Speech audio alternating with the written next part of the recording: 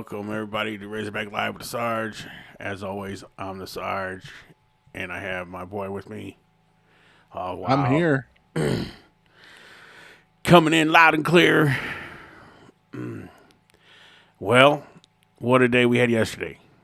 We got a walk-off win by the baseball team. Pompey's home run in the bottom of the ninth, and we had a clutch win last night in basketball against Oklahoma with Darius A. Cup going off for like 36 points. So let me break it down what we're going to do today. We're going to start with baseball. As soon as the basketball game starts, we will switch to the basketball game for its entirety. Then we will probably, depending on when the basketball game ends, take a short break and come back for the second baseball game, the full second baseball game of the doubleheader today. If the basketball game gets done with any amount of time to spare, if it runs right up to the game, then we'll just roll right into it. So we won't even take a break. So we'll just be flexible. We're gonna play by ear, and kind of try to get everything in today. This is kind of a dysfunctional thing because we got so much going on with everything we want to get to you guys. So we're gonna try our best. So just be patient with us and know we're doing our best to get you as much Razorback coverage as we possibly can. So let's see who's in the building. Michael's in the building. Good to see you. Dave Shelby, what's going on? XD. Dump, what's going on, brother? B Hall. Yeah, Vandy was giving Florida a little bit of a hard time. We was watching that in Discord before we come live. Flip in, what's going on, buddy? Oh, Vandy's up by 10 over Florida. Nice. We do our job against Mississippi State. Vandy take on Florida, upset Florida. We might just get us an SEC championship. Tiff, good to see you. How you doing, young lady? GM Love, sup? How you doing, man? Yeah, today's gonna be a great day for sure.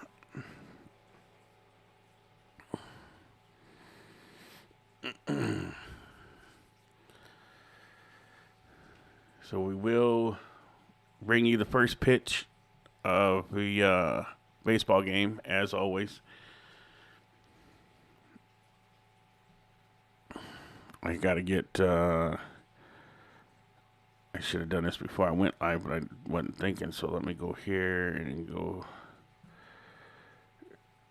here because that's baseball first, and we'll cover up that one. There, so we got that ready for baseball. Then we'll switch to the basketball commercial breaks when we go there.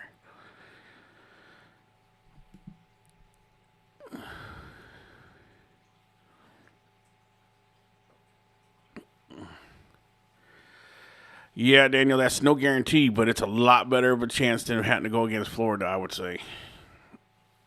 We just don't match up well against Florida. Their bigs are just... They just got a lot of bigs. But we do appreciate everybody as everybody comes in on this early Saturday, coming in watching some baseball to start, and then the basketball. Chili Dog, what's happening, buddy? Good to see you. Glad you're here.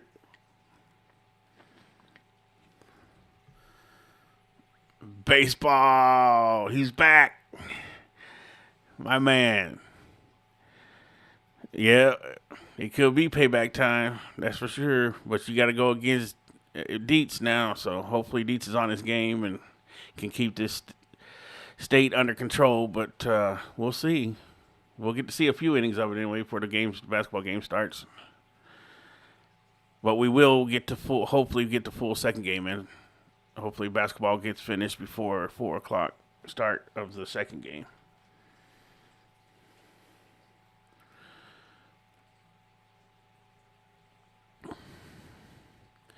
Oh yeah, we match up way better against Vanderbilt, Daniel. I mean, we skull drug Vanderbilt above Walton. Uh, I think they're a much better matchup for us than Florida is. Not necessarily saying that we'll beat them this time, but I'm just saying matchup wise, I would take my chances with Vandy over Florida right now. I really want to see Florida in the tournament because that means we're in the Final Four probably and get our revenge there if we're gonna beat them. That would be sweeter.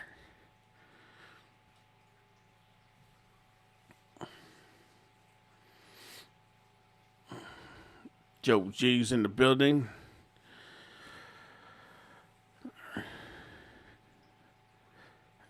Flipping that was it was good day um, for us on the diamond yesterday for sure.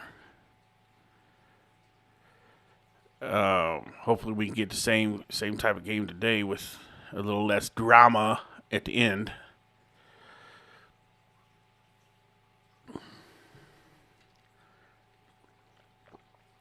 My old heart can't take that.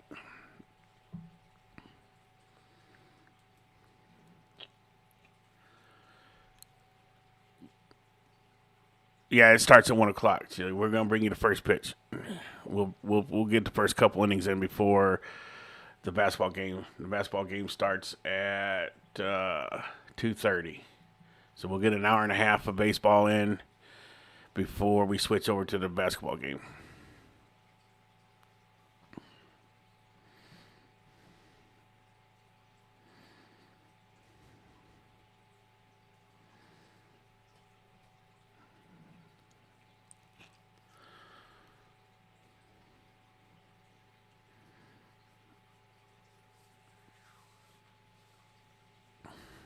What's good, David? And the good thing about it is, if the Hogs don't win today, that's not a good thing. But if they don't win today, uh, that means we got no basketball tomorrow, no baseball tomorrow, because we got a doubleheader today. We might be able to get the third game of the Alabama and Arkansas softball game in. So we should have something for you tomorrow. Flipping, we're going to watch a few innings of baseball, then we're going to basketball because it's the SEC tournament. And then after the basketball game, we will come back to baseball for the game two doubleheader today.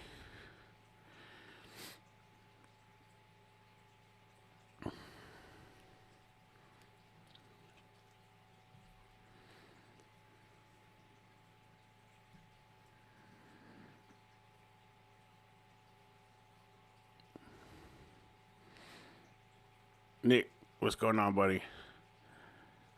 I don't know if it's started yet or not, Daniel.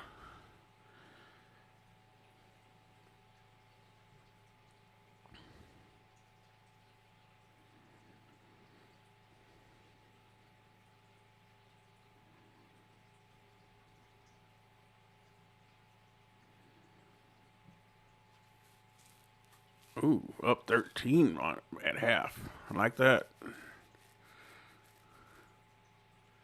We like that.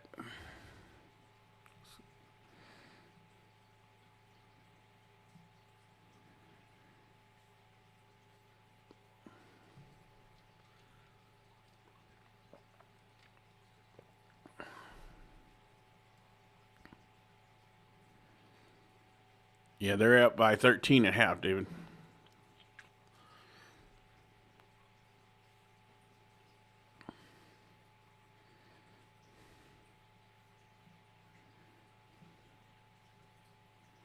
Yes, sir, it is.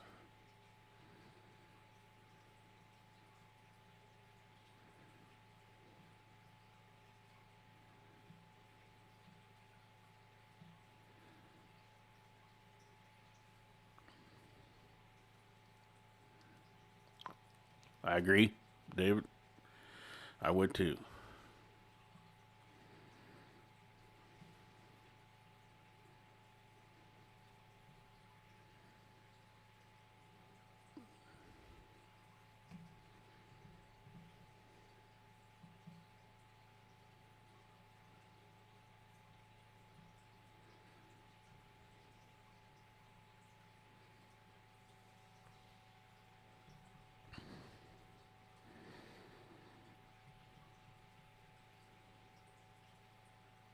Yeah, we crushed him pretty good flipping at Bud Walton.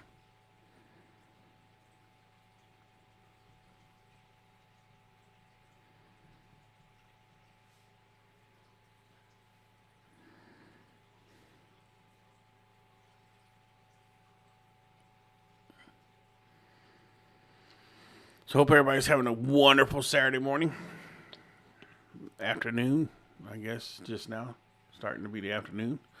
It's a beautiful day in Fayetteville, so it's going to be a great day for some baseball.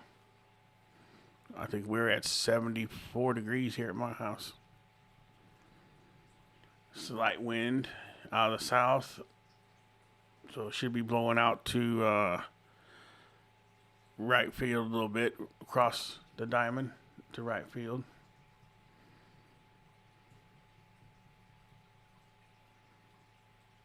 Or maybe left field the way Baum Walker's sitting. I have to look at that and make sure, but maybe it's rolling out to left field a little bit.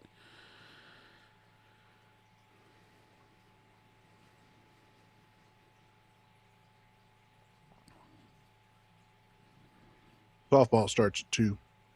The girls start at 2 o'clock. All right, let's see. We should be ready to go here now. It says this event has not started yet. It's 1 o'clock. You always start on time.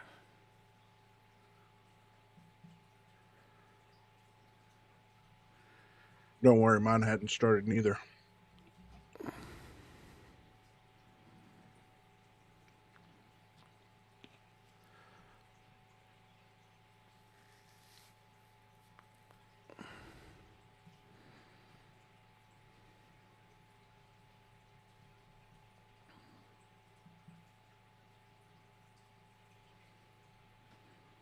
Maybe since it's on the SEC network instead of Plus, they don't start right at 1.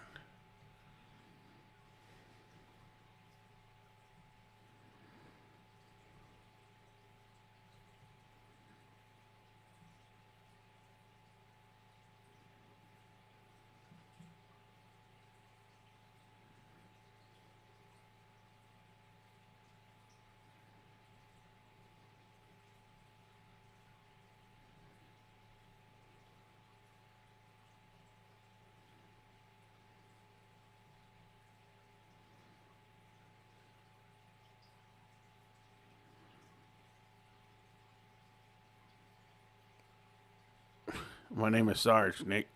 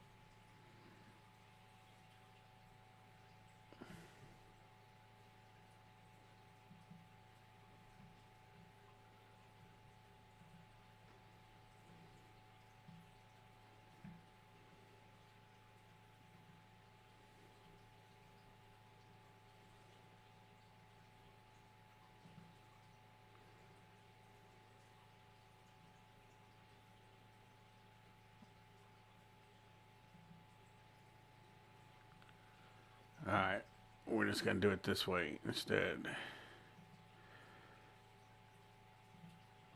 Since it is started right now. Hunter Dietz on the mound for Arkansas, 2-1. And boy, when people start talking about Hunter Dietz, they all start to light up. Got a chance to be a big leaguer, Dave. It's a big-time arm. That's the pitch right there for him. The cutter has been the most effective pitch. You're going to see fastball, cutter, curveball. The heater will get up to 98, Dave, by this 6'6" left-hander. And the cutter is the swing and miss pitch. He getting almost 60% whiff on that cutter. Got a whiff on that one to make the count 1-2 to start Aiden Teal off. The center fielder had 3 hits last night. And a called strike 3, just painting the corner. Well, left-handers have really, really struggled against Hunter Dietz this year, coming into the ball game, just hitting $120. And Aiden Teal draws that assignment, and that did not go well as Hunter Dietz looks to be very sharp here. Sean, how you doing, buddy? Now Appreciate you being here. Reese steps to the batter's box for Mississippi State. Young man that spent his summer with USA Collegiate National Team. And then had some surgery and didn't get to play a whole lot in fall baseball. Wasn't until late, maybe in November, when he started even taking ground balls. It has not affected him at all the way he has come out to play here in 2026. No, this is a professional hitter playing in college baseball. Even the look is professional, Dave. I mean, just the cool factor with the Oakleys is always a good look. So apparently, I'm understanding we're going to have a cool factor, a cool team, team. We're just keeping track. You know, guys that display when you're popping a couple chains in the Oakleys. You got my attention. Hey now, high in the air, out to right center. Wrong day. And the wind will keep that one in the park. So the wind blowing strong. I'd say 15, 20 miles an hour across and slightly in. So anything hit really to the right of the left center field gap is going to have a very hard time getting over anybody's head, much less out of the ballpark. And you better flatten the ball towards the bullpen if you're a left-handed hitter looking to pull it out of the park. Glad to see you. So two big outs, but now you get the designated hitter, Noah Sullivan. He checks to the plate at 360.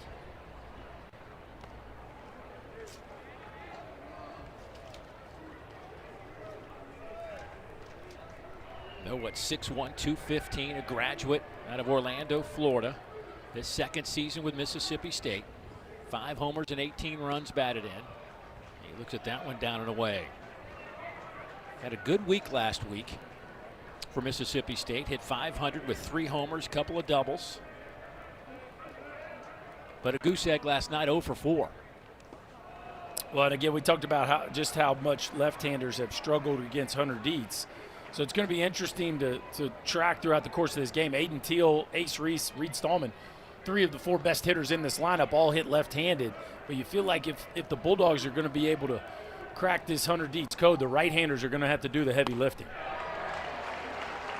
Real pitch in there for a strike.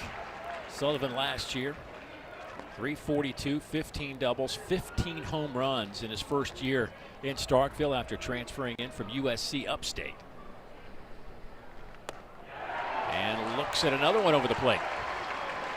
Takes a couple of heaters there. 3-0 makes sense with 2 outs and nobody on. But that 3-1 pitch right there, that was one he could have rode out of here to left field if he would have pulled the trigger.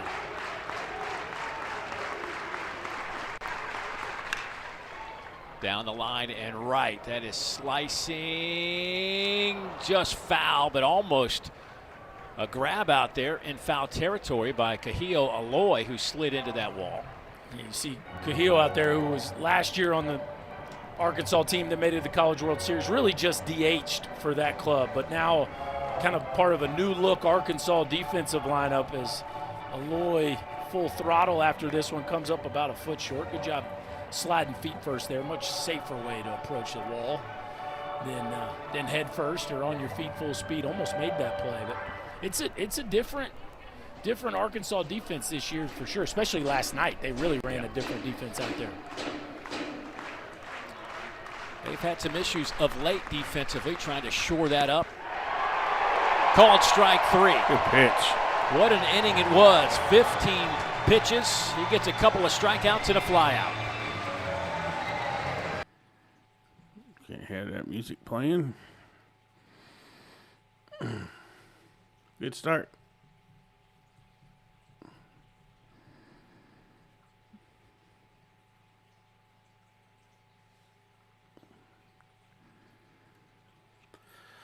YT, if you could, for me, keep an eye on that, the basketball game. Which one? Just when we're about ready to start the Hogs game.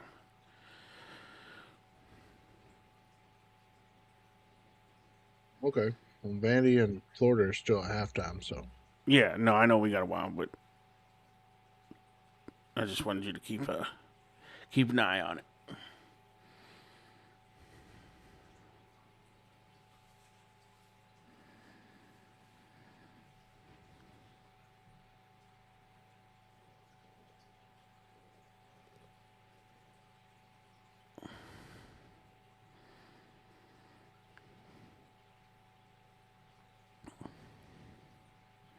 I'm doing all right, white boy. Just, little this, little that. The walk-off from T.J. Pompey, who had been struggling at the plate, ends it and sends Baum Walker into a frenzy. It's an Arkansas lineup that hadn't exactly been clicking on all cylinders, but a couple long balls last night, including the walk-off, and that had Baum Walker on their feet cheering like they're used to. Look at this lineup for Arkansas. Last night, the Hawks put together 7 hits. Oh, look at there. TJ got him 5 runs. Start today because of that last night. It's been a really pleasant surprise for them, hitting .333. Manning I like left him field better for at them. third base Kojal anyway for his at defense. shortstop now at .353. And Ryder Helfrich behind the plate, one of the best catchers in the country, and he is certainly swinging a pretty good bat with 5 home runs as well. You go to the bottom of that lineup, and Nolan Souza out at second base, hitting .220, kind of anchoring things defensively. Meanwhile, Tomas Valinkas gets the start. The left-hander, the sophomore, making his 5th start of the season. What can we expect from him today? Yeah, it's 4 pitches, and he'll use all 4 of them. Fastball, mostly sinkers, but he'll ride one up there. Fastball's been up to 98. Slider, curveball, changeup. It's heavy fastball, slider usage with Valinkas.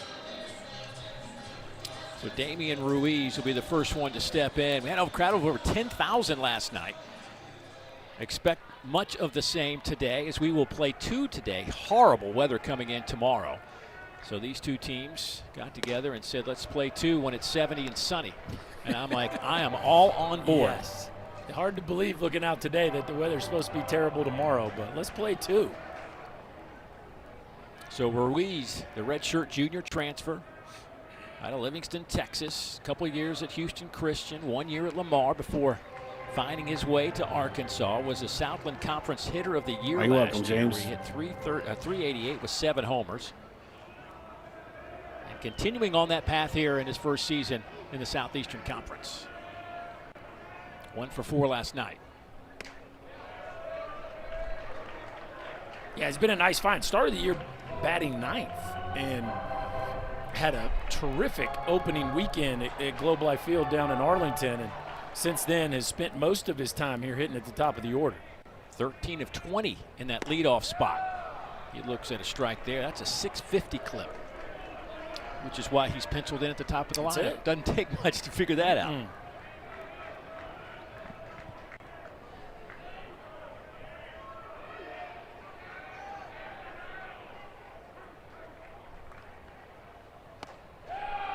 And he looks at a called third strike. Ooh. So Valinkas starts things off, much like Dietz did, with a strikeout looking for the first out. A couple left-handers on the game here early. This is what you call shoving a fastball in on the hands of a right-hander. Just a crossfire heater right under the knob of Damian Ruiz. He puts on the brakes unwisely, and Valinkas off to a quick start. Camden Kojal now will step in.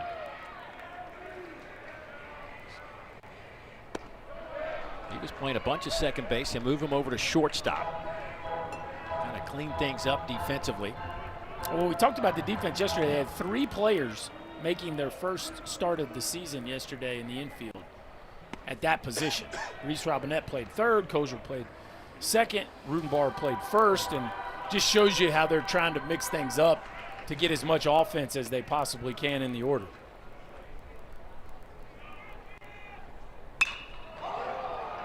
High in the air, out to center field. Aiden Teal, a few steps in, will make the catch for out number 2. Very similar start to the top of the first. And here's Ryder Helfrich, the junior catcher out of Discovery Bay, California. 56 starts last year behind the plate, and he is going to be their everyday guy, and for all the right reasons. Threw a runner out last night. Went hitless though, 0 for 3. Did have a walk, fouls that first pitch back. Helfrich, one of the most valuable players in college baseball, not just an offensive force, but also calls the pitches for the Hogs. They trust him to manage this pitching staff. Calls pitches, receives so well. I mean, arguably the best receiver in the sport, and throws runners out, not to mention pop. That's why he's going to be a first-round draft pick here this summer.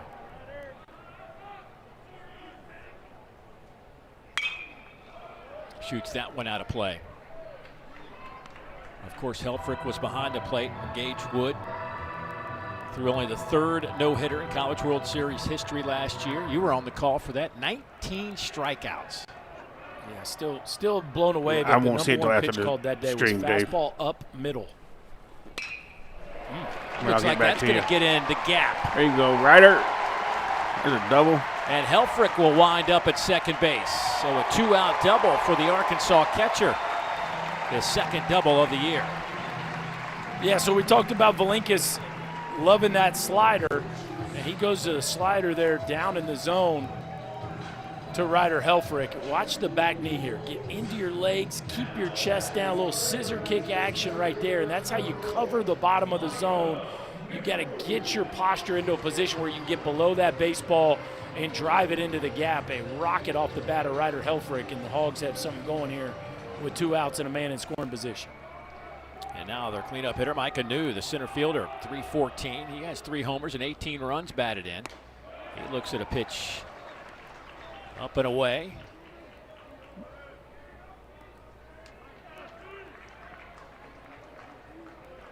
Micah, senior transfer out of Mechanicsburg, Pennsylvania. Little slow chopper. Valinkas fields. Awkward throw. Good pick over at first base.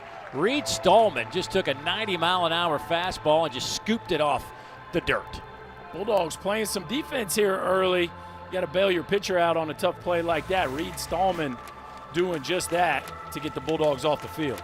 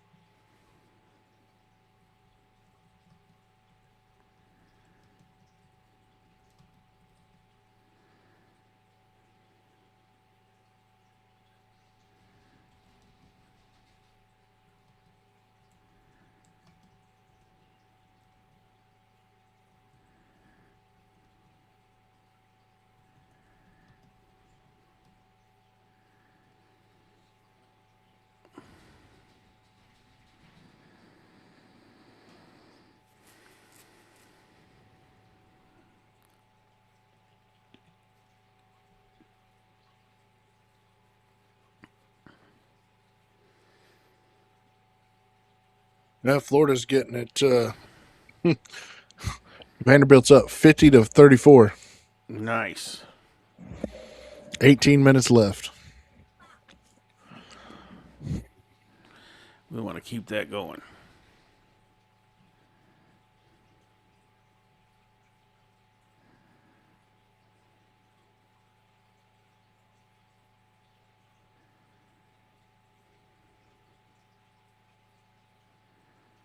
What's up, Big Phil? Big Phil.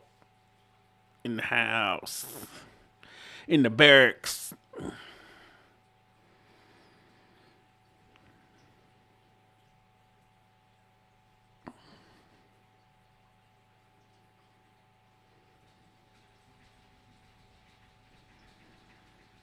Yeah, let them know, Sean.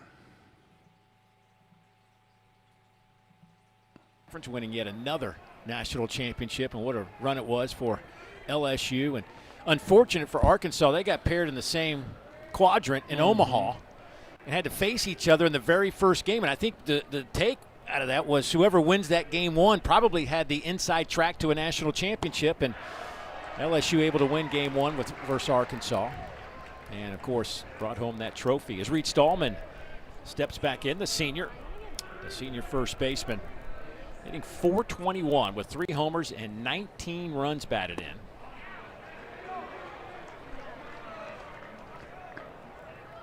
Graduate transfer, second year with the Bulldogs, a couple years in junior college, a year at Campbell University. .265 hitter a year ago with 11 homers. Strikeouts were an issue last year. Had 42 of them in 117 at-bats. He's having some kind of year this year. It's been an absolute rock in this lineup. Hunter Dietz, again, he is making life very difficult on these lefties. He can elevate the fastball up there around the letters, and then he can spin that cutter, and that's one that, boy, does that look good coming out of the hand, but just tough to get to that baseball up around the letters, and Dietz continues to look good here early. Dietz has started the first 4 batters off with a pitch off the plate. Came back to get all 4 of them. 3 strikeouts. Throws a strike here to Ryder Woodson.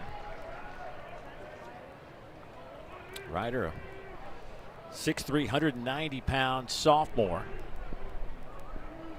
out of Naples, Florida. Spent 1 year at NC State, but has caught the attention of this coaching staff and is anchoring that shortstop spot.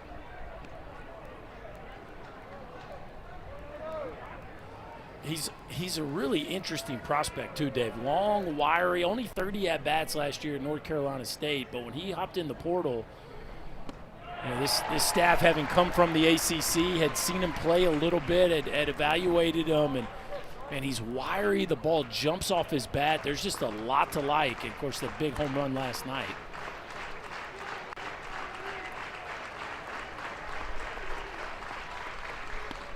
That one's down in the zone. Woodson, .299 for the year with a couple of those home runs. Of course, one last night, as Berkey just mentioned. But he went out to UCLA, or played UCLA, #1 team in the country. Everybody agrees on that. Went 4 for 5 against the Bruins. Good pitch. And he looks at a called third strike. So the third pitch that's really emerging for Hunter Dietz is that backdoor breaking ball. And we talked about the fastball up to 98 and the cutter. But that's a bender at 80 miles an hour that starts way out of the window of the other 2 pitches. And Ryder Woodson just buckles on that one. Dietz now back-to-back Ks. That's 3 in a row here. Here's Vitas Valencius, the right fielder. His brother on the mound for Mississippi State today. Vitas at 462.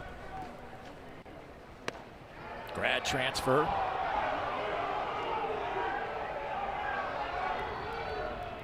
Started his career at South Carolina as a freshman, then junior college, and spent the last 2 years at Illinois.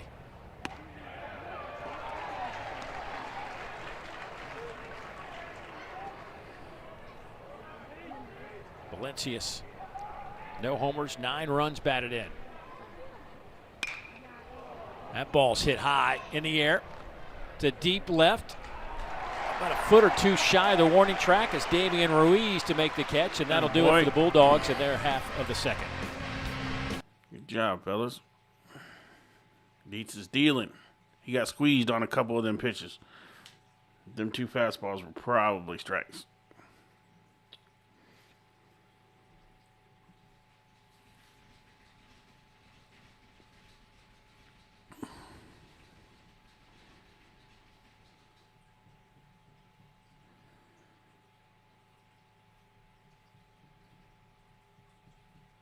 Well, for some reason, it's not popping up on the screen. But Tommy Bradshaw, we appreciate you becoming a part of the SAR squad. Welcome in, soldier.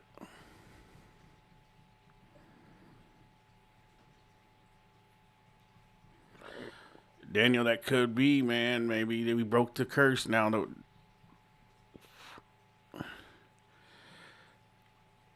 Nolan gets his statue. I know something's got to happen, for God's sakes.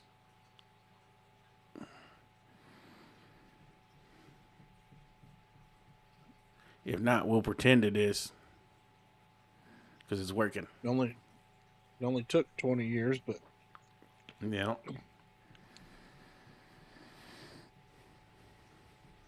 Long overdue.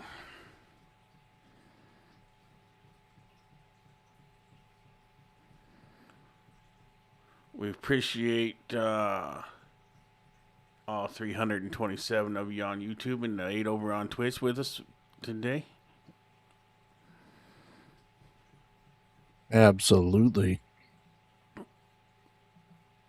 SEC teams in the top 15. There's Texas at number 2, and our 2 clubs today, Mississippi State ranked number 3 Arkansas 5th. Some folks kind of wondering, is Arkansas for real as a 5th-ranked team? They dropped some games last week that make you scratch your head a little bit. Auburn's been playing great. Georgia mashing it, hitting a home run after home run after. I think they're up to 62 now. Carson, what's going on, buddy? Oklahoma's playing well. LSU has been a story for the wrong reasons for their slow start. Yeah, and lost another heartbreaker last night. The league was insane last night. 8 games played in the league, every game within 3 runs or less. There were 5 one-run games, 2 walk-off homers, including here at Baum Walker. And, no, I just think, again, do I think Texas and Mississippi State have the best 2 complete clubs? I do. But the group after them are all right there in the mix. We're number 1, flipping. That I'm saying after them is Razorback Live with the Sarge, number 1. I mean, it's really interesting, Dave. I think there's going to be a bunch of teams between 14 and 16 and 16 and 14 this year. And it's going to be a war each and every weekend. Here's Zach Stewart stepping in. I'm kidding. I don't know. Who are you asking for? Baseball? Zach. Basketball? The senior transfer out of Lebanon, He's asking Missouri. baseball. 3 years at Missouri State. First year with Arkansas. I don't know who number 1 is. They just showed it, actually. Big swing and a miss, and he'll go down for out number 1.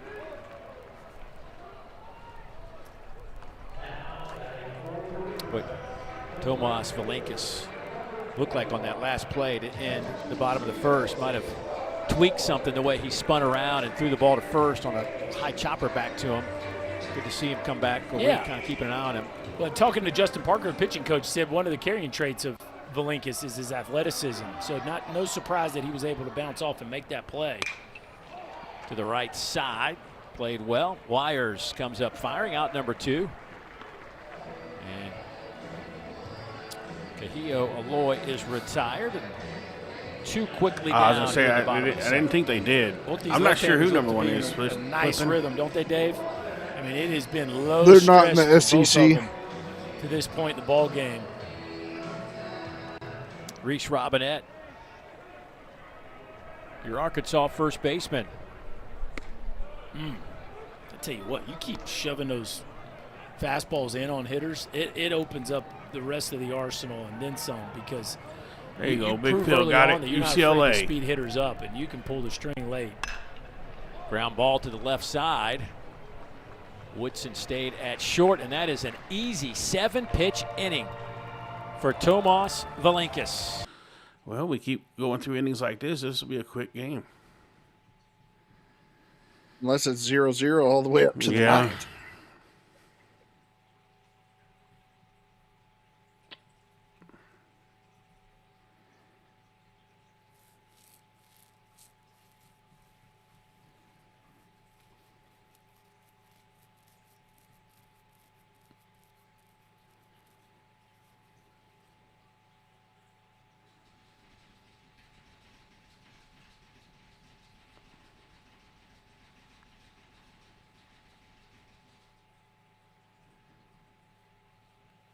My little dogs think they went in the house.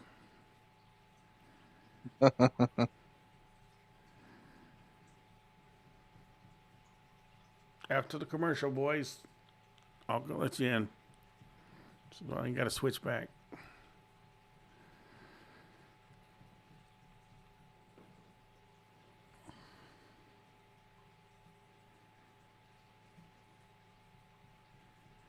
I don't think they understand this live stuff. I don't think they care. Yeah, kick off our coverage on the SEC network of this right, Sean? 2026 Southeastern Conference baseball season at Baum Walker Stadium. I guess we wouldn't have missed if we were at Starkville either. I mean, no, we wouldn't have. I mean, just you and I drove up 3 hours before first pitch today, and they were wrapped. The fans were wrapped around the outfield fence waiting to get in 3 hours for a doubleheader today, by the way, which because weather tomorrow. So whether they're here, I guess these fans like to be here 9-10 hours if they could, and that's what they'll have the opportunity to do. Yeah, I mean, perfect weather at a place like this. It doesn't get any better if you're a Razorback fan. Well, I hope they brought some sunscreen. This is as good as it gets. Drew Wires will lead things off for the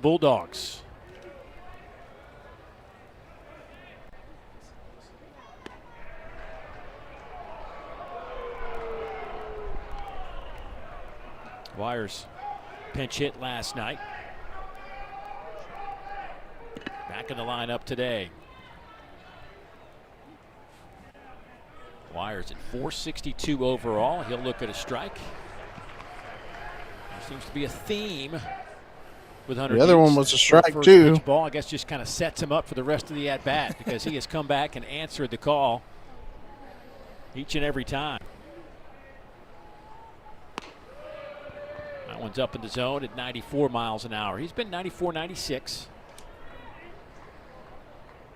Yeah, we talked about the need for the right-handed hitters for Mississippi State to carry the load today, just how tough Dietz is on lefties. It's a big reason Wires is in there today, even though he skies this one up. This is no easy day to catch pop-ups. Look how much that ball moved. Well, Kojal had to run 20 yards to catch up with that pop-up. He's laughing about it now. All's well that ends well. I noticed he's looking over at Souza like, hey, man, you apparently didn't want any part of that. Yeah, I got it. That's what you expect your shortstop to do. Hopefully we get the Take basketball everything game you in can. before that game starts, McPhil. One of the aspects of Dietz is he's been really good to start innings off. But I know what you How about I know what you leadoff mean guys though. in innings against Dietz are just 3 for 22 now. That's a 136 clip. Good recipe to post a 0 right there. I ain't afraid of First guy, Vandy stay in the Beal. wind up. Allow your defense to play exactly the way they want to. So many things build on each other in this sport. And when you can throw strike one, you got a good chance to retire the hitter. When you can get the leadoff hitter, you get a good chance to post a 0. All those things usually work in unison. Good pitch. 3 pitches and out number 2. Sit down, meat. As Kevin Maluski goes down swinging, the Mississippi State catcher back to the dugout. Goodness. I mean, it has just been premium stuff to this point from Hunter Dietz. A four-seamer right there at the top of the zone. Maluski's barrel just a touch tardy. And now I think this will be one of the more entertaining matchups throughout the course of the game. Probably the best 9-hole hitter in the country here in Bryce Chance. I mean, the numbers are crazy that he's hitting 9th. 449. How's that not a strike? But okay. No home runs, 6 doubles, 7 of 8 stealing bases this year. 3 hits last night, just a calm 3 What? hits. You know, no big deal. Yeah, that's He's 2. He's going to use the the umpire backside of didn't the give field. us right there. He's going to shorten the barrel when he needs to. Just does so many things that you try to teach young hitters to do. Not in a hurry. I mean, just gives you all the vibes of an older, mature, he knows exactly who he is kind of hitter. Coach O'Connor told us when we were meeting with him this week that he really leaned on Bryce Chance when he got the job in Starkville, was kind of his confidant to kind of understand the ins and outs of what he was dealing with. Throw that curve. And that's just off the plate. Bruh. That is just the 6th walk issued this year for Hunter Dietz. What? Yeah, and isn't it apropos that it's Bryce Chance? I mean, he just again knows who he is. He comes into the game at a 571 on base percentage clip. That's pretty good. I mean, that's how you turn the lineup over, Dave. And now you got the horses here with the chance to maybe get something going with 2 outs. Aiden Teal, top of the lineup. He struck out looking his Yeah, first he is, time Big up Phil. and left with that baffled look on his face on a called 3rd strike. Ryder Helfrich slowing the game now. We talked about him calling the pitches. Yeah. He's also, I mean, this might as well be Matt Hobbs running out there right now. You know, he even the way he calmly walked out there gives you pitching coach vibes, right? Like he's saying to Hunter Dietz, I need you to slow down. I need you to catch your breath.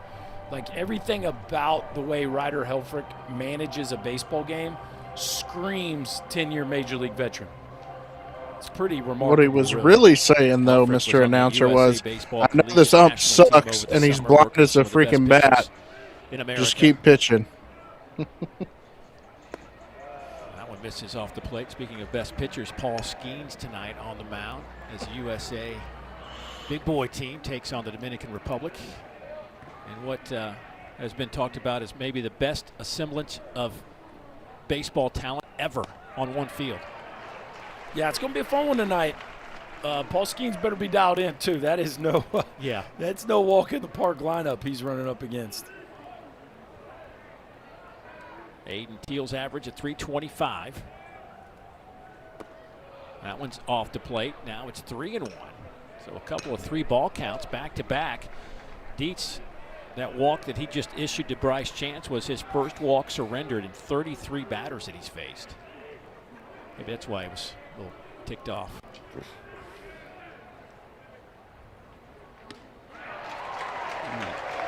Thank you for that. Teal with an awkward swing. He's kind of shaking his head on that one. Well, you're going to get a bunch of awkward swings left on left here. It's just that one he kind of loses his balance, but you're trying to keep your nose in there on that cutter, and then all of a sudden he rides a four-seamer up around your chin. Thank you very much. Fouled straight back on a 3-2. You know he trusts the cutter. You know he'll go to it in any count, and especially when he punched out looking his first at bat on a fastball away. You know he's thinking about trying to cover that outside edge, and it's just hard to take. No, we smoked Vandy earlier in the year. No, I'm not scared of anybody flipping. Fouled back. We got a good team. Teal, interesting story. We play like we can play. I think we can beat anybody. They were on a road trip in Dallas earlier this season. And we played terrible last night. And we beat Oklahoma. And they really had to sit him down. They couldn't figure it out. Although Oklahoma is Oklahoma, but they've got you understand him what I'm healthy saying. again, got his numbers back up, and he's back in the lineup. Put him in last night. I mean, they're not going to hand it to us. Yeah, they're glad to have him back. We'll have to play and beat him. He's a spark plug for this group, and he's having one heck of an at-bat right now. You can tell he still hasn't fully sold out. Yeah, everybody for has a bad yet. game. Florida I love this playing cat bad. and mouse here. Helfrich keeps going back to the fastball because Teal continues to be late. Will they go to the cutter at some point? Nope. Right? It's like, okay, he's showing us that he's at least going to see the cutter by how much he's letting the fastball travel, but he keeps spoiling pitches. Like at some point, pitchers, they tend to get frustrated and try to go for a swing let's get by Ole Miss first before we worry about Vandy. You got Ace Reese with 2 on and 2 out. Exactly. Not where you want to be. Got him. Oh, come on.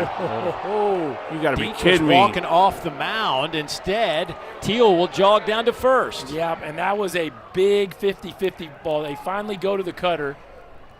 It's up there at the top of the zone. That's a strike.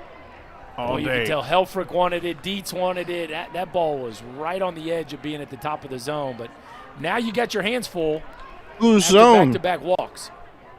The fabricated one by the umpire? Pitch at bat for Aiden Teal. If nothing else, you're getting the pitch count up a little bit against Dietz. Well, you ain't. The umpire is. You already had the catcher visit, and now you get the pitching coach visit, and this requires a talking to. Yeah, we're just going to have a play all-around full game. Yes, he's scary, but if I'm Matt Hobbs right here, I'm like, bro. Well, we do that all the time, B-Hall. It was 30 We're doing it right now. Getting out of here. The wind's blowing over and in so hard. This Everybody is one of those does. Where you can't. It's always the ref's fault when your team loses. A mess. You got great stuff today. Trust or umpires. And let's go get out of here. That being said, Ace Reese, if he catches one clean, Dave, he could run it out of here. Ace Reese with 5 homers on the year and 26 runs batted in. Yeah, it's a red Solo Cup, don't.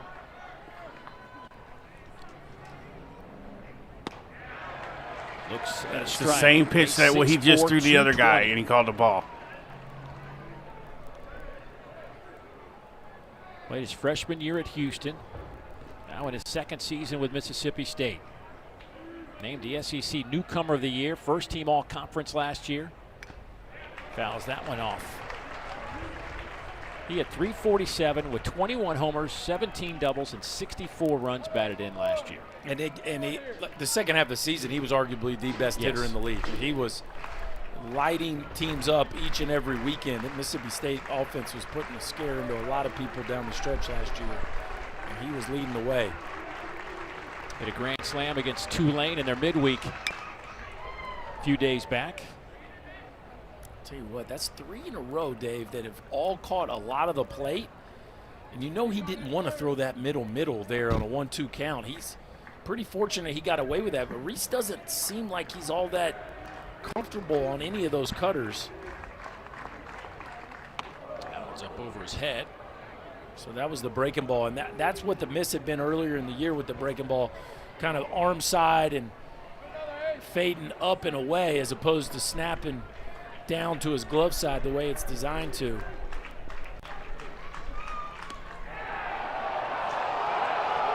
Crowd getting a little testy as the count runs to 3-2.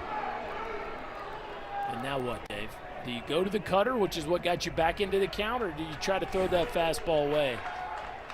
I don't know. Fastballs to him are tough. That one's deep to left. 94 miles an hour, and it is in the bullpen. 3-run shot, Ace Reese. Professional hitter, Dave. And they tried to go fastball. We go. They went fastball It's not away. on you, Ace Deets. Reese knows he can't pull the baseball today. Not a hitter-friendly day to the pull side of the yard, so let that thing travel, flatten out the barrel, and he rides one into the bullpen on a day where, again, if you get it up to left, it's got a chance to go. Watch him flatten the barrel out here on the backside of that baseball.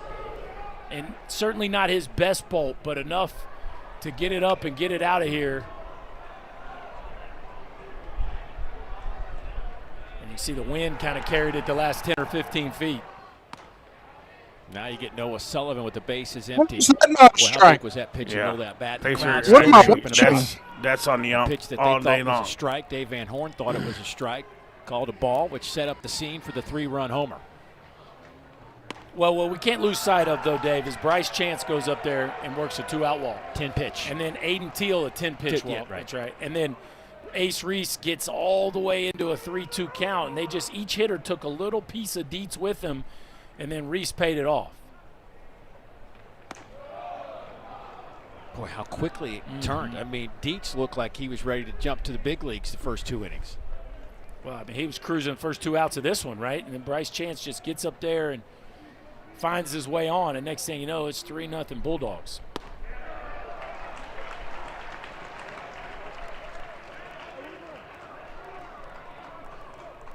Reese just picked up his 27th, 28th, 29th RBIs of the year.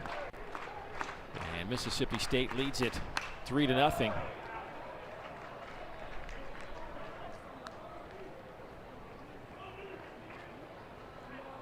Walks, man. Right? Yeah, 2-out walks too. I mean, you never like a walk, but there's something about 2 outs, nobody on, and you just can't. All of a sudden, you lose it, and next thing you know, you're right back to the top of the order.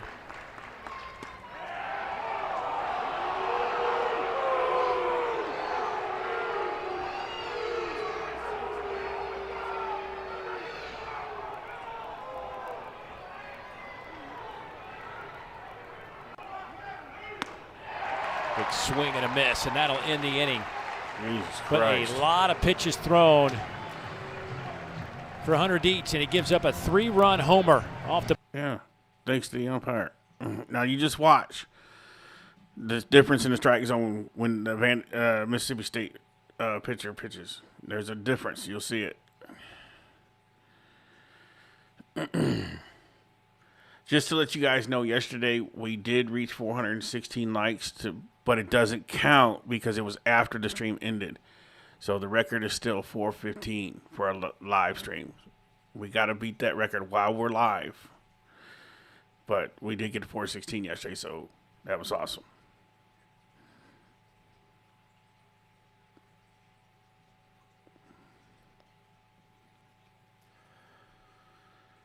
And we will be switching to the basketball game for the entirety of the basketball game.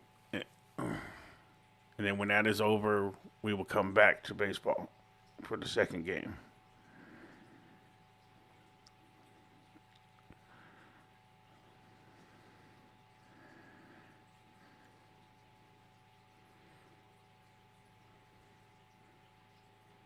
Vanderbilt's still up 67-46, 10:40 left.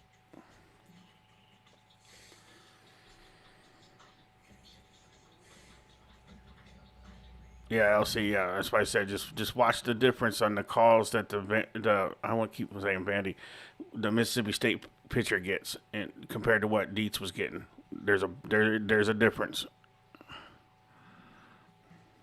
For Arkansas, they're trying to even up this series after a heartbreaking loss last night. A walk-off home run by the Hogs sent this place into a frenzy, and Arkansas picked up their first conference win of 2026. We move to the bottom of the third inning, and the guy that hit that home run that sent this place into a frenzy at the plate, TJ Poppy. Hitting .204 on the year, the third baseman, with 2 home runs. I had to feel good last night. Don't start the ball game right. First there's SEC a low one. Game, We wouldn't have got that start. call. You come in late because of defense, and then you end up being the guy that walks it off. That was a big boy ball too, Dave. Right center gap on a fastball up. And boy, they are hoping that is the swing that ignites him, because clearly they had high hopes for him coming over from Texas Tech, where he hit 10 home runs his freshman year, hit 5 last year, but only played part of the season. Yeah, 18 games, or 19 games total last year at Texas Tech because of the injury. As he goes down for the first out of the inning. Hey, coming up next, more SEC baseball right here on the SEC Network. What a great place to host some SEC baseball on this channel, right? Yeah, that's right. Seems like a perfect place. How about 8th-ranked Georgia, 19th-ranked Tennessee? We cap the day with 13th-ranked LSU and Vanderbilt from Hawkins Field in Nashville. Boy, what a heartbreaking loss it was for LSU last night. They were trailing the game, came back, got the lead, blew a big lead, went extra innings, and 3-run homer ended it for Vanderbilt. Gavin Guidry just looked like he was going to be the guy that gets LSU off to a good start in conference play, and Logan Johnstone had other ideas as he took a hanging breaking ball and launched it. See how far inside that was for a strike? Still getting used to seeing the net at Hawkins Field. Yeah. That's it. I got to see that one. I'm going to see that one in person in a couple weeks. That's doing a lot of changes out there over the right field wall. I got to tell you, there have been changes over there, good changes, yes, though, in Nashville at Vanderbilt for a couple of years now. And back-to-back strikeouts. I can only imagine what they're saying behind the umpire. In the crowd. Yeah. Sousa goes down.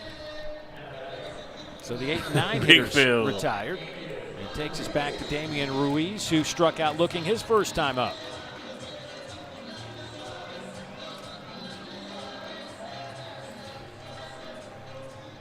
You know, it's only the first weekend of conference play, but still, I look at that series, LSU and Vanderbilt. Mm-hmm. Both those teams struggling. I mean, let's face it. I mean, it is what it is, yeah. And the winner of that series certainly will feel a lot better, and the loser's going to be, I mean, it's going to be a tough road. Well, it was 10-4. Like, LSU jumps out of the gate. I think they scored 2 or 3 in the first. Then Vandy comes back. At one point, they're winning 10-4. Then it's 12-10. Right. And then Vanderbilt wins the thing 13-12. So that's like a season's worth of emotions in one Friday night game. But, you know, the way this sport teaches you got to have a short memory. Tell you what, the stars were out, though, in that game last night. Brody Johnston and Holcomb and Jake Brown was, I mean, he looked like somebody put a big leaguer in a college game last night. Curiel and Milam both had big games as well. Ground ball fielded by Valinkas. Nice stab on that high chopper, and a good quick 1-2-3 inning for the left-hander from Mississippi State as he throws just 11 pitches. His team up 3-0. We're going to have to put this guy in the hurt locker here. Get his pitch count up.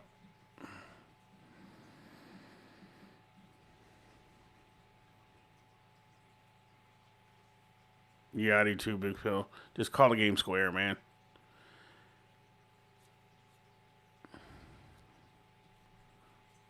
I mean, they're humans. They're going to make mistakes every now and then, but when you can see it on TV that there's a distinct difference, it starts to be obvious.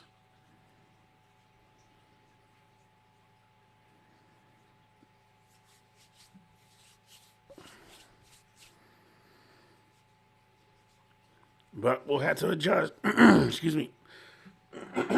We'll just have to adjust and do something with it.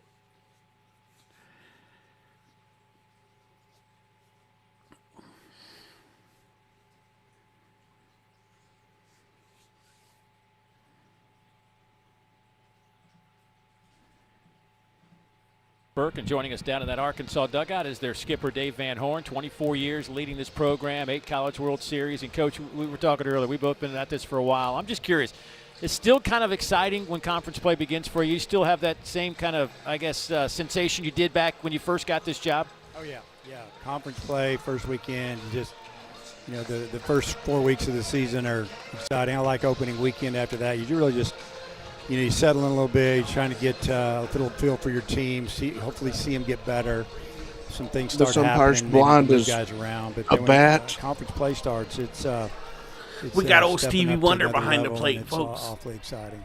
Dave, we saw Ryder Helfrich. He's already hit a double in this game. We saw him take a mound visit. We were just talking about all the hats he wears for this club and the fact that you guys trust him with calling pitches and all the things he does. What does he mean to your team? Oh, he's huge. He's kind of like the backbone. Him and Kojal as far as position players, and a lot of leadership there through work ethic and their actions, the way they act on and off the field, and then obviously we let him call pitches and just let him develop. Yeah, I had a few choice words about Coach, him in our Discord. Daniel. Dietz was cruising along. Yeah, and hit that bump in the road, going to get the first out here. It looks like. What did you think? What did you see in that last frame from him? Yeah, I mean, he can't let the close pitches get to him. He gets 2 outs, and then 9-hole he gets behind 3-0, fights back a little bit, and then ends up walking him, and then kind of the same thing with the top of the order. And there were some close pitches to Ace, and he didn't get him, and then he threw him a fastball, and he hit it good, and the wind blew it out of the park. That's it. What do you do? That's it. Sounds like I'm doing your job. I don't know. So. Anytime. DVH, Anyway. Thanks for joining us, man. It's always great to catch up with you, buddy. Okay, thanks. Thanks, See ya. Dave. 1 down here for Dietz.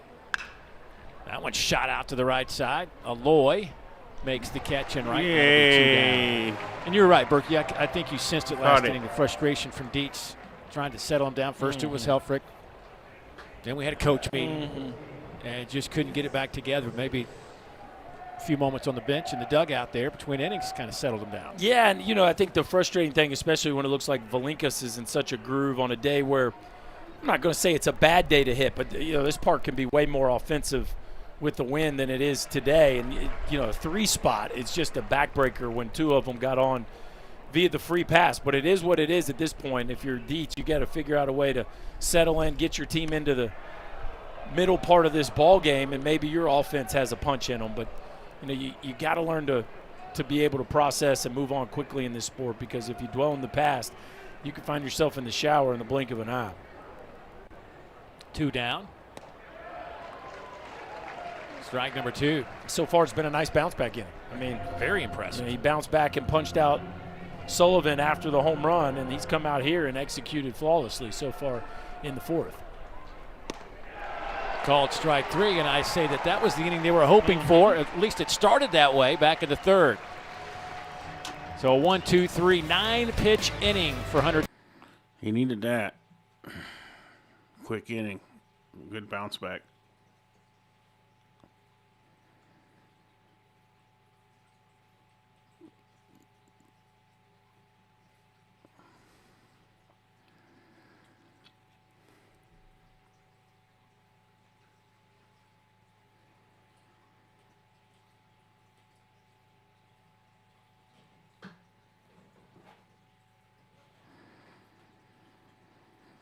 $76-51, Vanderbilt still up. Yay. Randy said, not today, Florida. Not today.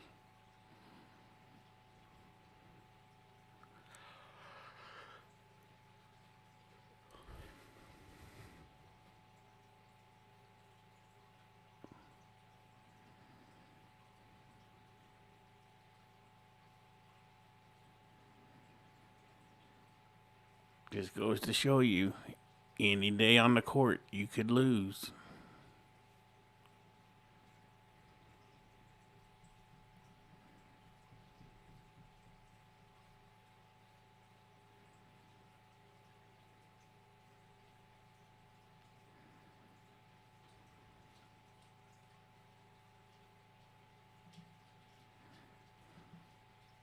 Coach O'Connor joins us now. Dave Neal and Chris Burke up in the booth. And, Coach, first of all, welcome to the Southeastern Conference. Second of all, first time here to Baum Walker Stadium. First SEC Conference weekend. What are your impressions so far through a game and a half? Well, it's awesome. This is why you want to coach in this league. This is why you want to play in this league as a player, is this kind of atmosphere, two great ball clubs, and just the margin for error is very, very small, and you just have to bring it every day and every night, and that's what true competitors want. Okay, I imagine when you got this job, there were a few priorities. One of them, my guess, is to make sure Ace Reese stayed. Big 3-run homer there in his last at-bat. How would you describe Ace Reese as a player? Well, he just loves to play, Berkey. He's a baseball rat. Good luck from the sides, every day, Joe. works hard, and just a professional. I love him. He plays the game loose. He just enjoys to compete. Walk me through your impressions so far of Tomas Valinkas on the mound and what you've seen. Well, he's got pretty good command. He's locating his fastball. The slider's good. He threw a couple of change-ups there. So he's a competitor. I saw it all year last year, and he's off to a great start this year, and he's going to have to be spot on in these middle innings with a really good Arkansas lineup. All right, listen, we'll let you get going. Appreciate the time. Welcome aboard, and we'll see you a bunch throughout the season. All right. Thanks, gentlemen. Well, how great was it talking to him this week, getting ready for this series, and just, you want to talk about a sharp cat? That's one right there. Yeah, there's no doubt. And the Hall of Fame coach, a national champion. I was just so impressed the fact that he wanted this challenge at this stage in his career. I think it'd been easy to just stay at Virginia, right off into the sunset, but he was looking for something new, something that really sparked his interest as a competitor. You have it in Starkville. Those folks love the game of college baseball, as great a fan base as there is in the sport. It was cool talking to him, too, asking him, was there a moment when you were like, wow, this is a big job? Like, these people love Mississippi State baseball. And he talked about the alumni game this fall where there was 13,000 people there to watch an alumni baseball game. And they sold over 10,000 tickets as Kojal gets a walk. And by the time the game ended, he said there's probably 13,000 or more. Of course, two of the best to ever put on a college baseball uniform. Will Clark and Rafael Palmeiro were the two captains. And it brought back, the big leaguers that are playing today. Everybody with Jake Mangum came back. Tanner Allen right there. Yeah, Brent Rooker. It was a scene. And at that point, he said, okay, this is – I've been told how much baseball matters down here, and now I know. Yeah, it's 24/7, he said, which he loves. Yes. That's one of the reasons he wanted it, he said, because this is what people talk about around here, is baseball.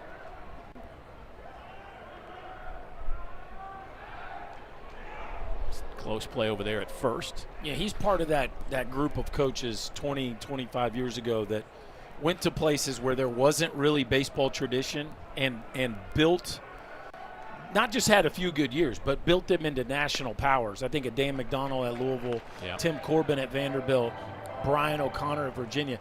Those schools didn't have tradition. There wasn't a pedigree of trips to Omaha at any point in time in the school's history. And Brian O'Connor went to Virginia, played for the national championship twice, won it in 2015, went 7 times to the College World Series at a school that before he got there just didn't have a lot to hang their hat on. Oh, that ball shot out to center field. Aiden Teal. Oh, the wind keeps it in. He sprinted to the wall like he thought that thing was gone, and it's 10 feet short. Wrong day. You can see Ryder Helford walking with his head down back to the dugout. That's a lonely feeling. We used to say center field's the place where dreams go to die. It's just a hard place because it's, that's where the fastest players live. But when you hit it, especially on a day where the wind's blowing in, it really becomes a place that'll break your heart. Look at Helfrich. That's a bad feeling, bro. Arkansas now 2 for 15 with runners on this weekend. Been kind of an issue for both teams. Last night, Mississippi State left 12 on base. Mike Anu, 0 for 1 today, steps in.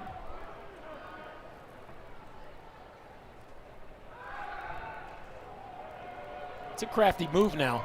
You're definitely not getting a good jump You either just go first move or you're shutting it down. This isn't a guy that I think you can really read. I think you're either gone or you're not. Well, I like the idea there by Mike Anu.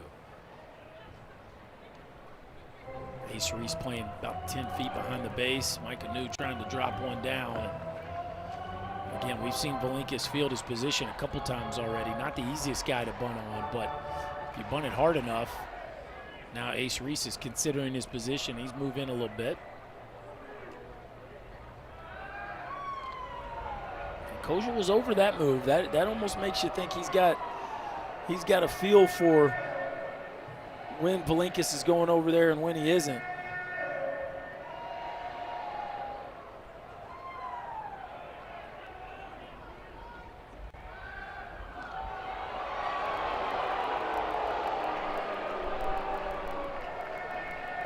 Paying a lot of attention to Cam Kojal. You know how many stolen base Cam Kojal has this year, Dave? Zero. Dude, just pitch the ball. Like he's Ricky Henderson right now. Boy, did you see that, though, on the move to the mound? Kojal sprinted back to first base. He did. And see, I don't ever like the idea of going back unless you're trying to set him up, right? You could go back, and then take it. If you say, hey, man, your move's so good, I'm going to go back every time you kick. Chopper to third. Reese fires on the run. Hey, now. All right, Dave. That's what we spent a lot of time talking to Brian O'Connor about. Can Ace Reese, can he play third? Can he really do it? Because the bat is just a no-doubter. And he played first for Team USA, and there's a lot of questions about whether athletically he could really get it done. And boy, did he show us something there. He charged through that ball and threw it on the run and made it look easy. And look, he was at a disadvantage in terms of playing third. Of course, he went to USA Baseball in the summer and played first base, a little bit of outfield, didn't play third at all. So then he had foot surgery and didn't play third throughout the fall, didn't play any. So what like he could work on his craft. Okay, didn't really get back after it until January. And he said as soon as he got back, he just couldn't get enough work. As Brian O'Connor and his staff just dug their heels in and committed to getting him better. Out to short. Woodson comes up firing, so the walk goes for naught. Arkansas now 0 for 11 this weekend with runners in scoring position. 0 for 2 today, and they trail. They're still up by 16. Oh, no. Yeah, 16. They win an 80-64. Am I right on that? Yeah. Yeah.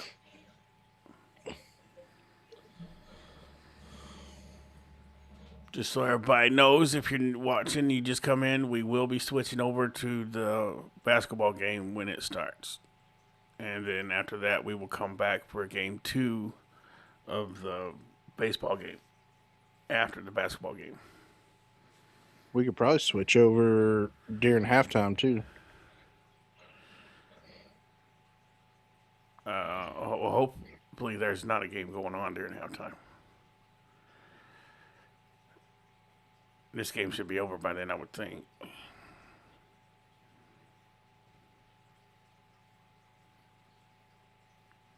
But we're in the semifinals of the SEC tournament against Ole Miss today, so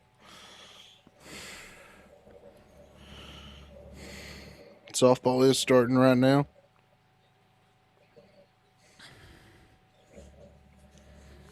Is this the MSU network? Well, I don't know what you mean, LC.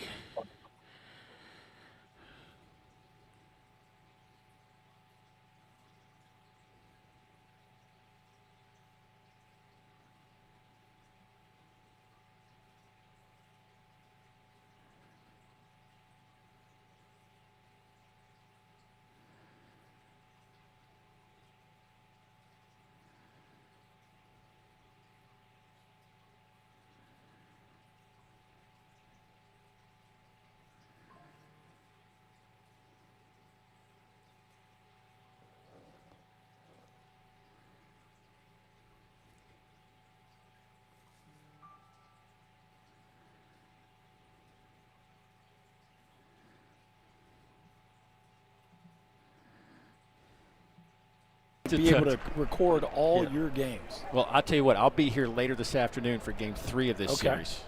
I can promise you that. Oh. Drew Wires to start Sean, things off. you.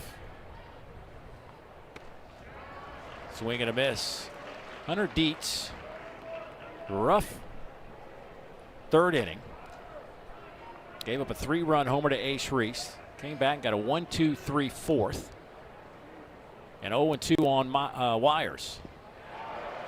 And there is a strikeout for Dietz. Pulled the string on the bigger breaking ball there. Most everything is firm, but he's starting to mix that bigger, slower breaking ball into the mix. And when he has a feel for it, that third pitch can be a real weapon as he continues to develop, Dave. It's, he's been mostly hurt since he's been on campus.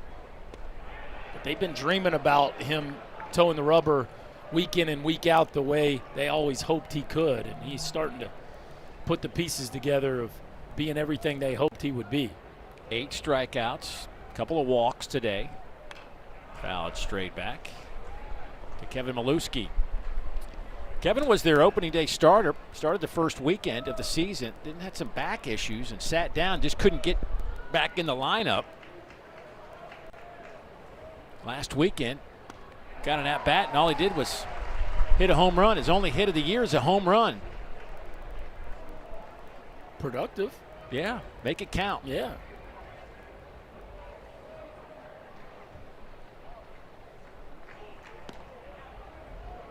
2-2 now to Maluski.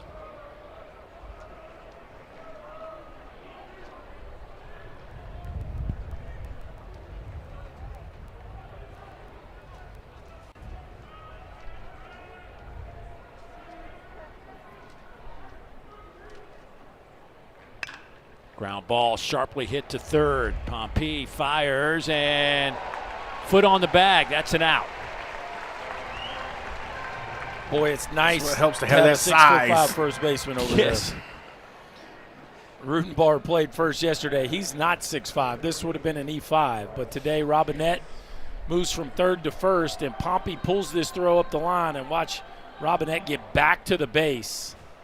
Just an outstanding job of getting to the corner of the base and then using that long stretch to get back to the edge just in time. Sharply hit and foul.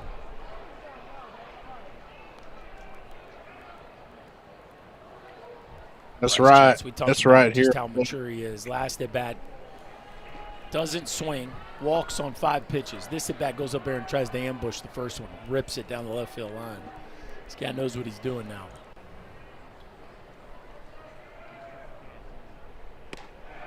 There's a strike. 0-2 on Chance. How about Bryce Chance? Walked onto the program. Look at him now. Ground ball. They're going to have to hustle up. Tough play and not in time. Chance beats that one out. I mean, it just, the prototype, like 9-hole grinder, Bryce Chance. And I just love that Brian O'Connor has left him in the 9-hole. Just move the ball. You're down the count. So what? Move the ball, tap it up the middle, beat it out. And here we go again. 2 outs, runner on first base. And Bryce Chance is the one that has figured out the way to keep an inning alive. Yeah, the former walk-on has now started 158 games in his Mississippi State career. Pretty cool. Well, that's pretty cool, flipping fishes. It just keeps getting better. I watched one where they played somewhere up here, I thought, too, because I watched it. And a strikeout today. I want to say it was at Von Walker Stadium. They played. Teal comes up. How much pretty talented dudes, that's for sure. Deck, right? You feel the importance of how big this out is. Sharply hit right side. You're going to get to see Ace Reese. Runners will stop first and second now for the man who just hit a 3-run homer his last time up. So last time it was walk. It set the stage for Ace Reese. This time single, and Ace Reese worked the count full, gets a fastball up and out over the plate and just rides it out of here to the backside. A professional at bat that ended in a 3-run homer. And that is how many times are they going to say the professional at bat? In the top of the 5th. Good Lord. This one sharply hit in right center. Aloy can't catch up to it. 1 run is in. They're going to send Teal, and there will be no throw home. How about 2 more RBIs in the books? 5 RBIs for that guy today. Again, the importance of Chance and Teal getting on before Ace Reese. And last at bat, he didn't look super comfortable against the cutter. A first pitch cutter right here, Dave. And that's a fastball. Excuse me. That's a fastball middle. And just such an efficient move. Flat into the back of the ball. A 106-mile-an-hour liner in the right center field gap. That's his 11th double on the season, and he now has 5 ribbies on the day. Up to 31 this season.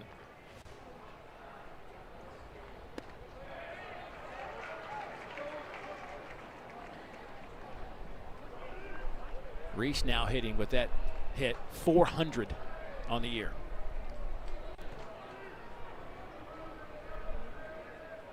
I know it's early, but Mississippi State has 5 guys in their lineup that are hitting 400 or better. Well, we just talked about the maturity and the depth of this lineup, and it has been on display. And when you got a guy like Bryce Chance down there at the bottom, I feel you, Pacer. It just drives opposing teams nuts. There's no such thing as a free out in this lineup. And again, analytics would tell you if a guy's getting on base 58% of the time, you probably should move him up. But just having him down there really adds a different dimension to this batting order. We've seen it twice already today, the value of that. That one gets past Helfrich, and Dietz, as good as he was early in this one, has lost that command. And you got to be careful here with Noah Sullivan. Well, I mean, he's literally run through the entire lineup besides 3 hitters. I mean, nobody's really been competitive, Dave. They have 3 hitters that have put together competitive at-bats, and it's turned into 5 runs. That one's off the plate. Sullivan has struck out both times he's faced Dietz. 5 runs batted in for Ace. Ties a career high for him, and there is a 3-2 pitch out of the zone, and so first and third now with 2 outs. Now, if this was a right-handed hitter coming up, I would say he's for sure done. I think he's done anyway. Yeah, it just looks like he's lost it here in the 5th. Parker Coyle, Tate McGuire up in that Arkansas bullpen. We'll see which one they want to go to here. Tate McGuire. Dave Van Horn makes that walk. He doesn't want to take, but part of the job. Mississippi State, a hot hitting.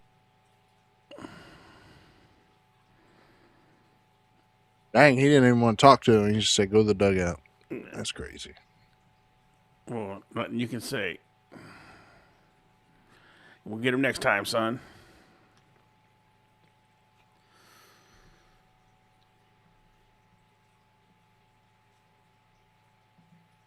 Vandy 89, Florida 74 with 45 seconds left. See you later, Florida.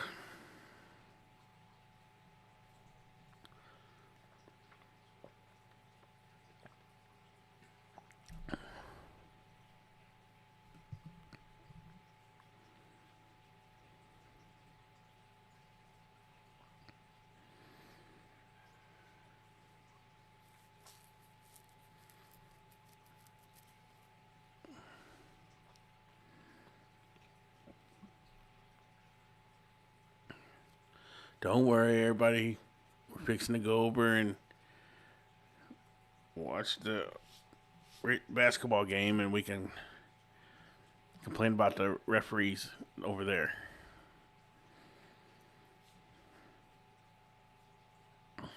Because I'm sure they're going to try to screw us in one way or another. Like, oh, Arkansas couldn't even beat this really terrible Ole Miss team. God. Something to that effect. I know it is. I could really use some pizza about now. Sarge is hungry. Haven't ate all day.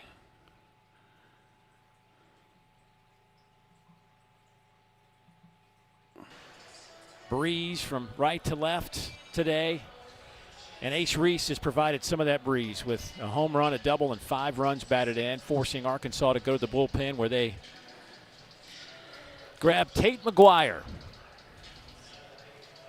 Hero says time for basketball. Big right-hander coming in out of the bullpen. We will be switching over here for Arkansas. As soon as that game gets ready to start. To this point in the season, you see the fastball get up to 95 miles an hour. Cutter is the main secondary pitch.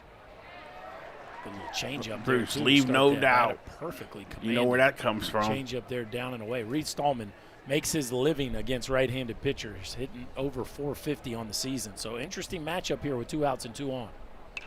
Yeah, Hero, it will be Vandy against whoever wins against us and Ole Miss tomorrow. At noon. At noon. Runners Another at the early corners. Game. Early stream. Reese over at third. Sullivan's at first. Sullivan just walked.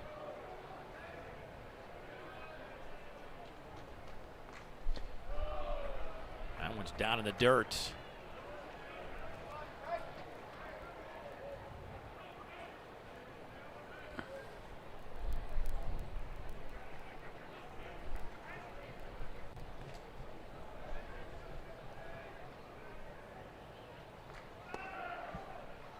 Okay. Well, try the old sneak a run home from third play. Yeah, the old see if I can bait you into making a throw, but it just goes to show you, even at the highest levels of baseball, first and third defense, there's no easy answer. Sometimes you're just going to give them the base, but of course now Brady, you by the time I got that loaded up, it would be time for basketball because I don't have that preloaded. 2-2 on Stallman, who has struck out and flied out today. Going to give Sullivan a stolen base. Sullivan 6 out of 6, by the way. Hey, Nevada. What's up, brother? Give him a stolen base on that, huh? Official scoring. I just looked. It's what it said. Unless you don't have to agree with it. Yeah. I'd say the catcher choosing not to throw feels like the definition of indifference, but hey, I'm all for the base stealers. Yeah, right. How, I'm sure Sullivan will take it. You know, heck yeah. YT, how if the girls are doing any good? Yeah, we're up 2-0, bottom of the first. Sharply hit. Scooped up there by Robinette. He'll step on the bag. So McGuire gets the 2 third outs, out of 1 inning. on. Alabama's batting. All right. I'm pretty sure. I think. Yeah. Yeah, Alabama's batting.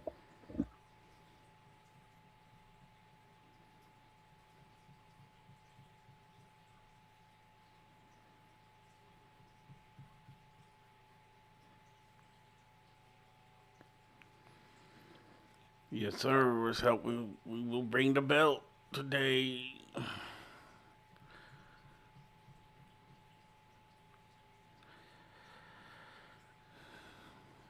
I mean, theoretically, you would think so, Hero. They played more than we did, but we will see if that translates into an advantage or not.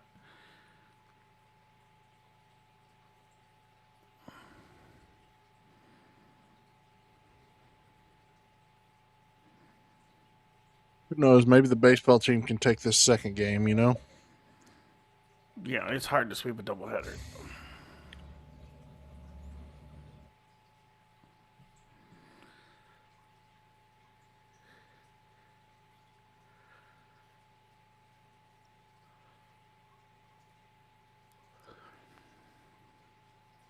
Hogs and Ole Miss are doing shoot around right now. All right. 22 minutes is what they're saying. Okay. Oh, we're not going to go watch commercials for 22 minutes. I think. I'll let you know. I got the 4K up on the other. Yeah, just give screen. me enough time to I can, because I had to get it loaded up. Has been really good, especially to left-handers, and the ability to field his position has been impressive too, Dave. So Valinkas has been handed a lead, and he has done nothing to jeopardize it. Has just been razor sharp in this ball game and efficient as well. So Tomas Valinkas working to Kahio Aloy. Aloy at 317 on the year. broadcaster's dream when you have two brothers in the same lineup that want to pronounce their last names differently. You know, I was just about to ask you how we've gotten to the fifth and not talked about this yet, but let's do that. Well, on the mound is Tomas Valinkis. Okay, his brother is playing out in right field. Vitas. But don't say Valinkis because he likes Valencius because it sounds better. I talked to him before the game today, and he According said, to who?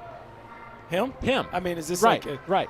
a poll that he's taking? Or? And how about his mom? If you want to go talk to their parents, you go, Mr. and Mrs., you would think one of those two. No, it's Valencius, which is not like either one of those two. So we got a Valinkis, a Valencius, and then we have Mr. and Mrs. Valencius. Hey, Woodson. now. Long Ooh. throw. Oh, my goodness. You throw it out from How right about that field. play in the hole? Field. That was special right there. Ryder Woodson. As soon as you make the decision to back up, you better get a good group and a grip and trust that you have enough juice to make this throw. So this ball bounces right here. You got two choices, Dave. You either come get it or you back up and play the long hop. He chooses to play the long one. Watch this, back up, play the long one, put your right foot in the ground and drive. And you got to have some serious juice in the tank to get that one across the field. A big-time play there by Ryder Woodson. I think you hit it right there when you said plant that back foot. I was watching and drive. And that's, I mean, the effort when he's planted. It's a split-second decision too, Dave. You're either going to come get it and field that thing on the hop the way Alex Bregman used to do it. I agree, you're Daniel. Back up and just decide to rip it. And it's one of those plays that whichever one you choose, if you make the wrong decision, you're going to end up kicking yourself all day about it. But that one turned out perfectly. You know, sometimes you back up and throw it in the seats. Sometimes you come get it, kicks off your heel or your glove. And that's why that position is such a demanding one to play. Woodson played in some big games, not many games last year for NC State, but played in the Auburn Regional. NC State went there, helped the Wolfpack advance to that regional.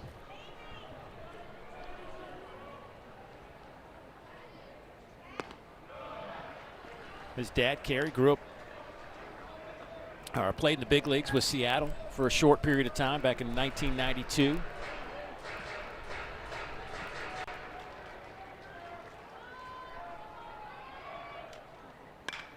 Ground ball, slow roller out to Wires, and he'll make the play.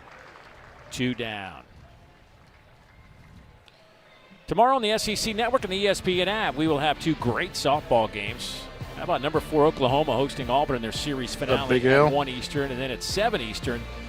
Top 20 matchup is 16th ranked Texas A&M taking on 17th ranked LSU in the second game of that 3-game series at softball tomorrow right here on this very network.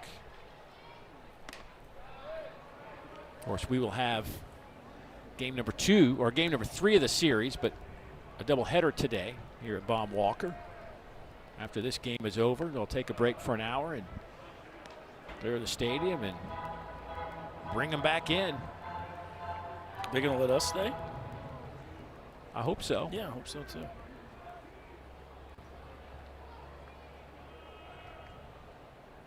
Of course, they've got the NCAA track and field indoor championships going on just literally 100 feet from here at their indoor track facility across the street.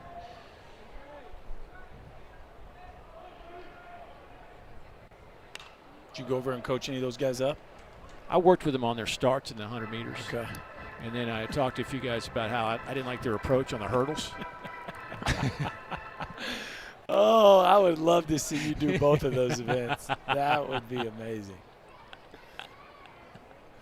That makes me laugh thinking about it. Maybe we'll go try that out between games. I'm too old. Man. Okay. I am just too old. Okay. There was a time I would have said, let's go. I don't get the NCAA swimming championships around here. Now you really Oh, have a chance. see, that's kind of my cup of tea. Yeah. I'll never forget I was in South Carolina. I like to Mr. swim, time I Marquise. exercised the That's last a decade, self-punishment become right swimming. there. Okay. And I'm in South Carolina, and I asked if I could use their pool, and they sent me to their school pool, and I get in the pool, and I'm like swimming in an Olympic-sized pool, which I'm not accustomed to, and I feel like I'm about to drown, and I look over, and there's like 5 Olympic swimmers next to me. Talk about embarrassing. Hey, there you go, Pompey. Pompey delivers a base hit. So the 8-hole hitter in this Arkansas lineup. Boy, they needed something, yeah. didn't they? Pompey delivers after a pretty non-competitive first AB, a bullet, 104-mile-an-hour rocket right back up the box after a very competitive bat that led to a full count. And now maybe Arkansas can get something going with 2 outs. That's been the recipe for Mississippi State in this ball game.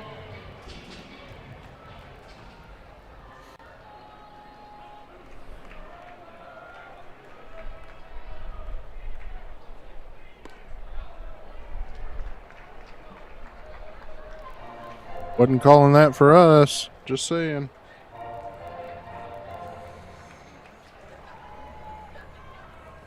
Souza, the second baseman. He struck it's out. Because the you third left, inning. Jeff. They got 5 hits on us because you weren't here. He looks at 94 miles an hour in there for a fastball. Boy, Souza got a couple hits last night. It had been going a little bit better, but so far in this game, it just seems like Valenkis is making every single pitch.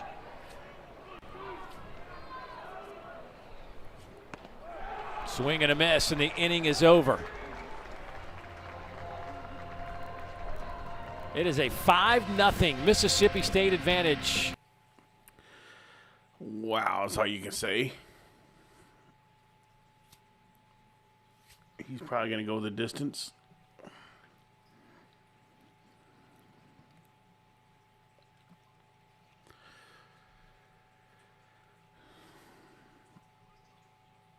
We should be not what we wanted to see from the switch baseball. Over to basketball here shortly. 16 minutes left. 16:40.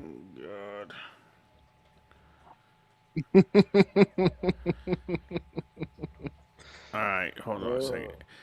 If I load into softball, you guys want to watch some of the girls before we go to basketball, or you want to continue watching the boys' baseball?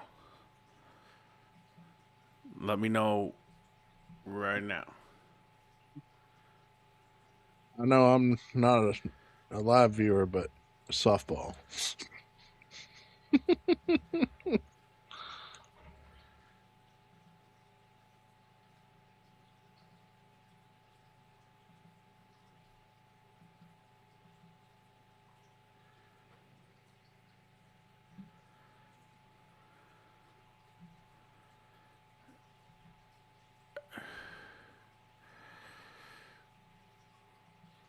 The cool story. All right, you asked. So direct. Here you go. Hey, this is my kid's dream, and now she's living it here on her senior day.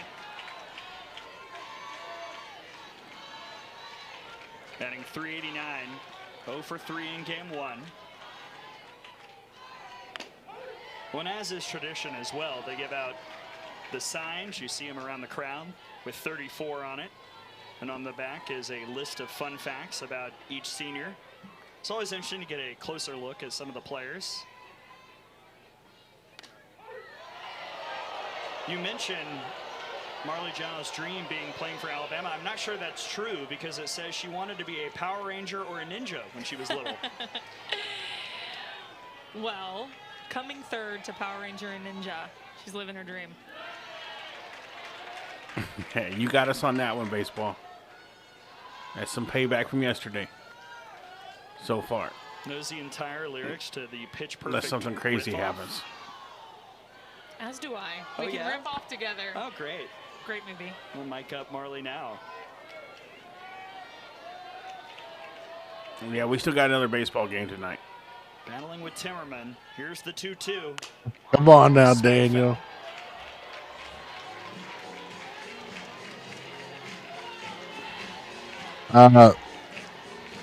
Yeah, he's been good. He's been good in here, Daniel.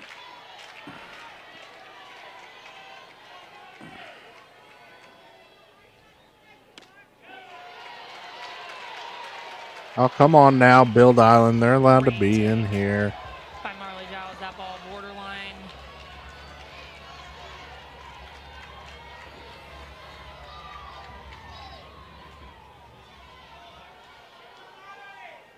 Now the payoff. Again, foul. And that's the key to facing a pitcher like Timmerman. You have to make. We switched over to softball. We're getting ready to go to the basketball game, Ma. If he's calling it low, and then you make we're just checking in on the girls before we go into the. You can handle a little bit better and barrel it up when she does. basketball. Giles chases, and a strikeout for Timmerman, her first here today. And on the other side, this is what you do if you're Timmerman. You try to throw something low at the knees, get it to fall off the table, potentially skip the dirt. She trusts her catcher back there. Very confident in that drop ball on multiple levels. One down for Anna Roman. Reigning SEC Freshman of the Week, 4-star recruit. You good, baseball. Softball America. You're fine. 2 for 3 in game 1. Conference play batting average up to 600. We enjoy you being in here. You were a good sport about yesterday.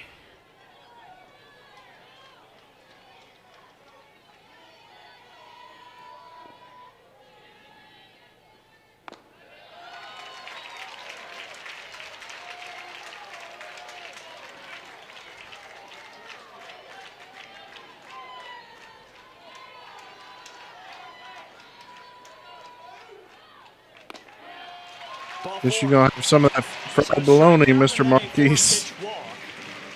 No, I think he was talking about basketball, though. Oh.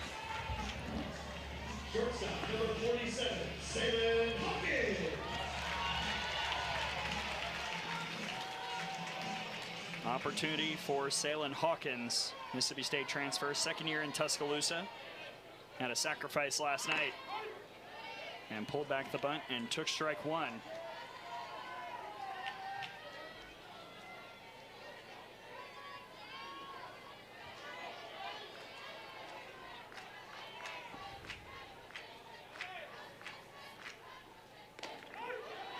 Nice job by Timmerman, getting ahead 0-2. And those are the two that you want if you're a hitter. They're in the zone, a little bit flatter.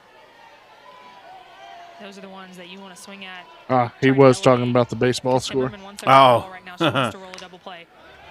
This is a slow roller, and McDowell couldn't do anything but pick it up and wait. Swinging bunt for Salem Hawkins. 2 on, 1 out for Alabama. And a nice job by Salem Hawkins to make something out of nothing in this at-bat. Gets 2 strikes, swings big, gets the bounce, and no play for McDowell. See, Mr. Marquise, I would torture myself in having some fried Spam sandwiches. All right, baseball. We'll have the second game. Hopefully, after the basketball game, we're going to go back to the baseball game here. So we appreciate you coming in, man. Big moment for the sophomore out of Huntsville, Maddie Hubbard. Last night drew a pinch hit walk and scored a run.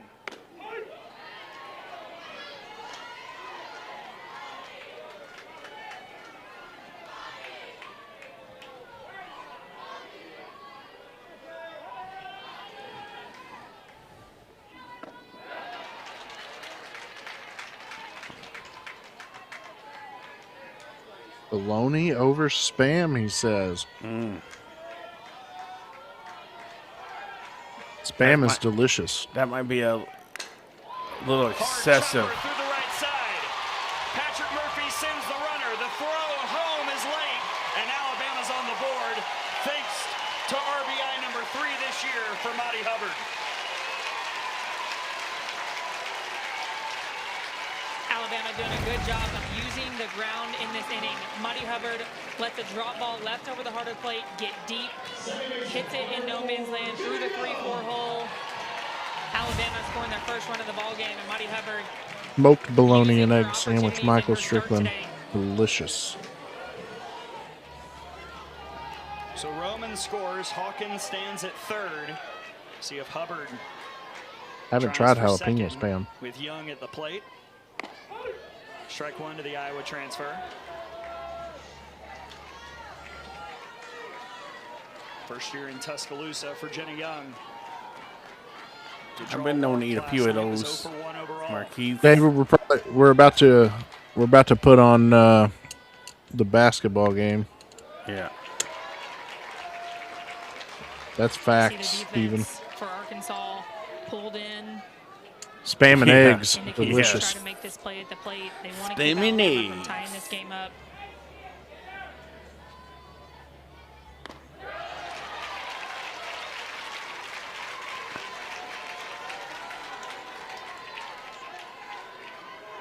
And again, How's that basketball game looking? that you can trust to make the play, it's been Arkansas this year.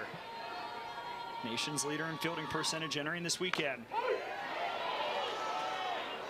And with Timmerman throwing 68% ground balls, can almost guarantee you'll get a ball. Yeah, Ashton, I would say I've been through worse than being a Hawks fan.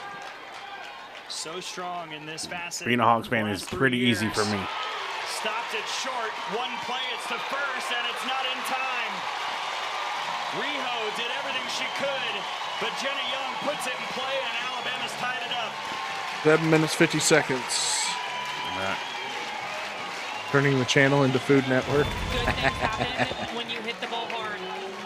We talked about Hey, with some of the stuff I'm making, you could. Hits it hard, just out of the reach of Italia Riho at short. Salem Hawkins will score and tie this game up, and that's the gamble that you take whenever you pull your infield in, try to make the play at the plate. If something's hit hard, you have to react quicker, and that time it pays off for Alabama. And a great opportunity for the 9-hole hitter, Lauren Johnson. Well, I hope this ain't a sign of things to come today. We come over here and the girls start losing. The boys were losing.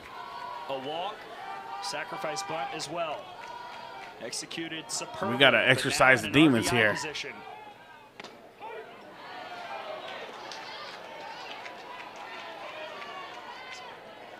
Yeah, it'd be 2:45, Michael. That's 3:45 Eastern time.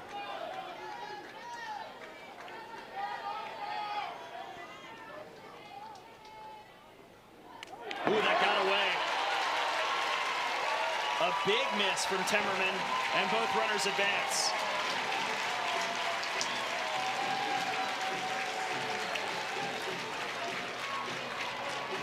This is a freshman mistake from Timmerman. It's a big moment. This crowd is on their feet. They are excited. And that pitch is getting away from her.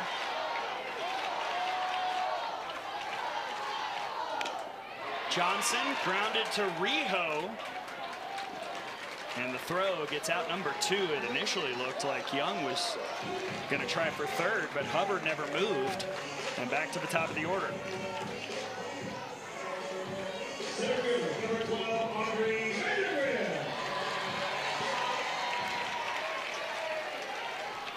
A walk for Vandegrift in the first inning.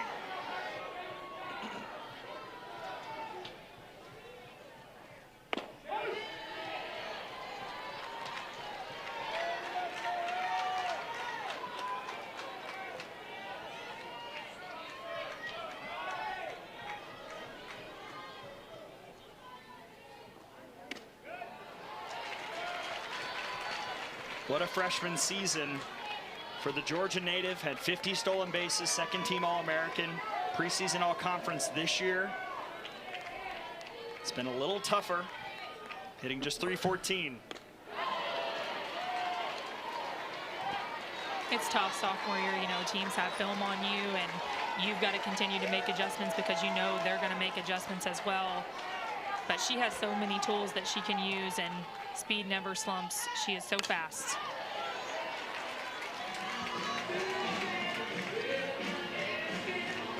Hitting .316 on the year with runners in scoring position. Alabama in this game 2 for 3 in risk situations. They were 1 for 7 last night. Got her. Massive strikeout for Timmerman to end the threat. But this bad boy is all tied up at 2. Timmerman limiting the damage here, using her rise ball for the strikeout. We've got a good one in Tuscaloosa, all tied up. So we go 2-2 there in Alabama. See, we'll probably go ahead and jump to the boys, the basketball game here. Let's see. Let me get that ready.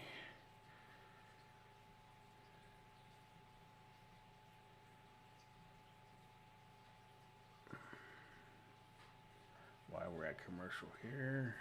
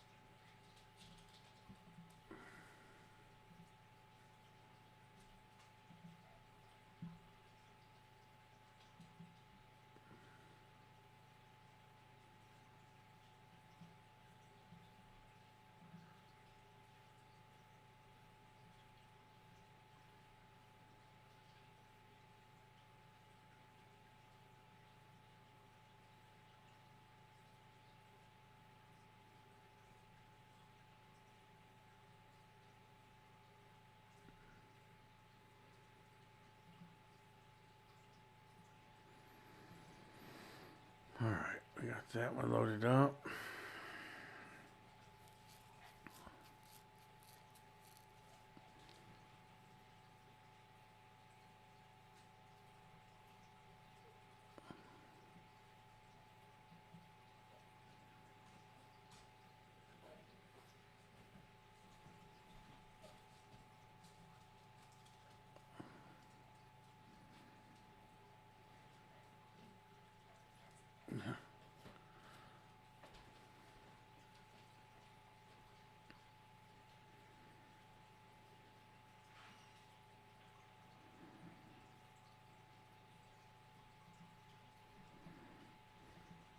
Battle here last night in Tuscaloosa.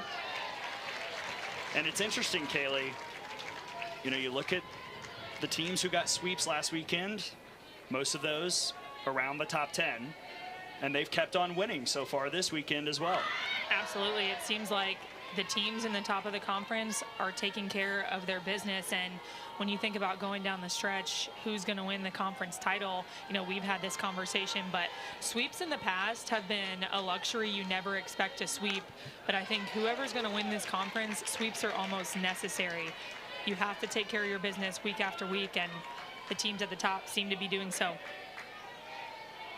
Yeah, Florida now with those 5. Texas is basically, in fact, they just walked off Ole Miss to get to 5-0.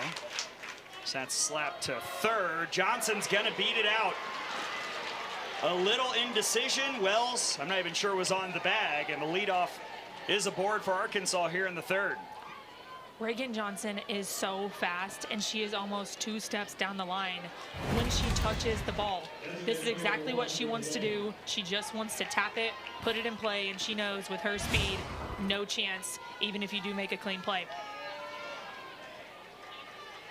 Brinley Bain makes a foul ball.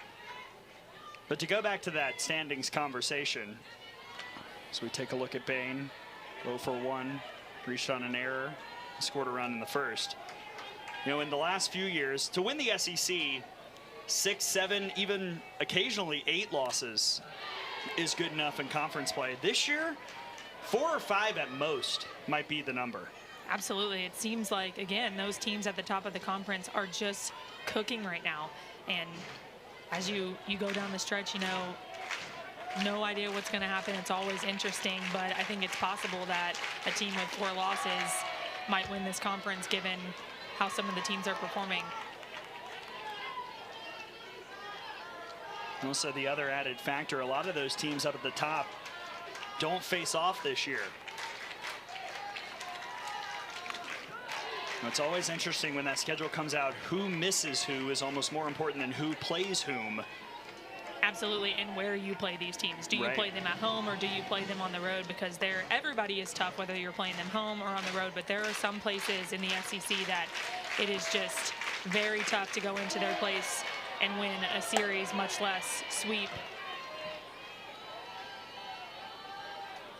When Arkansas did not get the easy draw this year, let me tell you, the conference slate, especially on the road, is brutal here in 2026.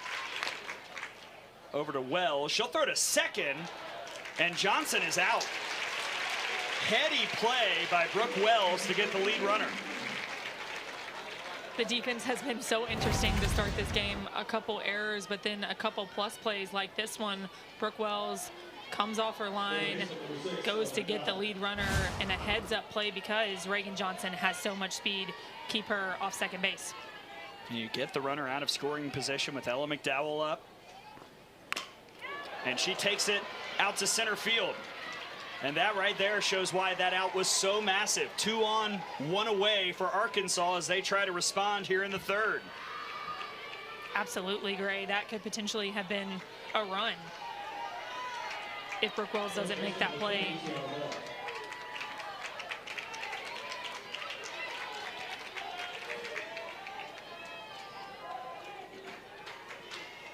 Chance for Tiana Bell.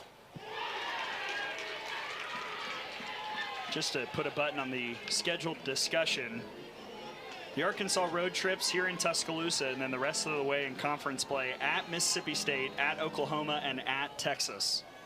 Just a very tough slate, but We talked about their winning percentage on the road last night. They're over 70% winning percentage on the road. So if there is a team that can go into those environments and take wins, it is Arkansas. I don't know what it is about going on the road, but for some reason, they're even better on the road than they are at home.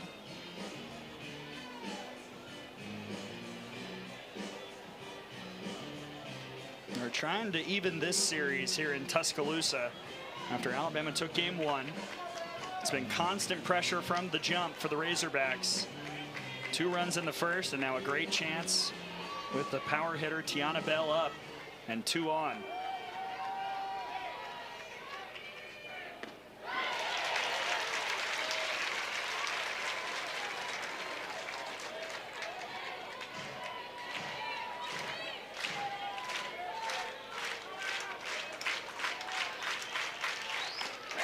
Rise gets her. Second strikeout for Moten. Sarge. Yeah. Basketball game, brother. Well, I told you to give me a heads up. I am. They're tipping.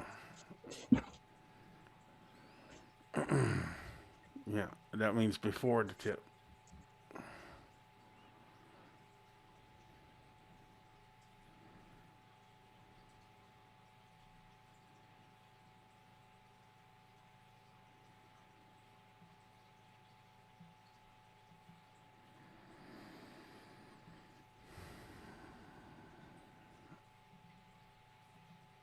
An assist as well. First to do that since who?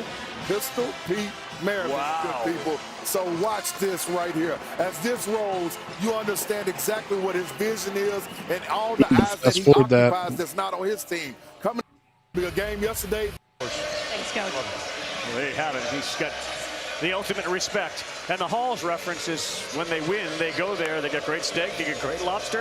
If they win again, they're going back. I think during one of the late timeouts last night, I think it maybe Malik Diaz stuck his head in there and said, hey, I'm going to get my lobster tonight. I don't know about the rest of you. And off they went. And Chris Beard told me the same thing this morning when we were chatting about Darius Acuff. I don't have a problem at all with talking about him being the overall #1 pick in the next NBA draft. He's got everything you want. Think about John Calipari, Rav. We've seen him with his best guards. Yes. He lets his stars be stars. And he certainly has allowed it. You look at Ole Miss, 15 and 19, 5 and 14 in the conference. They have won 3 games at the SEC tournament twice, in '81 and 2013, and now they're trying to make it 4. Coming into the tournament, Ole Miss had won 1 game in the last 51 days. But what a coaching job by Chris Beard to turn his team around at the right time. James Scott got the first bucket. Carmody nearly went down on the floor. They flip it to Perry, and his first 3-point shot is off. It was a Kentucky Wildcat who transferred to Ole Miss. Good hands by Carmody, and it will stay with Arkansas.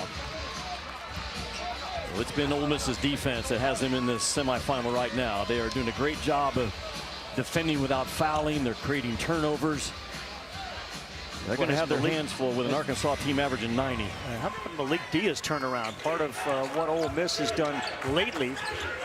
He and everyone else sort of found their way into the Chris Beard doghouse earlier this year. And we did the game when they were all taking up residence there. It's a different team right now. Yeah, from the doghouse to the steakhouse. And we saw them against NC State, and they were absolutely in the doghouse. The food's not as good in the doghouse. No, it's not. I've been there. Brazil can't get it to go.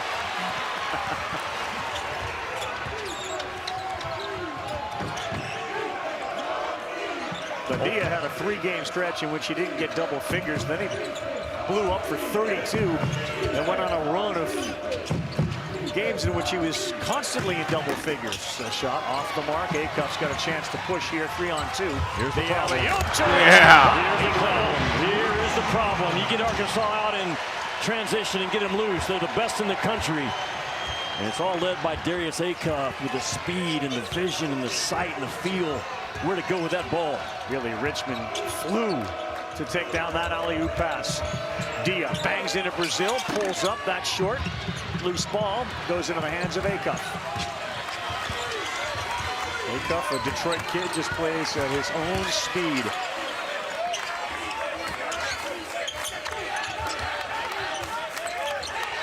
And he is an air ball, and that one is kicked, wow, into the second row. So Arkansas's got a lead of 4-2, which is the first time Ole Miss has trailed in the tournament. Think about that. That's amazing. Well, let's look at Arkansas. They average, Ravi, 19 fast break points per game. That's number 2 in the country. And they are dynamic. It all starts with 5 in white, and normally it finishes with 24 in white, Billy Richmond. One of the hardest playing dudes in all of college ball in this Arkansas Razorback uniform today. Good help there. Double team by Arkansas. 12 on the shot clock for Dia. It's a must for Ole Miss to have a low turnover game today. Yeah, that's a different guy now. Malik Dia gets it to go. 14-7 in the game against Alabama, including 2 threes. And they take Ole Miss a ton of those tough twos, long twos. They're very confident in that part of the floor.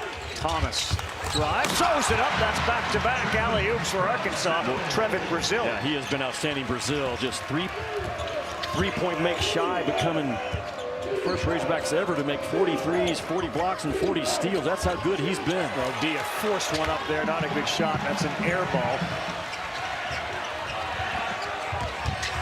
And Acuff just had it taken away by Comardine. He will have an open 3 and splash it down. Where was the defensive effort by Darius Acuff? He coughs it up and jogged across half court. John Calipari right in his ear because of it. Comardine is a senior out of France. And they all realize we are playing for our lives here. That ball was blocked, and Richmond said he also got my arm, but Scott gets credited with a block. There's a difference in playing for your NCAA seed and playing for your life. Yes. And that's what you're looking at today. Middle ball screens have been a problem for Arkansas. There's a little safety valve at the end. Thomas is looking for an alley-oop. Comardine picks his pocket again. And right away, Wagner's getting his jacket off to come in for Acuff. Dia. Oh boy, look at Richmond. And no one jumps higher than Billy Richmond, the Billy Goat. Nice pass to Pringle from Malik Thomas.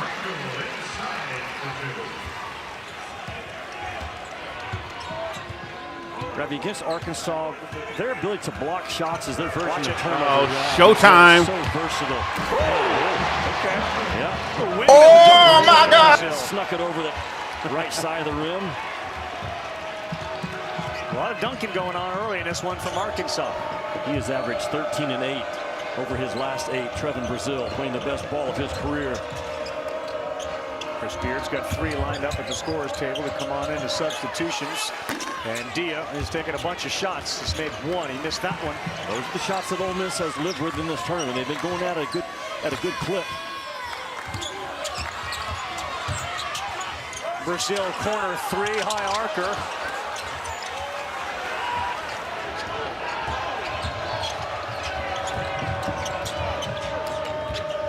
They're going to let Comardine do that. That's not a great idea. He's been very effective. And now Acuff's got a chance. All the way, denied. Boy, Comardine has been a pain in Acuff's Acuff. Yeah, he's been no doubt. He's stolen it twice and a block there.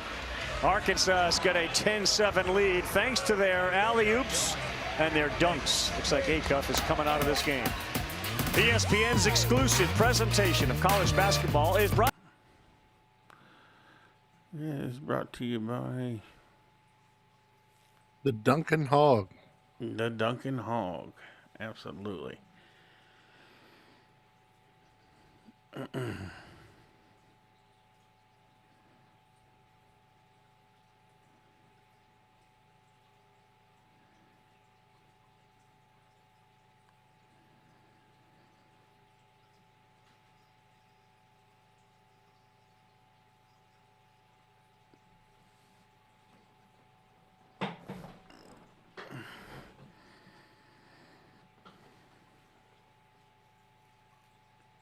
Yeah, he'll get it together. I ain't worried about Acuff. It's good to see everybody else getting in on the mix, though.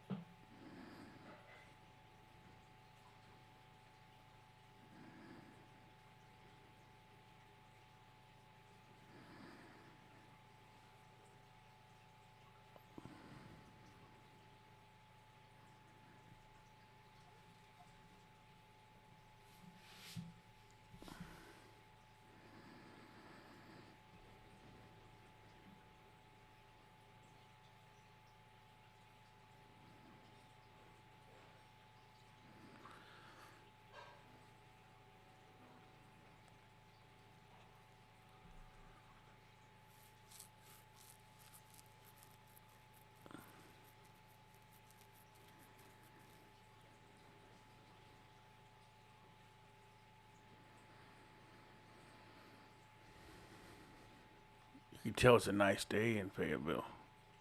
Only 233 people watching. Everybody's outside doing things in this nice weather.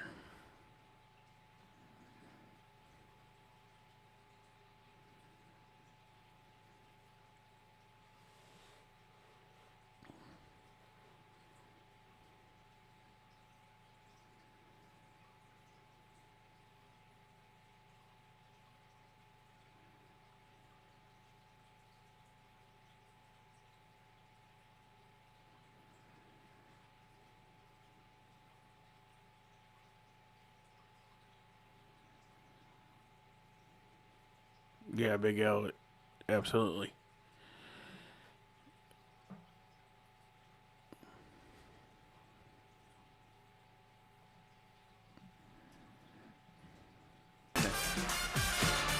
(10-7) our score, and Ilias Comardine has gotten all up in the grill of Darius Acuff. Well, like I said, Ole Miss has what they call Acuff rules in place. Miss Kathy, how you doing today? A very clear plan, non-negotiables. When he attacks us, we attack back. And you see Ole Miss now bringing those beautiful powder blue jerseys right into Darius Acuff's path so far to start this game and making life heck early for Acuff. Alyssa? Yeah, when I talked to Ilias Comardine last night, he was adamant that they do not want to go home. They're having a blast together. He put the team on his back in the second half to beat Alabama and close it out. This is a very motivated team to keep playing as much as possible. I promise you that DJ Wagner was summoned from the bench by Calipari, and somebody during that timeout convinced him, let's leave 5 on the floor and see how things work out. And 1 knocks down a 3. That's Malik Thomas. Maybe today is his day. Acuff and Thomas, top freshman scoring combo in the country right now, combining for 37 points a game. Thomas, an SEC all-freshman team guy. Good hands there by Malik Ewan into the game. Acuff finds Richmond. Brazil! No, but he was blocked by Klavke. Prevented another dunk. We talk about the speed of the Florida Gators in the regular season, rim to rim. Arkansas is right there with them, if not faster at times. They really get out and go, led by Billy Goat, who gets out in front of that defense more times than not. Hey, Jimmy, Champ Week rolls on tonight, 6 Eastern Time, ESPN, the Phillips 66 Big 12 championship game. Top seed Arizona takes on the 2 seed Houston. 8:30 Eastern Time, the ACC championship game. And it's another 1-2 matchup. Boozer and Duke squaring off against Virginia. Great game last night. Arizona a winner on Jaden Bradley's buzzer beater. If you didn't see it, it's worth a look. You can see the highlights on ESPN, the app. Houston beat Kansas badly. Virginia over Miami. Duke took care of Clemson. Boozer went for 24 and 14 in that game. Maybe the shot making down the stretch in that Arizona-Iowa State game was really something to watch. Just huge swings, a buzzer beater. I think both teams combined to make 13 out of the last 15 shots in the last 4 minutes.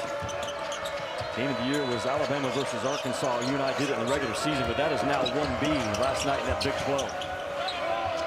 See if they can get A.J. Storr going. He had a very good game in 28 minutes last night. Here he is, one-on-one with Thomas. That's what he wants.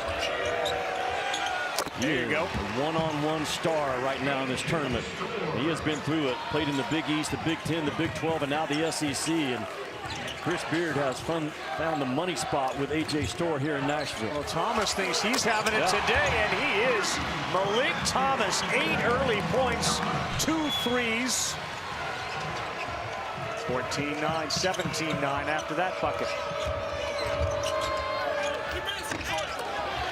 And here they go again, and Richmond, alley-oop, Brazil, wow, they get down. 4 seconds from the secure the ball to the rim. Man, Arkansas has come out like a track meet out of the starting blocks. Low, strong, and fast. They've made 8 field goals, 5 of them in the easiest kind, dunks. Hey, Miss Kathy knows. Klavke, high arcing 3. Couldn't even tell if it went through, but it did. Back of the iron and down. This game is all about effort, and got him in the starting lineup earlier this year. You're going to have to make some guarded shots against Arkansas if you're Ole Miss. And rely so much off the bounce, Ole Miss. Not a lot of side-to-side movement. Malik Thomas has had some monster games, and he's feeling it early here. The penetrate. Another dunk to Brazil. They are feasting inside. That has been a staple for John Calipari's offense since Anthony Davis led them Kentucky team to the national championship, just sitting in that dunker spot with his best athlete. Richmond just plays at a different speed, doesn't he, than anybody else on the floor? Billy Richmond, yeah, absolutely. Maybe anyone else in college ball. Perry, he's trying his own alley-oop, and Ewan may have got a hand on it. Good ball fake shot. Perry, 3, no good. Brazil has it. Ole Miss 5 for 16 to start this game from the floor.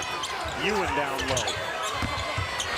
Spins, bodies are in the air. He's trapped underneath there. And jump ball. It'll stay with Arkansas.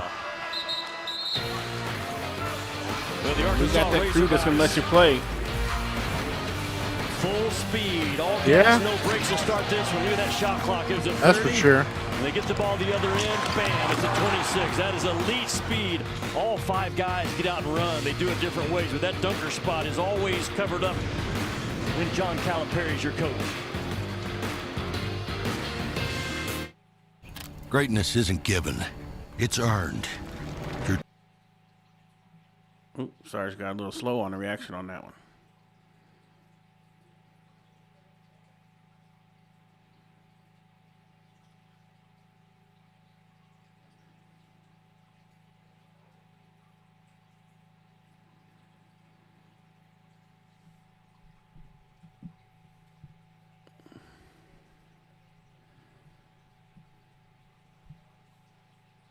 Looks like we're getting off to a rolling start, playing fast. A lot faster than we were last night, for sure. Yeah.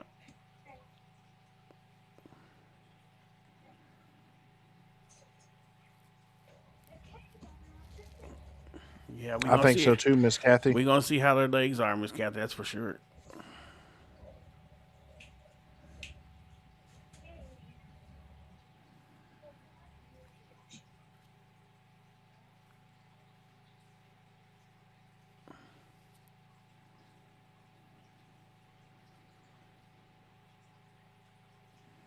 The slamming hog.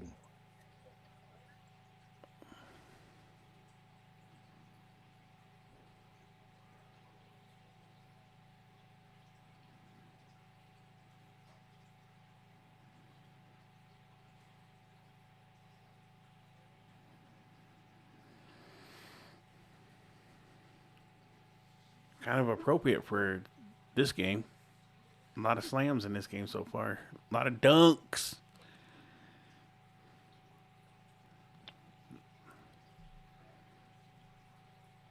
We'll have to see if Major Razor can get up and dunk a ball. I bet he's got some ups.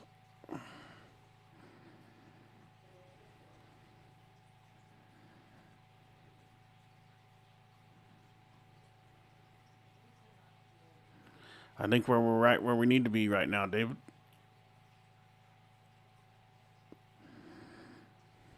Let me take a little sneak peek at this baseball game, see if a miracle happened.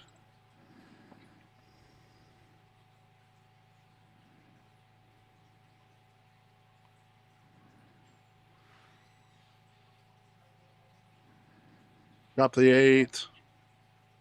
Mississippi State's got 2 runners on. We have 0 outs. Still up 6-0.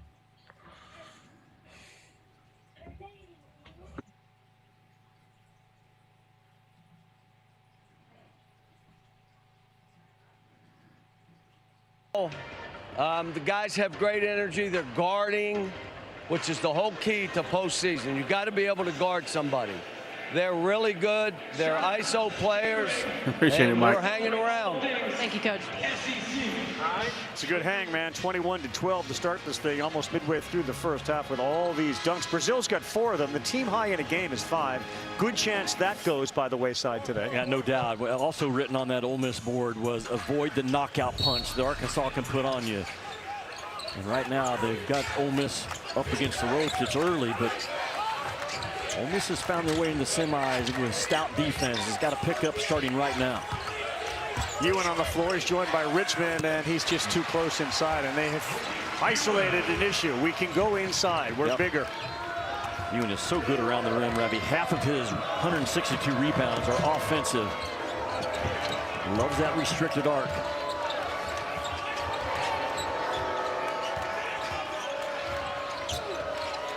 Thomas with 8 on the bench. Storr, spin move to win move right there. What a move. You heard Cal talk about Ole Miss is really good in isolation plays, and that is it. A.J. Storr in the middle third where help can't come quick enough. That spin was spectacular.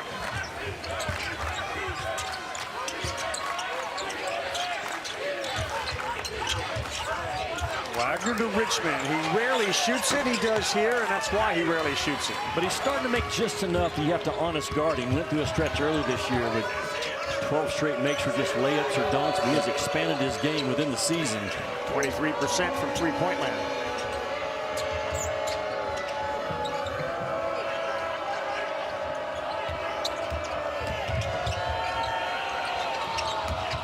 Dia against Richmond. Billy stays in front of everybody until that move, no good. And Richmond went on the other side to get it to his teammate. Acuff, Ewan, Perry, foul. That got it again. Look at the shot clock, 24. There's no wasted time at all with Arkansas once they secure that defensive rebound. They'll rip it out of the net and run after Make as well. Go figure, Michael. As soon as we leave, they start winning. Richmond came out of nowhere to keep that ball alive, which now has led to 2 free throws from Malik Ewan. Arkansas, such a good offensive team, Ravi. Number 12 in the nation, shooting 50% as a team from the field. Led the SEC in three-point percentage at 38%. And if their defense tightens up, they are certainly a second weekend team. Cal got them there last year, and maybe beyond. They are that good offensively. Especially when they can get out and run. As you take a look at their 24-8 mark, they won 11 of their last 14. 2 free throws were missed, and it goes to Ole Miss. Ole Miss is built differently. Tighten up on them free throws, boys. Shot length is 8 feet. About twice as far out as teams like Duke and Arizona, Michigan, Florida that pounded inside. Well, the one-on-one move works again as Malik Dia gets 2. Jiffa 13 into the game, as he'll try to pick up Acuff, who is still looking for his first points. Wagner no good, and you can see a little difference in the half-court offense versus the one game for Arkansas to start. That's a foul, and right by Acuff. Jiffa with a chance for 3. Yeah, he is a player. His dad, Shea, played almost 20 years of pro ball in France, so he knows the game, grew up with the game. And that early drag screen action, boom, right there. Malik Dia doesn't get a lot of Acuff. Doesn't crack back on him, but a good job by Jiffa to keep Darius Acuff on his backside. And a chance for 3.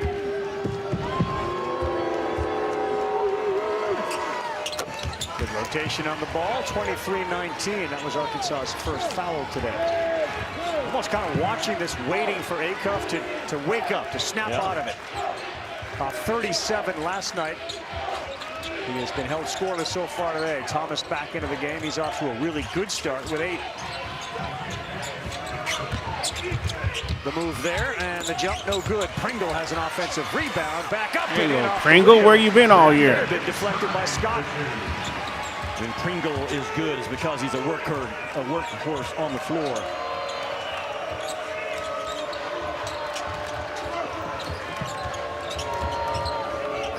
Carmerdine, and he had Wagner in his face. No good. Klafke slaps it back. I tell you, keep the ball alive. Fresh 30 for Carmerdine. How was that not over and back? There wasn't possession. The tap back is a legal play. Dia. That's a pretty soft touch for a rejuvenated Malik Dia. Man, what a horse, right? Averaging 19 coming in over the last 9, all 6'9", 250. Chris Beard says he works and he cares about the right things. I mean, that carries a lot of weight in the eyes of Chris Beard. Acuff, did he have the first 2? He does on a baseline drive. He is so good, Ravi, obviously all over the floor, but on the left side, when he can go left, the number of plays he makes from that left third is impressive. Scott penetrates, thought better of it. Dia, a horse, got it. Yeah, horse with some finesse. What a big, powerful jump stop by Malik Dia to get away from the shot blocking ability of Trevin Brazil. 6'9", 250 from nearby Murfreesboro, Tennessee. Chris Beard, they've avoided the first knockout punch try by Arkansas. Got this thing down to 4. Yep. He's going to play it in 4-minute segments. He knows he's up against a more talented, a more rested team. Only one way to play it, 4 minutes at a time. All right, it was Calipari who said we're just kind of hanging around. Well, in fact, it's been Ole Miss who's done the hanging around. Acuff is on the board, and it has been Malik Dia. The little fadeaway. He's off to a great start with 6. We got a good game going here.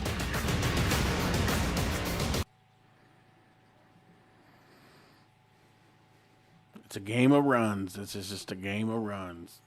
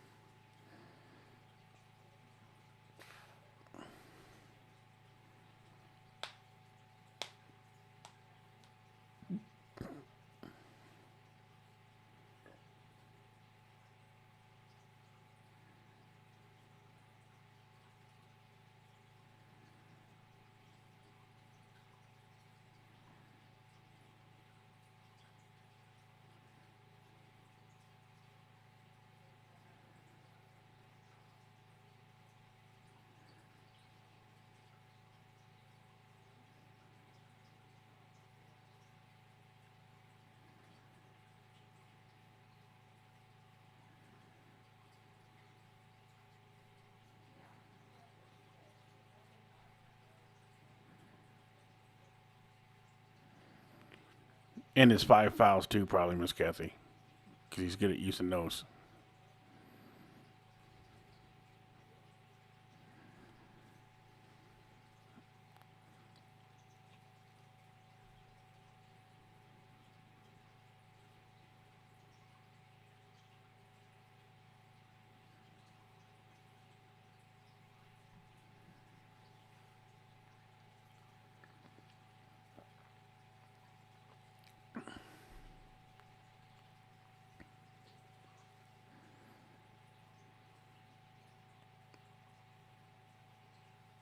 Emotional, damn it.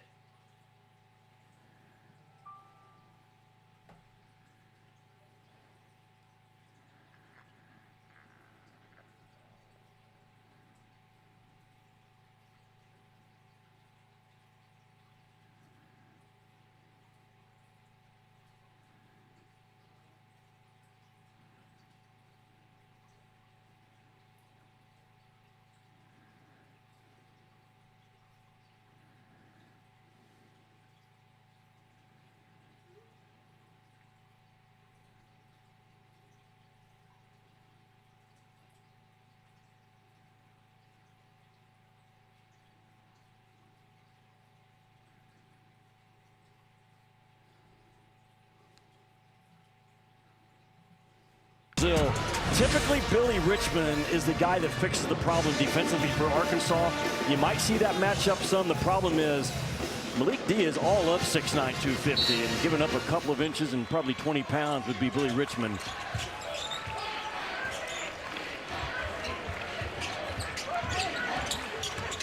Acuff to his left, pulls up. That one was partially blocked by Jiffa.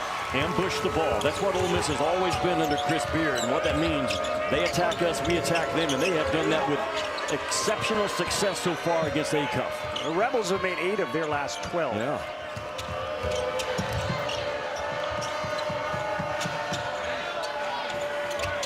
Corey Chest, big body is in, 6'8", 220 out of New Orleans. And the baseline jumper, no good from Storr, and they got numbers 3 on 2. Storr hustles back. Thomas just ran over his defender and got him in the face with an elbow.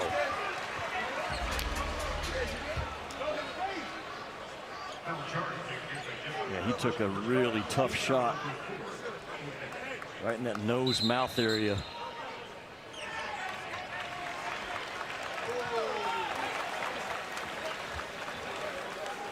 So they tend to Jiffa down there. Don Daly, I think. Take a look at this, Jimmy, with that elbow up in his face.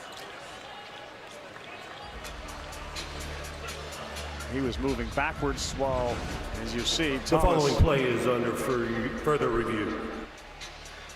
And that is as good of a shot as we've seen, as tough of a blow to take that we've seen in this tournament. Obviously, Malik Thomas coming full speed and comes through that right elbow right there. And that is a basketball play. Malik Thomas not doing anything obviously intentional, trying to clear that ball through his elbows underneath the basketball. But they always are going to look at contact to that head and neck area.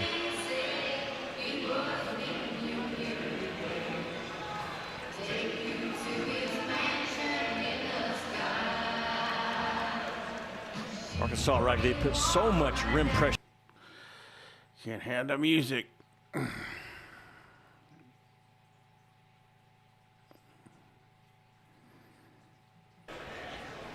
After review, the foul will stand as called. Number 1 made a normal basketball move with the elbows high. Yeah, I thought that's what it would be. Unfortunate for Ole Miss, man. Your guy's face fouled the elbow of Malik Thomas. But that was a normal basketball move. Like I said, his elbows were under the ball. They weren't Let's out go, to the side. play the game. Just wrong place, wrong time, unfortunately, for Jiffa.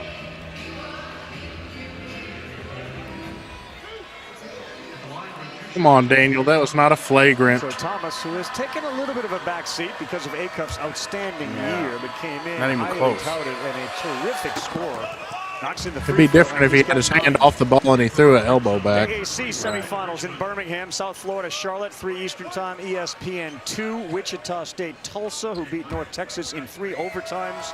The AAC semifinals. Keep an eye on Brian Hodgson, the head coach of South Florida, the regular season champion. They're up 40-33, I think, right now at the halftime of their game. He may be the next Syracuse or Providence coach before it's all said and done. It'd be a great fit, man. Especially for Syracuse. They need someone with some fight and fire to ignite what is a great job. They just have not been producing at all. Terrific basketball community. Good job that time by Pringle to blow up an alley-oop. Hodgson was so impactful on Nate Oates' staff at Alabama.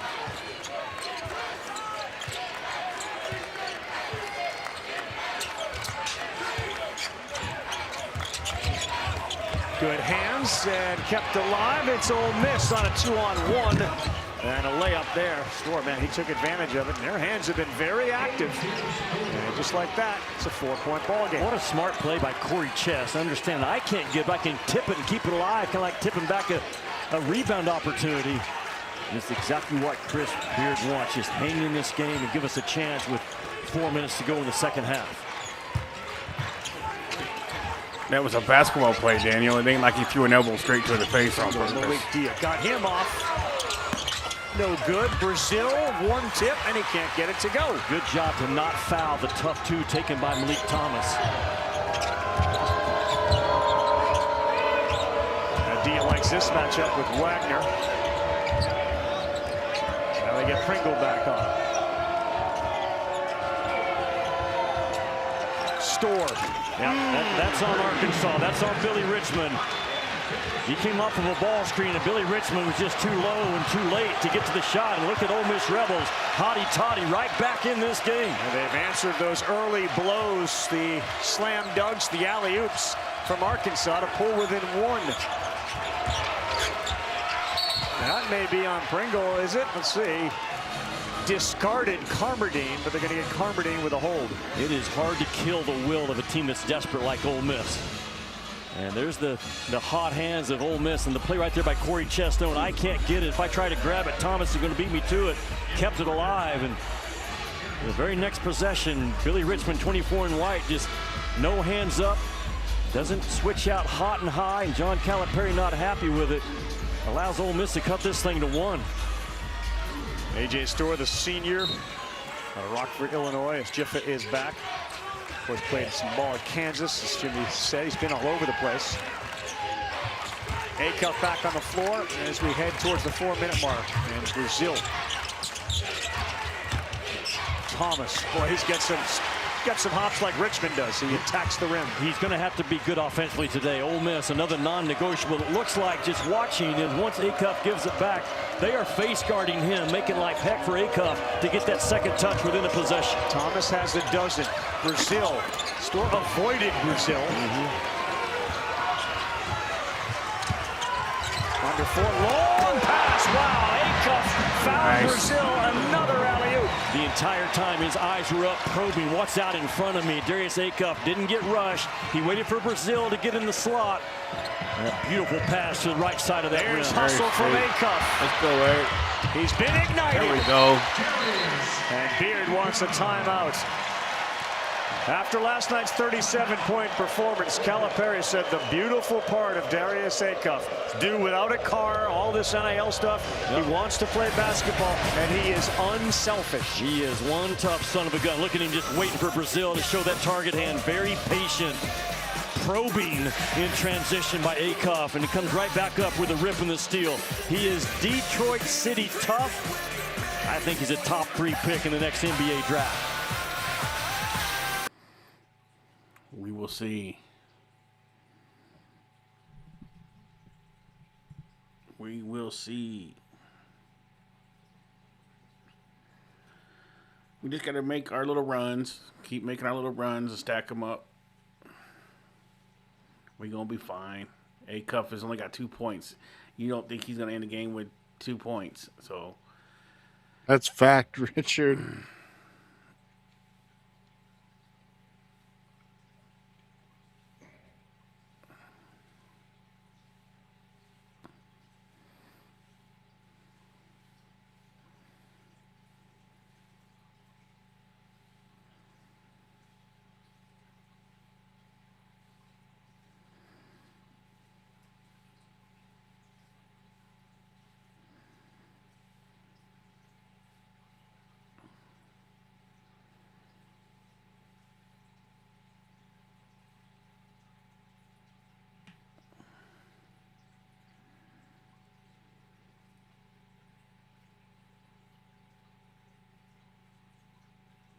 Hero Blake said, Acuff is the best point guard to ever wear a Razorback jersey. We need an Acuff statue next to Nolan. Well, I agree with the first half of that statement. I don't know that we need a statue, but Acuff is pretty darn good. If he stayed here for 4 years and played like that, then I might say yeah on a statue. But just for a one and done,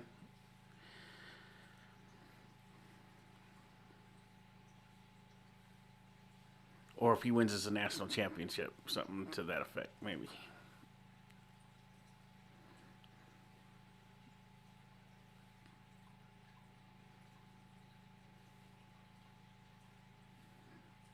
There you go, Big L. Big L agrees with me.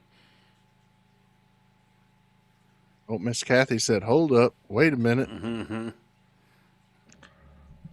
Miss Kathy put down the facts.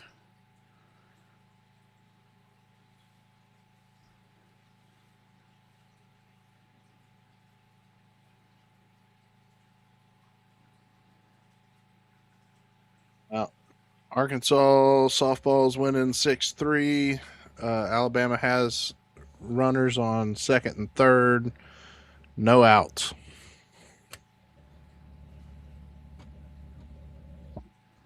Hogs up a touchdown right now. What do you like about their offense? Their offense, they're getting out and running, and that's starting with being able to finish possessions with the defensive rebound. And it's a highlight reel waiting to happen. We will see you at the half. Rabbi, Jimmy? Rabbi, I mentioned going to break that I think Darius Acuff is going to be in the top 3 picks. I wouldn't mind taking him number 1. The reason why I say that, scouts I talked to questioning the only 6'2", but think about this. 3 of the top 10 scorers right now in the NBA, Tyrese Maxey, Donovan Mitchell, Jalen Brunson, they're all averaging between 26 and 29 points. They're all listed as 6'2". And if you're good enough, you're big enough, and that's exactly what Darius Acuff is. I would have no problem taking that guy as the number 1 pick. He may not go there, but I could certainly make a case for him. Yeah. Jiffa back. He's got some bandages in his nose and then threw one at the feet of Scott. Brazil's return from the locker room for Arkansas. Here's Pringle. No. Angry at the rim, though, right? That's how you're supposed to be in March.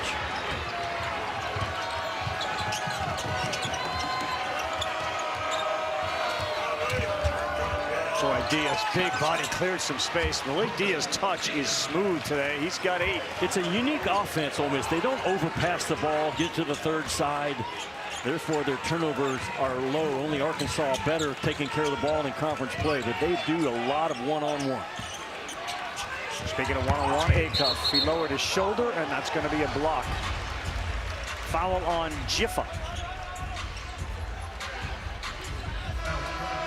Ravi, according to Opta stats, a lot of things I look at and trust. Acuff is the only player in Division I history.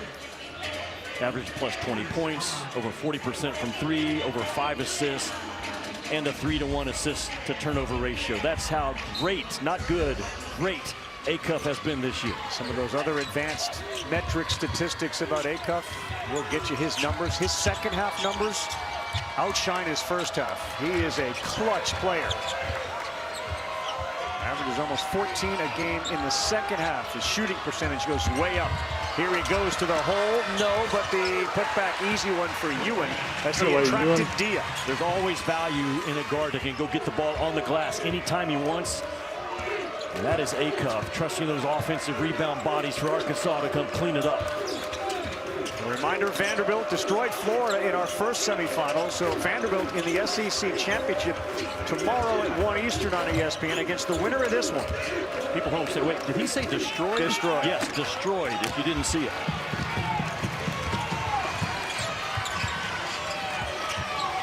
Acuff finds an extra gear. That time he ran right into Scott, who was denied. That ambushed the ball, philosophy from Chris Beard. Yeah, the long 3 after that good block on defense is made. Patton Pinkins, the freshman out of Murfreesboro, Tennessee.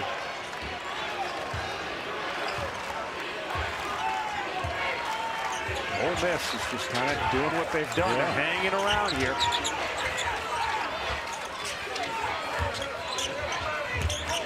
Acuff alley-oop Richmond. Boy, they both went up, he and Pringle. They got numbers right now if they go. The hell was that? Off the leg, and it's a turnover. Boy, great effort by Ewan to get back, but what would have been an automatic 2.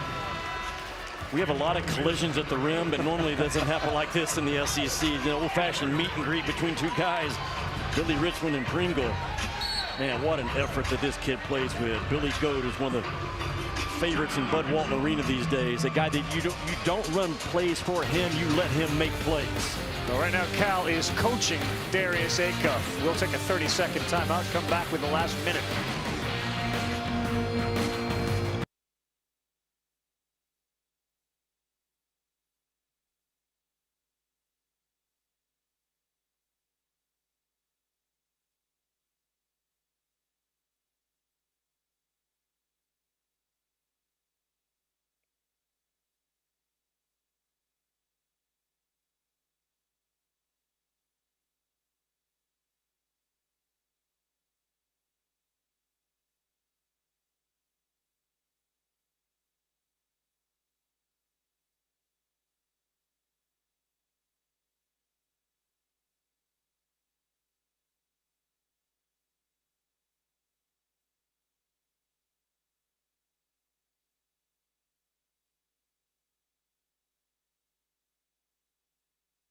Year out.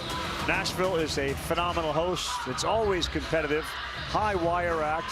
The Big 12 may have the cream at the top, but when you get Ole Miss playing here, you see what Vanderbilt did, man. It never disappoints. Or I guess I should say, it just means more. It does just mean more. The Ken Palm has the SEC this year again ranked the #1 conference in the country overall.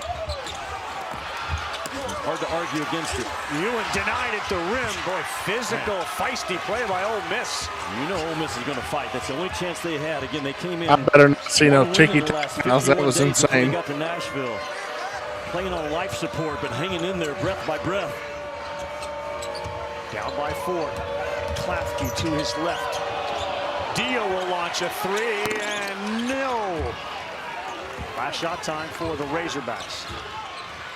You want the last one, Ravi, but you want it soon enough to allow Ewan and Richmond and Pringle to get on that offensive glass. Acuff understands the strategy right now. He won't wait too long. Acuff, great bounce pass to Richmond. They got time. They do. 1 second. And he tried to draw the foul, and he did. What a job by Pinkins. He absolutely did. I think he'll get 3 free throws with a continuous motion. He should. He had gathered the ball. He's going to get 1 extra step to contact. He gathered one more. Oh, yeah, absolutely. For timing. He's going to get 3 free throws if the foul occurred prior to the clock going zeros. He ran into Pringle. How is that? Man, what a big play to end the half by Pinkins. Yeah, that was played at a high level this year as a true freshman. His dad's on the staff. Chris Beard's known him for a long time, watched him grow up, but that's the danger of fouling late these days as well, trying to close out a game. They're going to let Ewing get beat to heck down there in the paint, and then they're going to call that. A call in a game 2 nights ago between Ole Miss and Georgia, I believe, and a great call. But the contact occurred prior to the gather of the ball, so no free throws allowed. But on this one, that's not the case. The Arkansas staff, including Calipari, are right there at the scorer's table, and he is running warm right now. John Calipari. Yeah. Not going to like what Don Daly has to say. No, he's not. After review, the foul was a 3-point foul shot. The 3 free throws. The time will be set to 1.1. It's a heck of a play by Pinkins here. You see he leans into Pringle while he throws it up. This is an 86% free throw shooter. So he's got a chance here with 1.1 on the clock, Jimmy, to move them within 1 point of Arkansas. The foul occurred after the gather of the ball. Not a popular call for Hog fans, but it's the right call. And Ravi, 1.1 on the clock because it's when the foul occur. It's bullshit that you can create your own foul. Man, that's a big call in this game right before the half. The right call as well. Again, 86% free throw shooter, and I know that's a point you like to make a lot during the regular season. Like the last play going into the half, you always say, remember that. It can be a game changer. This is certainly one of those. We may revisit that play, but 2 minutes to go in the second half. How big this was. Pringle should have stayed away from him. Possible 3 points that Ole Miss earns by a high IQ play by Pinkins.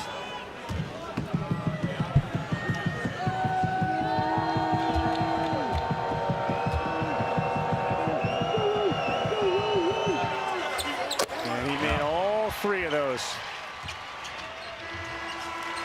And that is off to the right, and we will go to the half. 37-36, Alyssa. Coach, thoughts on the end of that half? They're playing good. They're making shots. We're missing drives. They're being physical. We're thinking they're going to call the foul. You got to play through it. Go make the basket and see if they call the foul. Not drive to say they're going to call the foul. They ain't calling them. It's a rough game. Thanks, Coach. Ravi, back to you. All right, Alyssa, thank you very much. 37-36. Can Ole Miss, the magic here in Music City, continue as they look to win their 4th game at the SEC tournament? Dari and Slay, it's yours.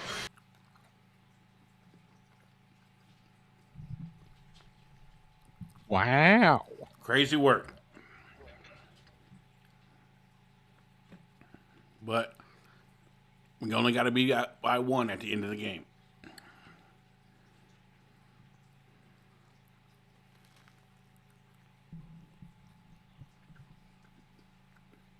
What's up, C-Love?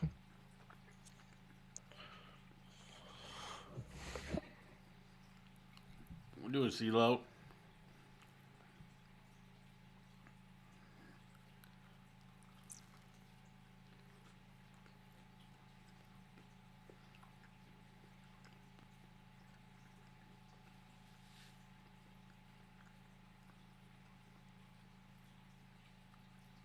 What makes you think that Acuff doesn't give a crap?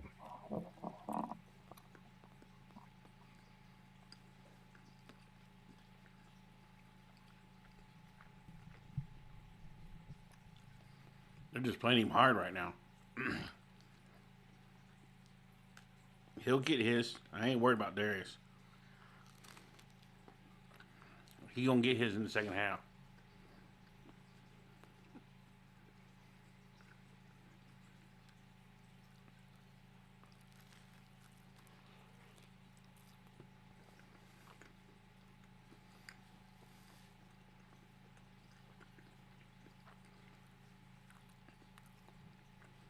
See, me and Big L have the same wavelength going here.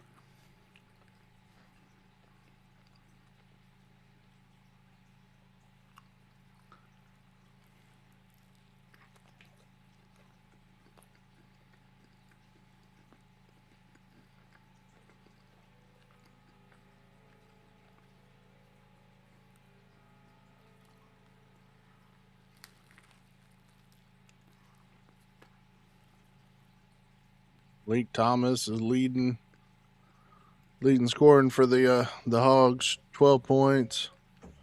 Trevor Brazil with 11, Nick Pringle with 4, Acuff with 4, Billy Richmond with 2, and Ewing with 4.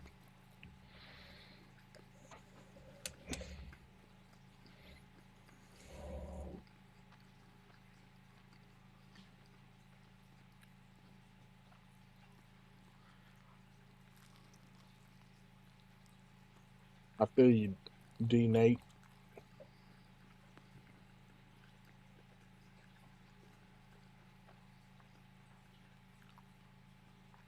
Bama's battling back in the bottom of the fourth. Still runners on second and third. Arkansas still up 6-4. Only one out.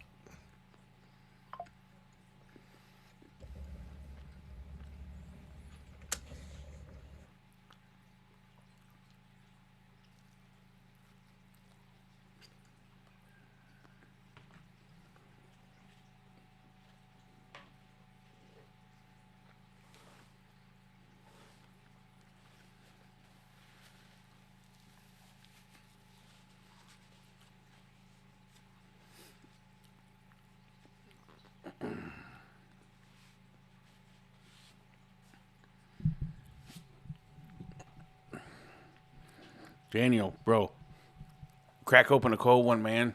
You need some optimism. Don't be so doom and gloom, brother.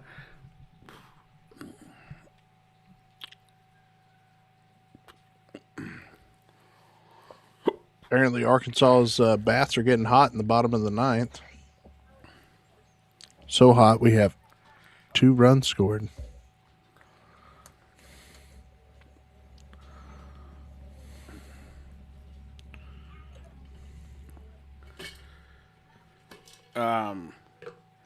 This will probably be the last multi-game stream. It does seem like when we do multiple games that we lose our viewers. So probably going forward, we will pick just the most important game and stick with it.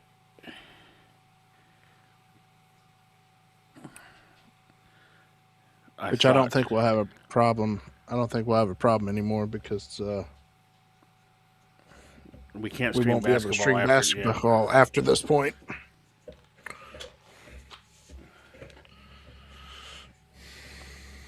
Because it's going to be on major networks, and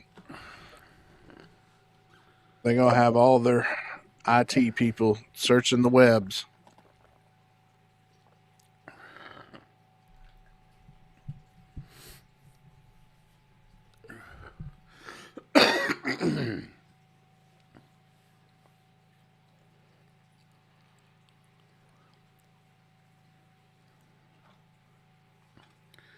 Okay, I feel better now. Got a little food in me. I heard. Did you finally get that burger? No, pizza. Excuse me, shit.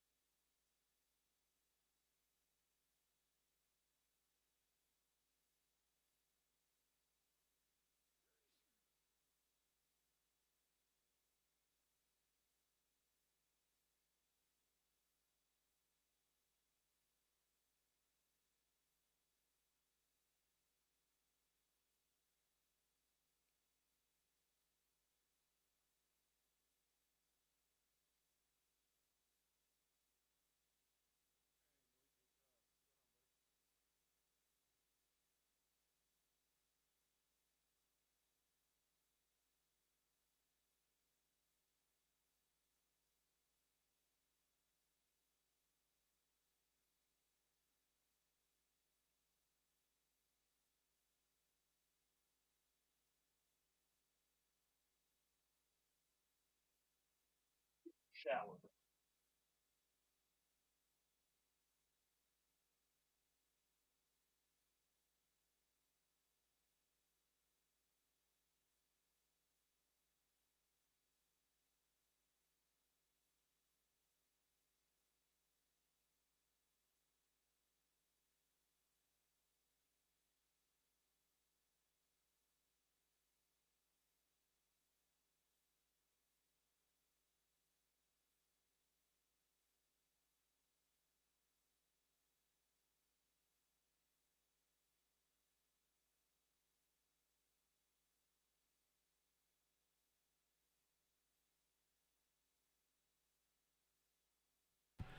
Malik, what's going on, buddy? Glad to be here. I was out watching a foreign channel since the Hog Wild podcast got shut down. Yeah, well, we don't have that here, Malik.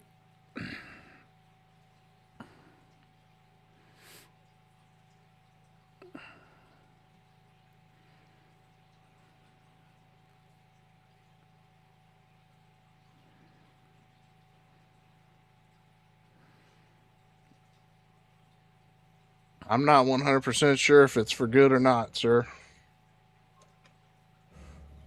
Yeah, we don't have nothing. I mean, we don't know nothing about that. We do hate that for him, but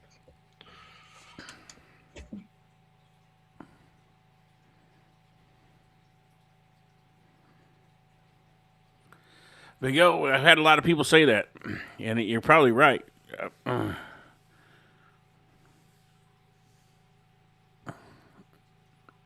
He's definitely a big body. You're not going to move him around down there in the paint.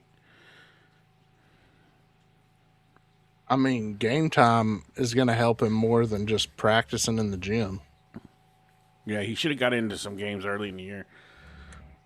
Instead of with like 1 minute left where it doesn't matter.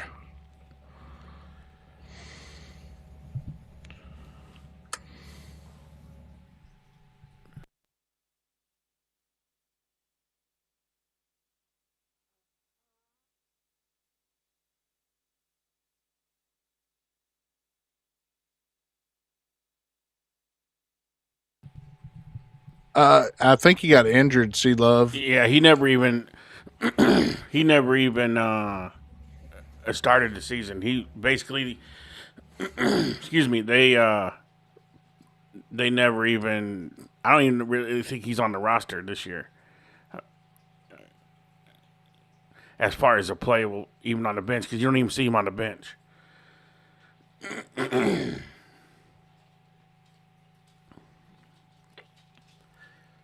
Yeah, I agree, Big O.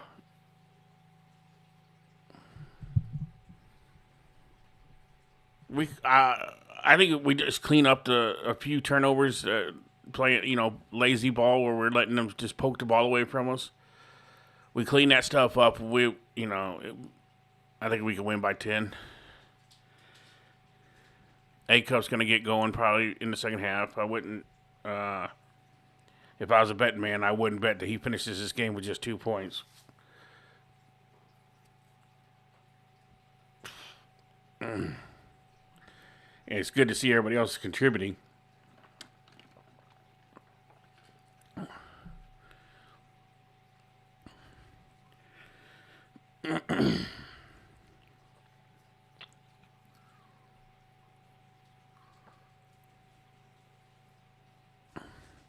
I think just about everybody left real live. We got 162 likes and 172 people in here. How many? 162 likes and 172 people. So we're almost like for view.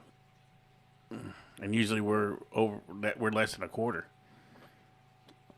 I don't know what happened. Nobody likes us when we do basketball for some reason.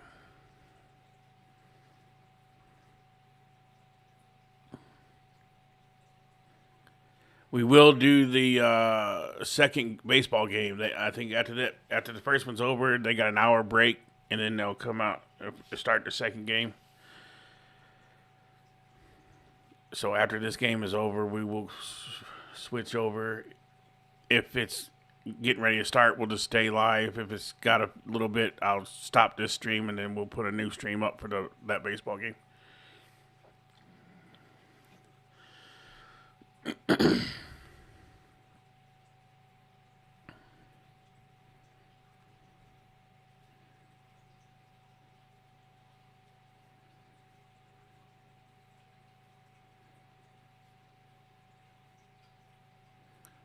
Well, we appreciate you, Carla.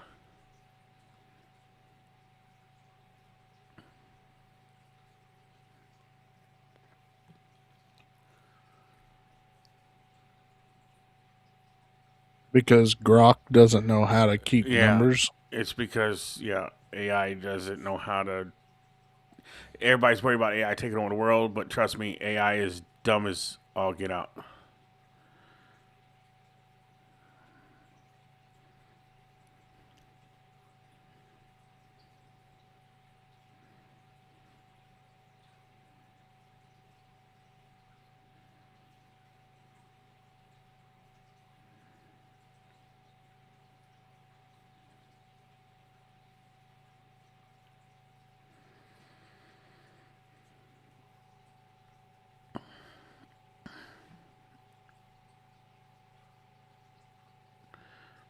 We got another one too here.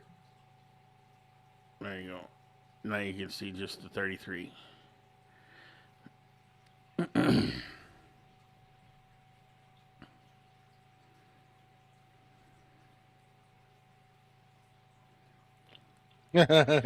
Chris Ford is you right. are absolutely AI correct. Does not have common sense.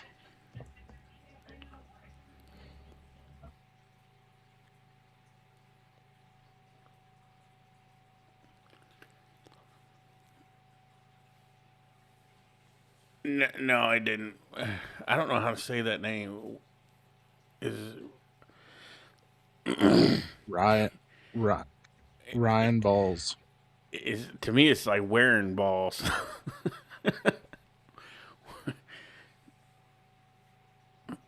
But I don't know that. I don't know what the W is. I'm not sure. I'm gonna call you Ryan anyway. That way it keeps it simple. Malik says A-Cup finna get a triple-double. I said it first. All right, Malik. We're going to leave it to you. Let's see how it goes. 236. We take a look at our plays, experts. I know he's probably angry at half. Well, a season low for a half by Darius Acuff, only 4 points. Ole Miss has what they call Acuff rules for this game, and they are non-negotiable, making them see multiple sky blue jerseys every single time. Now, of course, he's impacting the game. He's got a steal. He's got 5 assists, but only 4 points. Man, that's advantage Ole Miss, right? And what's Ole Miss doing offensively? Isolation basketball, one-on-one. Malik D and A.J. Storr, both with 9 points and 8 points apiece. Jimmy, here's some other numbers. Acuff averages almost 14 points just a game in the second half. He shoots 60%. Ain't hitting good right now. He's shooting 54. Can the Acuff rules carry over into the second half? It certainly can. I love what Chris Beard has told his guys. You're playing against the future #1 pick in the NBA draft. Will he be that? I don't know, but certainly the attention is there on this kid. But he doesn't get rattled by the big moment, never changes expression. John Calipari has complete trust in him. He knows how to coach. Oh, I got you. All right. Guards. He lets them be stars. Ryan. Acuff could be that. I don't know if I remember Brian, but you might get called Ryan. Well, I But talked to Chris Beard, guys, coming out of the locker room. I said, if what I did you say think Ryan, of the no, I job meant on Brian. Acuff in the first half? He said, so far pretty good, but we've got another 20 minutes to continue to do what we did in the first. He said it's the dunks that are killing us. Oh, So I that get was it. something No, that he I get it. emphasized You of just what switched the Trevor W and the Brazil B. has been able I to got do you. on the other side. And then I said, Coach, I heard you at one point in the first half remind your team to have fun. And he said, yeah, why not? That's why pretty we're here. funny. 7 dunks in all, Jimmy, in the game.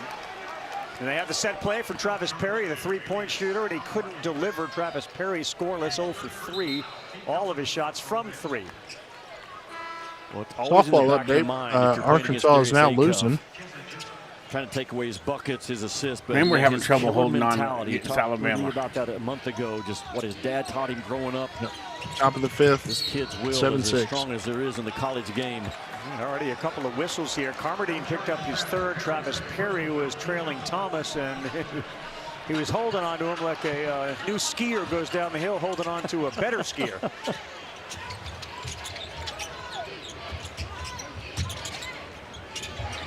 Back to Acuff. See if there's a little more bounce in his step as he pulls up. Can't get it to go. Well, he saw 2 help defenders built in behind the primary defender, right on cue for Chris Beard. Yeah, that's an easy one, and a lead now for Ole Miss. Travis Perry found Dia, who's into double figures. Dia just outworked those Arkansas bigs running the floor. Well, Thomas can't get it to go. Trip to the SEC Finals tomorrow on the line against Vanderbilt. Perry's 3, another one rattles in and out. Perry, the all-time leading scorer in the state of Kentucky high school basketball, almost 5,500 points he scored. Acuff, left hand, no, but he'll get 2 free throws. I get the sense, maybe a little whisper into the ear of Arkansas Darius just Acuff. tied up Alabama 7-7. Watch the middle part of that floor. Home run. Out in front, just total lack of awareness and urgency Arkansas on their transition. Johnson? That's just way too easy. Pringle not running with a purpose. I think that's a right Brazil fielder. not running with a purpose. Good job, ladies. Let's go. Brazil had his hand up, basically saying, I'm not back. Can somebody help me out with that guy down there? And Pringle's back was turned as well. First 90 seconds, Ole Miss has been called for 3 fouls.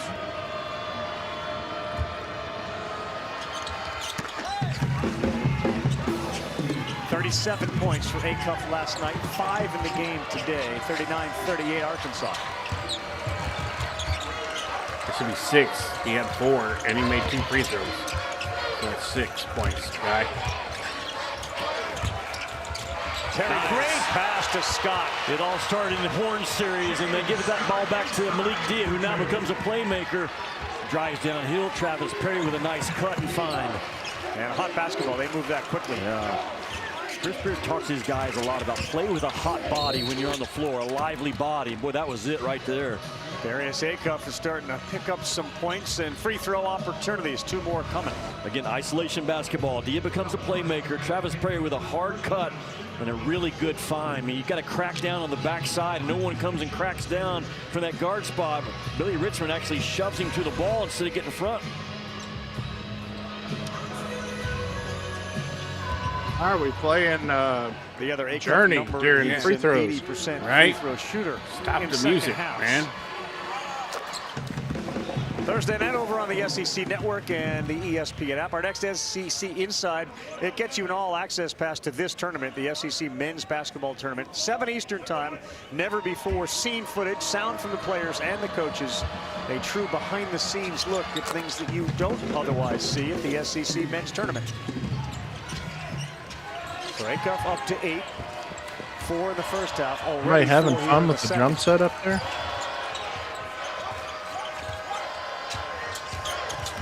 Kids can't have nothing. Thomas didn't make any contact with Jiffa, who nearly fell down. A very international team. Jiffa just one of those guys from outside the country. As Dia goes reverse. Talk about patience. What a great job of planting that pivot foot and not dragging it, because he had a great opportunity to travel that basketball. Man, that big body and his control is impressive. Richmond, Brazil, he's open. 3 won't go, and a foul right here.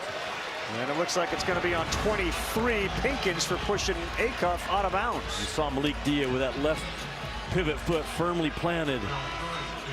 And so easy to get tripped up and spin himself out of a shot, but Malik Dia wired to score. I really felt like this year, if Malik Dia would have been a consistent 18.9 rebound guy, Ole Miss would probably have 4 or 5 more wins in conference play. He has not been that consistent throughout the year. Very good here in Nashville. We haven't played 3 minutes in the second half, and Ole Miss has 5 fouls. The race to the bonus, especially in tight games, so important. Acuff pulls up. There he is. Told you that man's going to show up. You cannot let Acuff rhythm dribble into a jump shot, especially when it's in that left hand of his. He's setting you up to rise and fire. He's up to 11.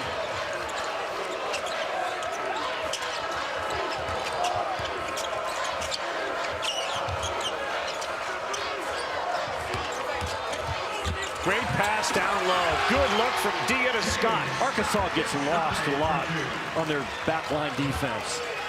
Pringle, Brazil, they all ball watch at times. Ewan will do it. Billy Richmond's guilty of it as well. A concern for them in that NCAA tournament. Acuff dribbled it off of the foot of Dia. They will quickly look at the video on the Ole Miss side. Don Bailey's giving him a little grace period here, which you don't usually see. Once that ball gets into that left hand for Acuff, when he's dancing with it up top, he's telling you, I'm getting ready to rise up on you. A 44% three-point shooter is, in my estimation, what separates him from those other great Calipari guards. And I saw a lot of them. John Wall, Derrick Rose, Shai Gilgeous-Alexander over the years. This kid's the best. Richmond catches the ball with a foot out of bounds.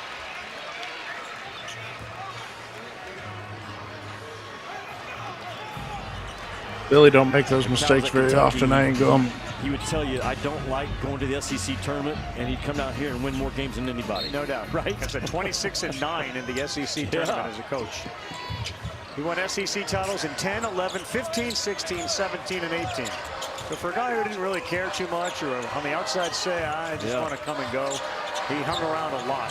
This thing used to be the Kentucky Invitational Tournament. Their last win is 2018 under Calipari. Dia, that's going to be a foul on a reach in from Pringle. That's Nick Pringle's second. Chevy, desperate teams are so dangerous this time of the year, and that's exactly what Arkansas is up against right now from these Ole Miss Rebels. So hard to keep your guys believing when you've lost as much as Ole Miss has. And I heard Cal talk about the other day, that's coaching. He knows exactly what Chris Beard's done with his team. Patton Pinkins back into the game for Ole Miss. The handoff to Perry. Dia again absorbs, can't get it to go. Loose ball, Malik picks it up to Travis for three. Yep. Got it. The ball knows, I'm telling you, the ball knows. If you're not going to clean me up with a defensive rebound, the next chance I got is going to find the bottom of the net. And Ole Miss right where they want to be in the semifinals. Up by three, their largest lead today. Acuff hangs, can't get it to go. Out of bounds, and it's going to be Arkansas basketball when Owen Short comes in and overrules Don Daly. And he just changed the call. Yeah, Ole Miss flexing right here. They've won 3 straight at the SEC tournament. Desperate times, desperate measures. Shut up.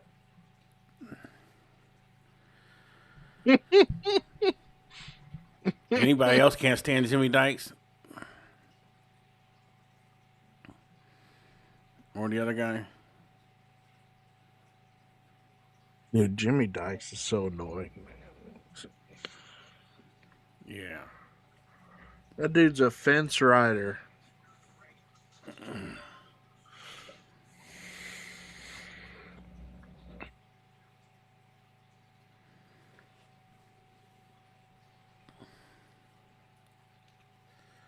Well, right now they're in between the doubleheader.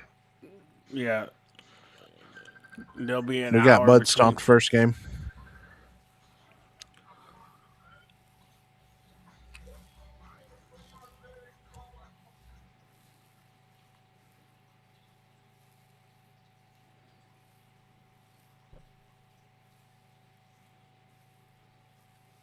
Arkansas is still tied up with Alabama. We're hitting at the top of the 5th. Only 1 out, 2 on base. 1 on first, 1 on second.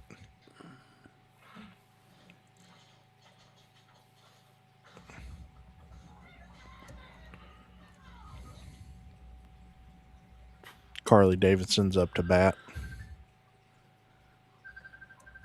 Sounds like somebody's getting a FaceTime call. It's not me.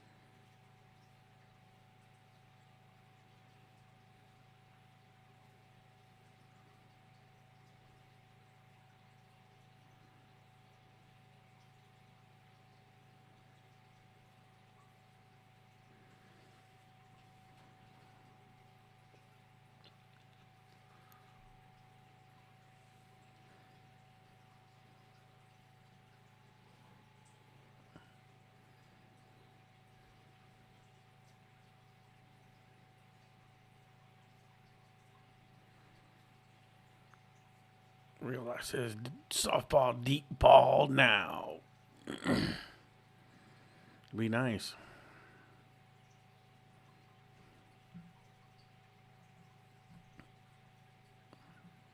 He has that basketball. Once he comes downhill, you're going to see a rotation over.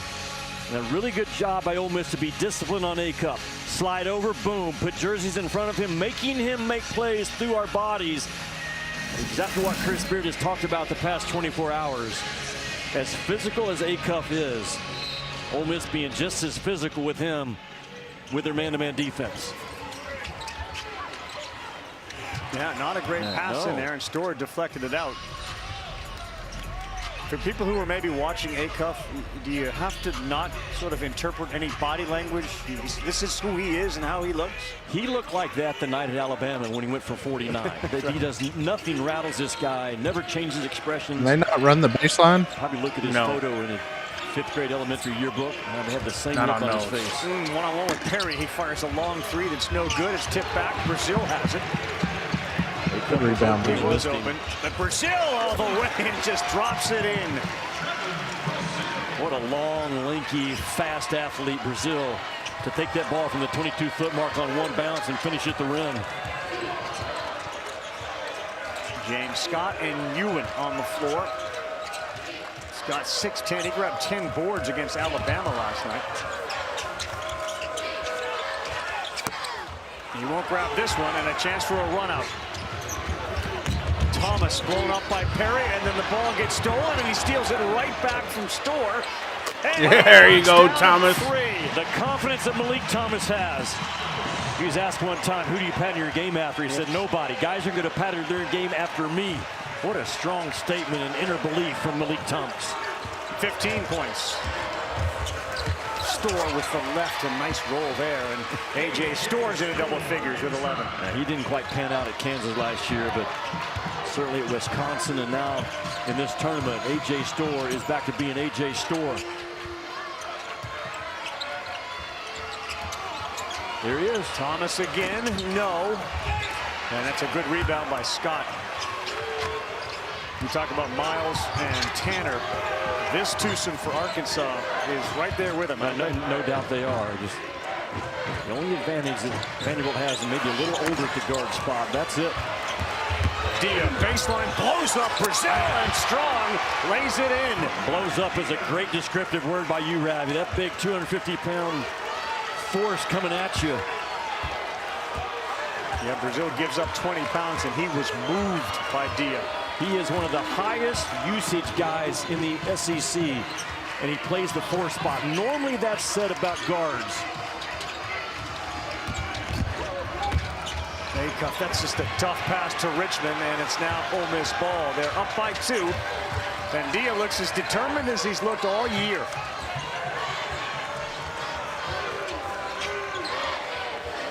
Chris Beard choking this game down. He doesn't want to get into the high 70s or 80s. He's got it on the pace that he wants.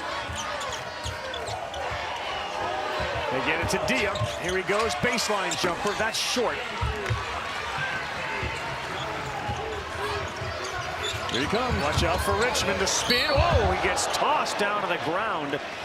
Awkward as he spun. Looked like he was going to his left hand.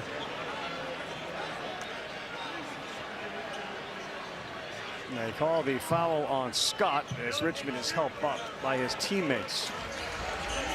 He goes at such a fast pace. If he's off his feet, it's going to look really bad.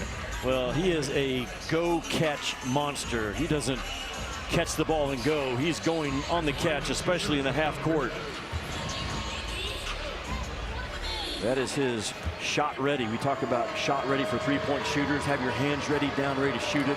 His shot ready is getting behind the ball and coming downhill on the touch.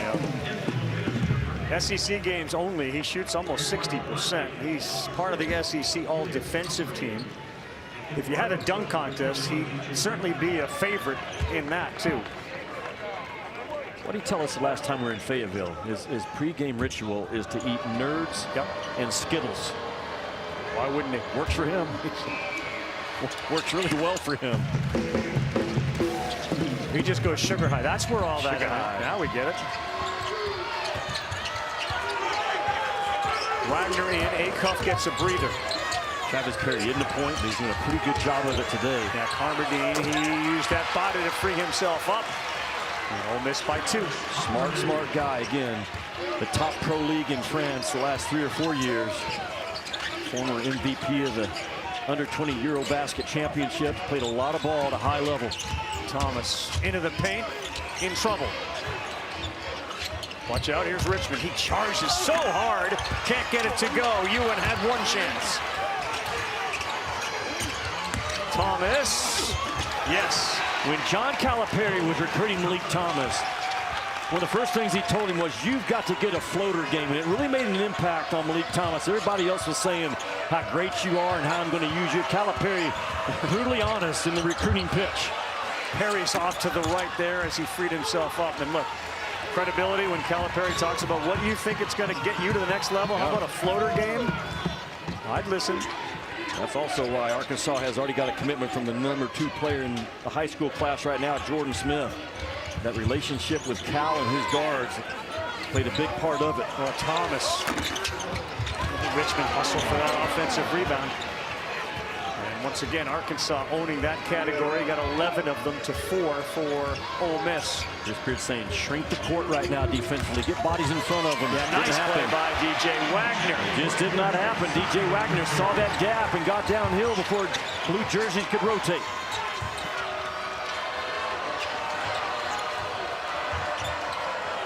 Ole Miss needs this game to continue this miracle run of theirs. Cross-court pass to Carmerdine. Got the roll. They're looking to win their 4th game here at the SEC tournament and get into the finals. And they are tied up with 10:40 to go. His English is not great, but his game is, especially since he's been in Nashville. Talking about Carmerdine, all of 6'5". He has seen it all at the level he's played at.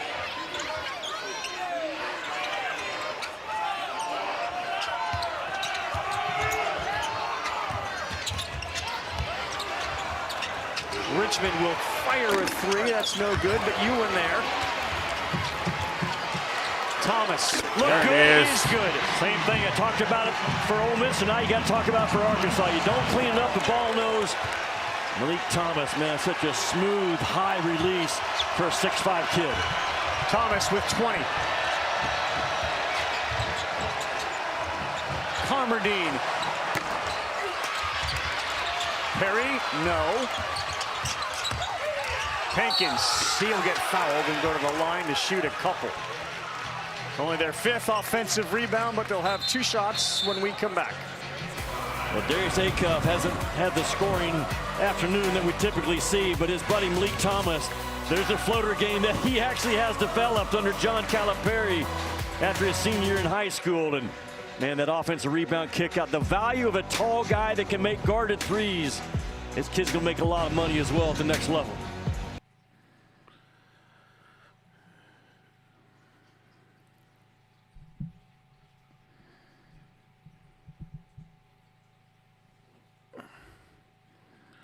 Leak picking up the slack.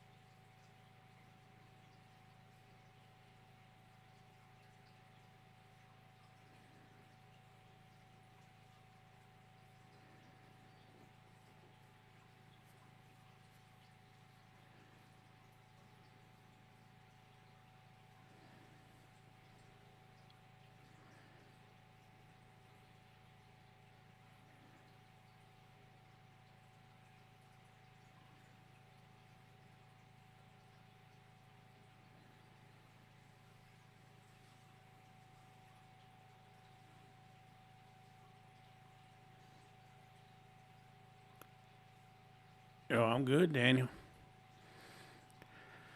I think we're right where we want to be. We're just playing with our food now. We just got to chew it up and swallow it. Put this game away.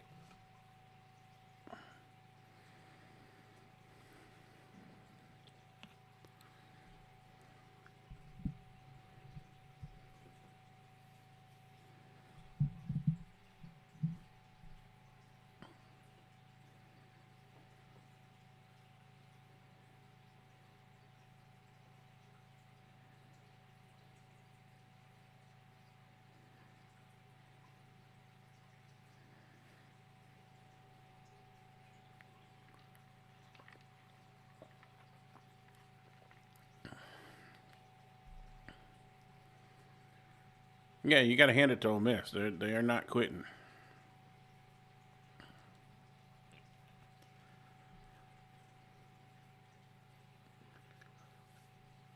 We just need to time our run for the last 4 minutes of the game.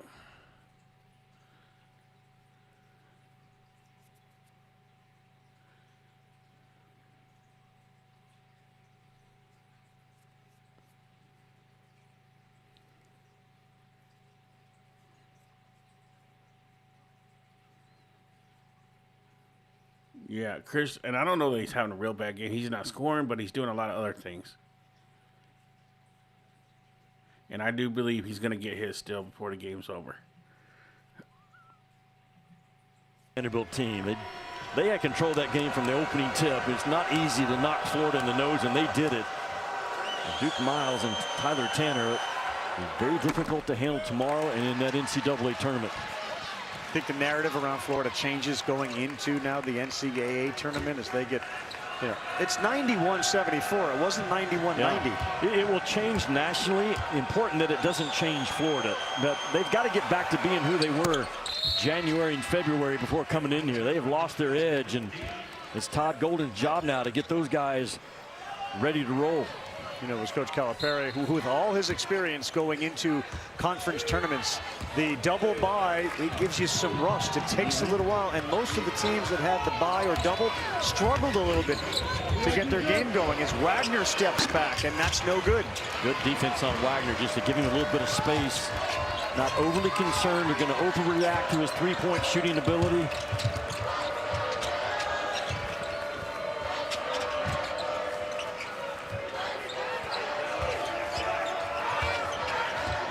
AJ. He got Richmond up in the air, and he ran right into Ewan, who blocked the shot. Right, you got to remember, AJ Storr at St. John's was an all Big East freshman team guy. And you can't let him get going, because if you do, man, he can explode on you. He's got 16, and AJ Storr has 11. You know, Jimmy, in this world of transfer, etc., you know, Storr thought that perhaps Kansas was going to be the spot. Obviously, he thought Wisconsin was going to be the spot. Sometimes there are reasons where those places don't work for you, and then you all of a sudden land where either you feel appreciated or your game fits the mold of what Beard wants you to do. But this is the AJ Storr that all the other coaches thought they were going to get. Yeah, no doubt. He's averaged 15 points in conference play. I think it's worth bringing up again. You and I saw Ole Miss at NC State prior to Christmas. They were so bad, Chris Beard basically benched his entire starting five for the second half. And you'd have told me at that point, you as well, that they're going to be in the SEC semis. I would have said no way. But, man, Chris Beard is just hung in there. He knows how to coach his team in March, feeds him with confidence, feeds him steak and lobster afterwards at the Hall's local steakhouse. Again, he figured out what is the motivator for my guys. That's it. A cuff jump shot went off the rim and then over the backboard as we're under 9 minutes to go in a 58-all game, with the winner going to the SEC final tomorrow against Vanderbilt.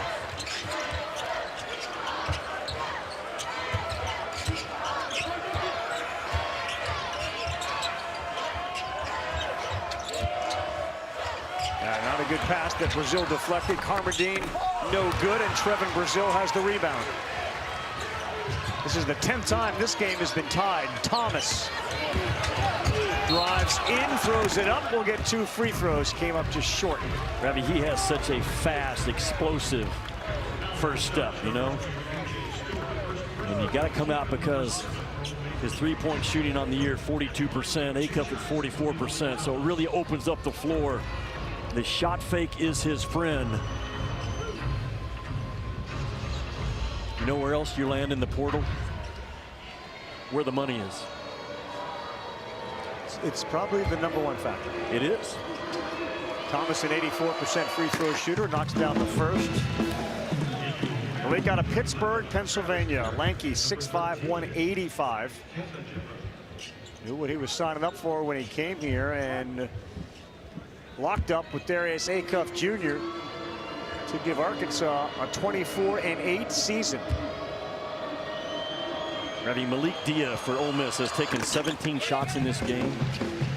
His 62 field goal attempts are tied for the second most in a single SEC tournament with Will Wade. Wade Taylor. Will Wade probably got some shots off too when he was here. But that's how reliant Chris Beard is right now on zero in blue. You can get those shots because you've played 3 games already, and now you're in your 4th. Store. No good, Acuff. He looks up, he sees Thomas, who sees Richmond. Instead, Ewan. Yeah, there you go, Ewan. Great job by Ewan to fill that middle third because Billy Richmond had the right side secured. Great vision by Malik Thomas. Yeah, Malik, I believe the same thing. Put it right in stride. I didn't like that look. Lead is 4 for Arkansas. Remember, avoid the knockout punch.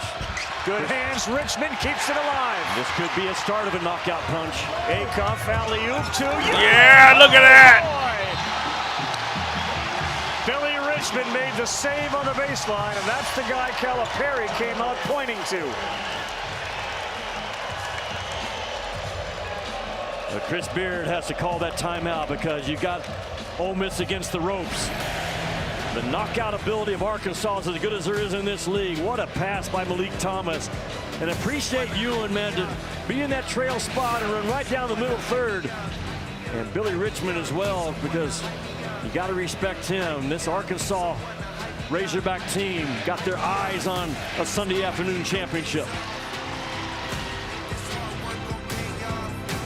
Oh, shit. I was too busy looking at them highlights and wasn't ready.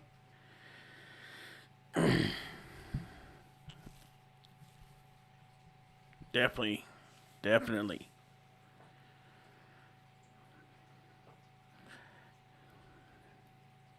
We get a few things going like that in a row, we can make a run and bust this wide open.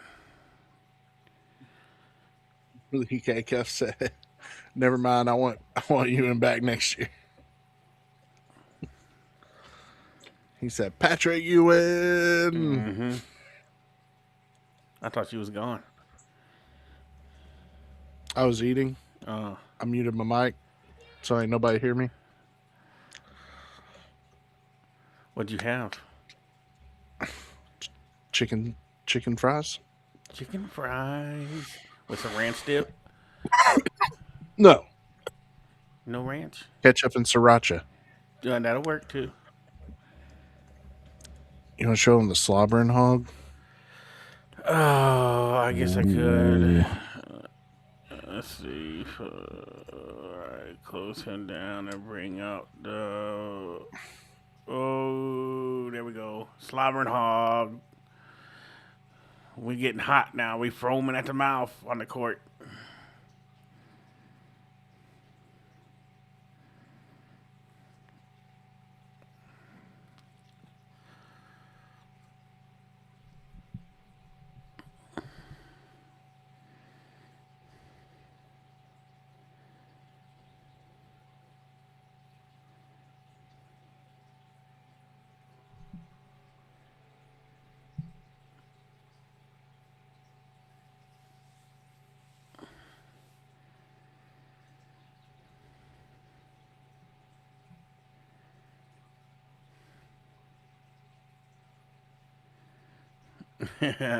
Two cases. Boo. Gotta have ranch with chicken fingers.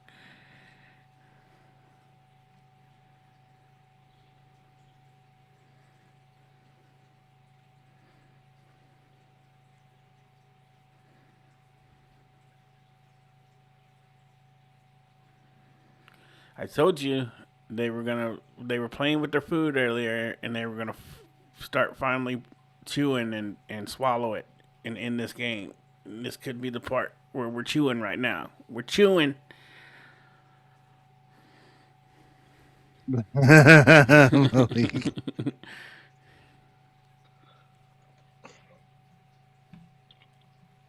First defender down the right side, and man, look at Ewan right there. That opens up that middle third. And the plays that Billy Richmond makes, sometimes they go unnoticed.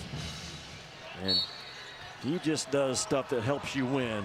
Because he got out in front of it. It opened up that middle third cut for Malik Ewan. So it's 64-58. Feels like an important part of the game for Ole Miss. Down by 6, needing to win another one here, and a bad pass picked off by Brazil. Yeah, he will come out. If you're at a point in this spot right now for Ole Miss, to not have those careless turnovers. Anything soft in this game will get punished, and that was a soft pass. And Scott just threw an elbow to, I should say a shoulder really, to Acuff on a cut. And as a result, they blow the whistle on Scott, which will send Acuff to the free throw line.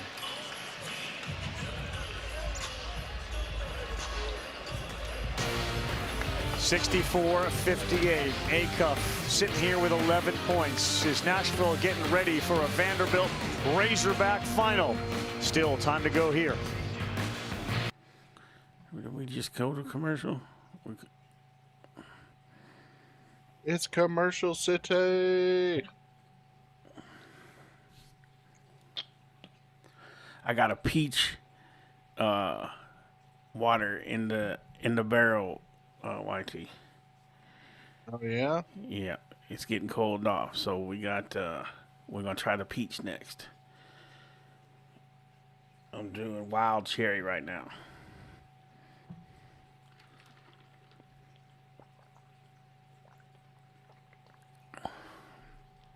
I've had 3 sodas in 3 days. And that is only because I woken up with a splitting headache. Caffeine withdrawals, I bet.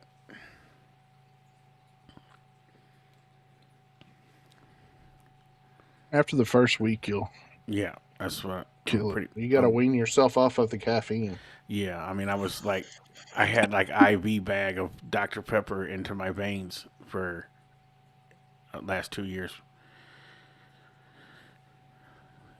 Big L's got the game plan. Free throws, rebound, defense, run, we win. No, it's water. Chris, I haven't drank in 27 years, brother. Ever since I got out of the military, I gave up drinking. Well, I would say right after I got out, but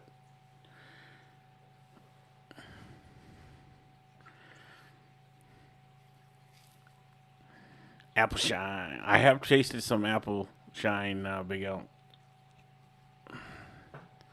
They call it apple pie, I think is what they called it.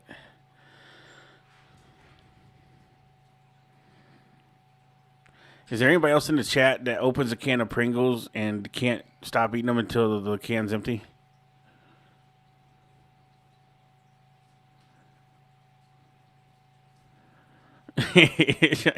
yeah, we won't get no strikes.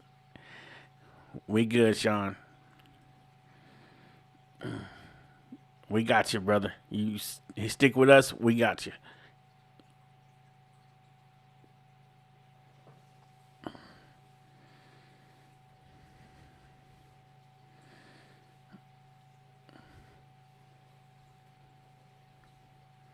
Yeah, hell, but the older I got, the worse when I was in the early days, I could do it and go to PT in the morning, run, and do everything I needed to do and not have a problem. But the older I got, let's build a retirement benefits plan that works for your team. Ewan. Can't spell win without Ewan, and right now we'll probably just switch right over after this game is over, Daniel, to the baseball. And I won't break it up. Richmond either. Ravi, he's only 1 out of 7 from the floor. I appreciate it, Malik. Richmond. Yeah, I did give it up. In the plus minus, which is the second best. Cold turkey too. One day he said no more, and that was it. Big L says can't eat one Pringle. I can't. Time out on any ISOs with Malik Dia, you got to bring can help empty a from can guards. in a hurry. We can't let him get in one-on-one situation. Also, making sure that everybody is aware of where their shooters are so they can rotate appropriately. 5 of 5 from the free throw line for Acuff. Thank you very much, Alyssa. As Arkansas applies a little full court pressure here, which Carmerdine dribbles out of. An 8-0 run for the Razorbacks. So why did Cal tell his guys that? Well, Dia's got 16 points. He's the one guy that they can't handle one-on-one. Bring the extra bodies, load to the ball, and close this game out if you're Arkansas. Looked like the shot that Beard wanted there. He clapped even though it didn't go in. A chance to go up by double figures for the Razorbacks.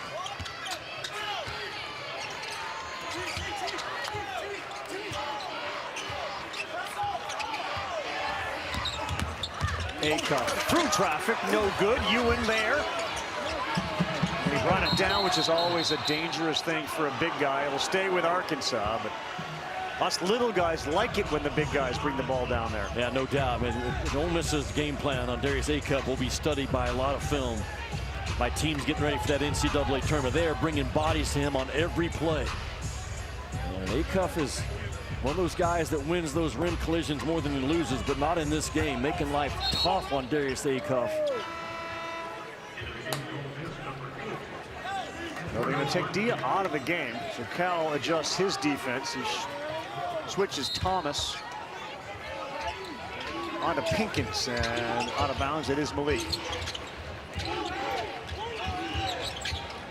Boy, he is shifty and knocks down Malik. another 2. Malik Thomas, 24 in the game. For a kid that tall, he's really good with the ball. Shifty's a good word.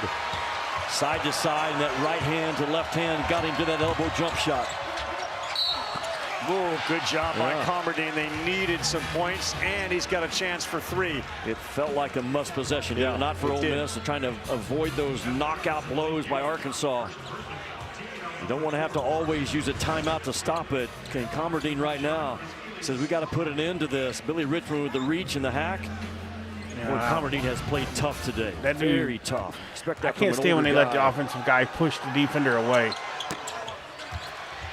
A lot of international experience. They got a Cassia from Brazil, Kafkes from Brazil, a couple of guys from France, including Carmerdine.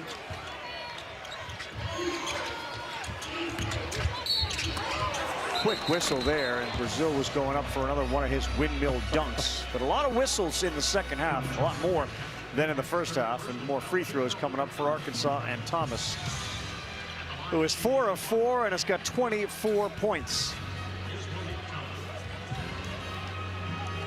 If you were giving out #1 seeds right now, who are you giving them to? Yeah, Florida. I think they're going to hold on to that 4th #1 seed. Michigan, Duke, Arizona. Michigan, and Arizona, and Florida. I think the numbers, although Florida not good in this tournament, I think they're going to hold on. We got you and everyone else covered on Selection Sunday. It starts at 6 Eastern on SportsCenter.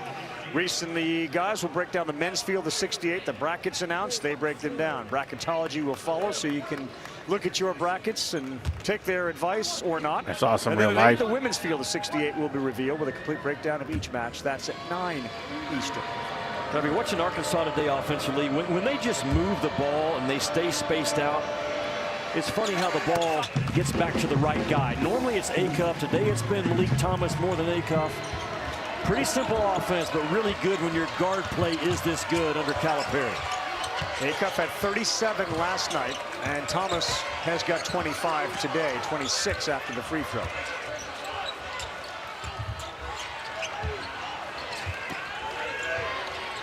Ten on the shot clock. And a swing to Pinkins, and there's another whistle. They're going to call Richmond and count the basket. That will not make Calipari happy again. He had one go against him. Not against him, but at the end of the first half, it was the right call, a tough call. Again, this year, after the gather of the ball, after you stop dribbling the ball and you gather it, you're getting one more step, and sometimes two if it's close. And you're going to see the baseline drive. He gathers it. Yeah, I think the foul, the contact by Richmond was there, and he took another bounce. I don't agree with that one. I'm with Cal. I'm sure there's a lot of Razorback fans who are saying, well, where was the foul? Yeah, thank you. I think Richmond got him as he was bouncing that ball either way. It's a 7-point game. Again, they're trying to keep this game We close. told Chris Beard you're going to be within 7 at the 5-minute mark. He might have taken it. 4th game in 4 days. The number 15 seed right now fighting for their life. Acuff pulls up. That's off too, and he's been off. But an offensive rip by who else? Billy Richmond. Acuff another. That's no good. And this time it's Ole Miss that comes down with it. Billy Richmond is a stud. Made 1 shot in the game. He might be the MVP. Perry, big three from the corner to pull them within 4. It's hard to put Ole Miss away right now. Arkansas better lock in. On an 8-2 run, can they get the ball into the hands of Malik Thomas? And Acuff just not working hard to get the ball back at all. No, but it's Thomas who has it behind his back, nearly lost it out of bounds. Short clock. Well, he'll fire. He won't find anything push and push off underneath. Thank you. That's all because of Malik Ewan getting to that offensive glass again. Over half of his rebounds, talking about 12 and wider, on the offensive glass. And on the other end, Travis Perry, we talked about the all-time leading scorer in the state of Kentucky. Shoots that ball as pure as anybody. I love the story with Travis Perry. His high school rally only had 65 kids per grade. The 1A classification, made their way all the way to the state championship game at a little tiny Lyon County High School. They built a barn for him to shoot. They did, He put 1,000 shots a day. Eddyville, Kentucky. I mean, literally, his high school team was the real version of Hoosier. Yeah, the whole thing sounds like a movie. Yeah. Here's a kid in the barn bouncing that basketball again. He's shooting 1,000 shots a day. Yep, it's a barn, and he's in it. Yeah. 6-point game. A foul on Carmody, who's got 4 now.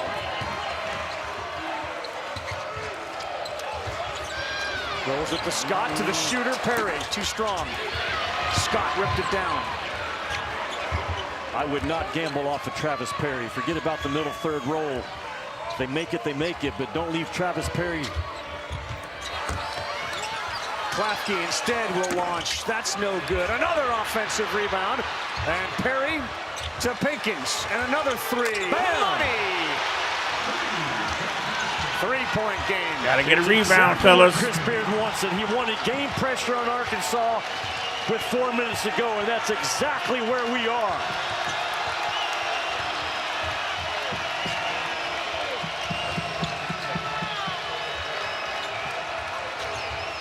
In the hands of Acuff, player of the year in the SEC. And they count the basket. I said in the first half how good Darius Acuff is on the left side of the floor. And John Calipari gets in there to Telling you close that young out man's games. got He's ice done it water all flowing year through him. long. 3 on the other end. A big, big basket by Ole Miss. Travis Perry with his shot fake. And then one more to Pinkins. But then Darius Acuff. I said it early. Cal knows how to coach star guards. He gets Acuff on the left side. The call goes Arkansas way. Count it, bam. And we got a good one again in the semis. Coming down to it, fellas, ladies and gentlemen. Let's go. I mean, it wouldn't be a Hogs game if it didn't make you sweat and heartbeat, and toes and fingers crossed.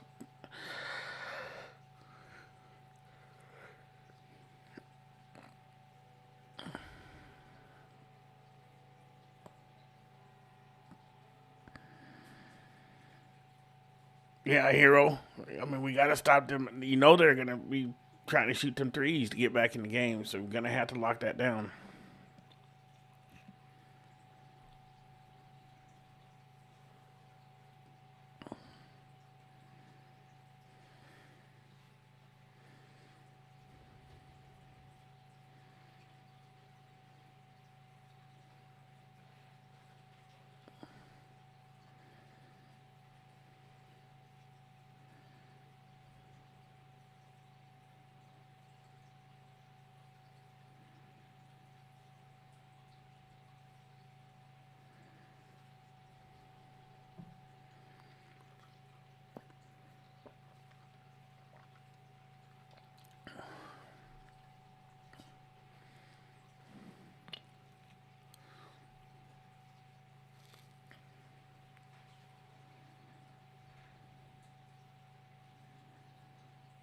Yeah, Steve.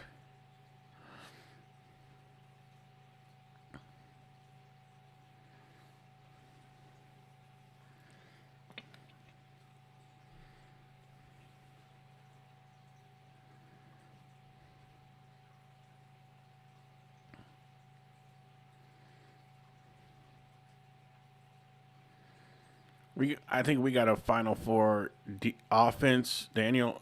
Just maybe an Elite 8 defense. I don't think we play a good enough defense really to make it. If I'm just being honest, our defense isn't good enough to make it this year. We show signs of playing defense when we really want to play hard and play defense. We can do it, but we just don't seem to want to do it for a whole game.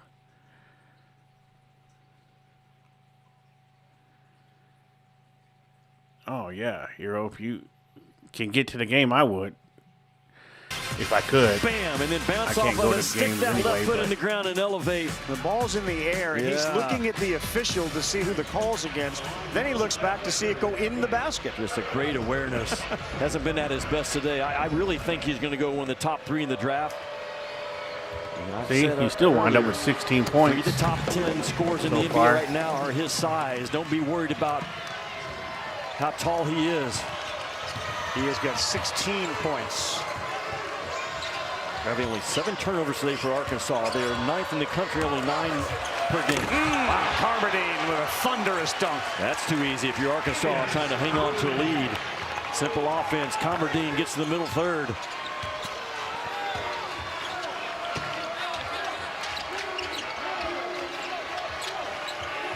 Two options right now, 5 and 1 in white. A-Cup pulls up. Yeah. Yes, sir. He told the ball screen, get away from me. Just back up. I don't need it. And if you don't suck up the airspace on Acuff, he is going to knock it down. 7-point lead. Scott into the paint against Ewan. Oh, come on. Good, but they get the whistle and a foul on Ewan, who bent that on. You ain't been calling that shit all game. Is Acuff in complete control and command of this Arkansas offense right there, telling you, and I don't need you. Back it up, back it up, back it up. Oh, man, what a mistake made defensively. Patton Pinkins. Yeah, you just back up. You know that's exactly what he wants to do. I talked about when the ball's in his left hand, he's going to rise and fire. Hey, welcome to the Star Squad 2 wing touring. James Scott and his team. Oh, my God, that's crazy. Acuff is a I just starter. read that comment. He's a middle relief guy, and he's a closer. Yeah, a bad game for Acuff in the SEC semifinals. He got 19, 5 rebounds, 6 assists.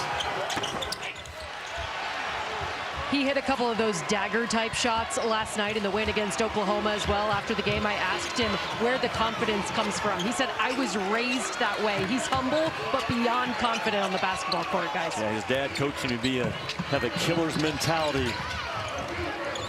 He's got it. Yeah, that's a hell of a quality to have as a basketball player who has the ball in your hands late in the game. He's got 5 on the clock, and he lost that one to Carmody. No, Pinkins it is. He pulls up. Richmond stepped on the line. It'll be Ole Miss basketball. And I'm really good with that 3-point shot that Ole Miss took. Still playing loose, confident, and aggressive.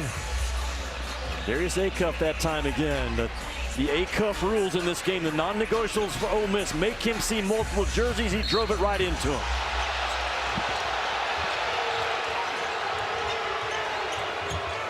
Carmody gets it back and fires one too strong in the hands of Malik Thomas with $1:40 to go. Cal's going to go circle. He's going to put Acuff under the rim right now. Let him start running circle action. Bad pass by Richmond there, boy.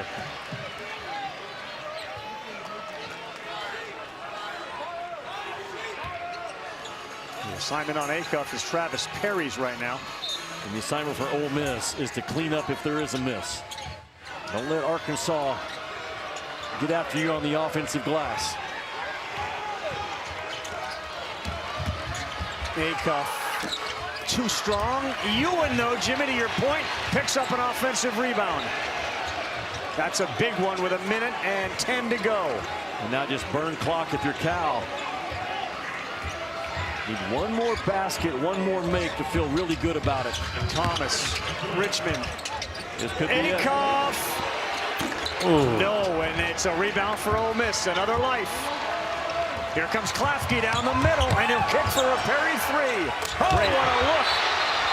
Not good. Great decision by Klafke. Knowing that we need a three-point shot to keep us alive. Man, what a finish we got coming up in the second semifinals in Nashville.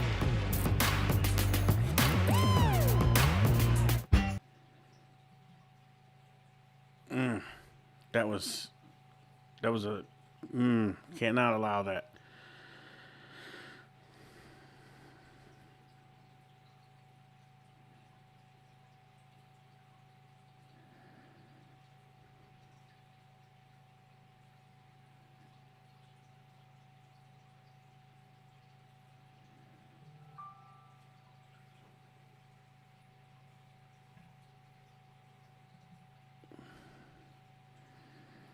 Could not allow that.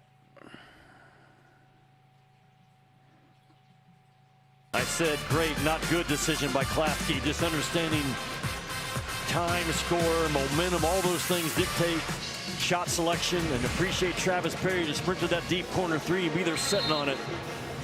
A one-possession game with under 1 minute to go. How about Travis Perry, who's drawn the assignment of trying to stop Acuff, who had 2 chances down the other end, including a 3. And he's the guy defending him, and he gets to the corner to make the 3. Well, the last couple of misses from Acuff will not affect Darius Acuff. He comes out huddle thinking, just get me the ball, let me close this thing out. Just one tough kid. Detroit tough, and he has been awfully good, almost perfect in late game closeout for Arkansas. Ole Miss doesn't have to foul. You have 17 seconds to work with if they get a stop right now. They need a stop, 78-75. And Thomas will inbounds the ball.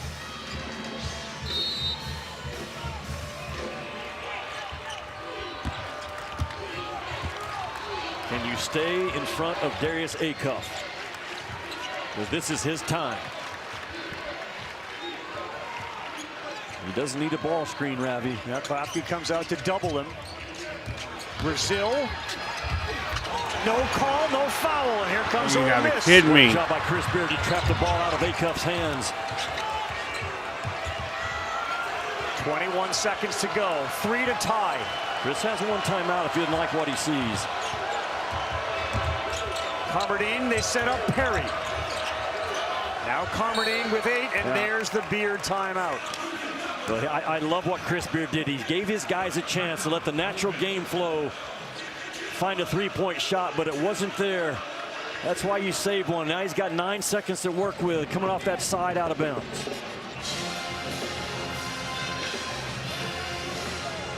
So they have the three-point shooters. Perry has been hot lately. We saw what Carmerdine did last night.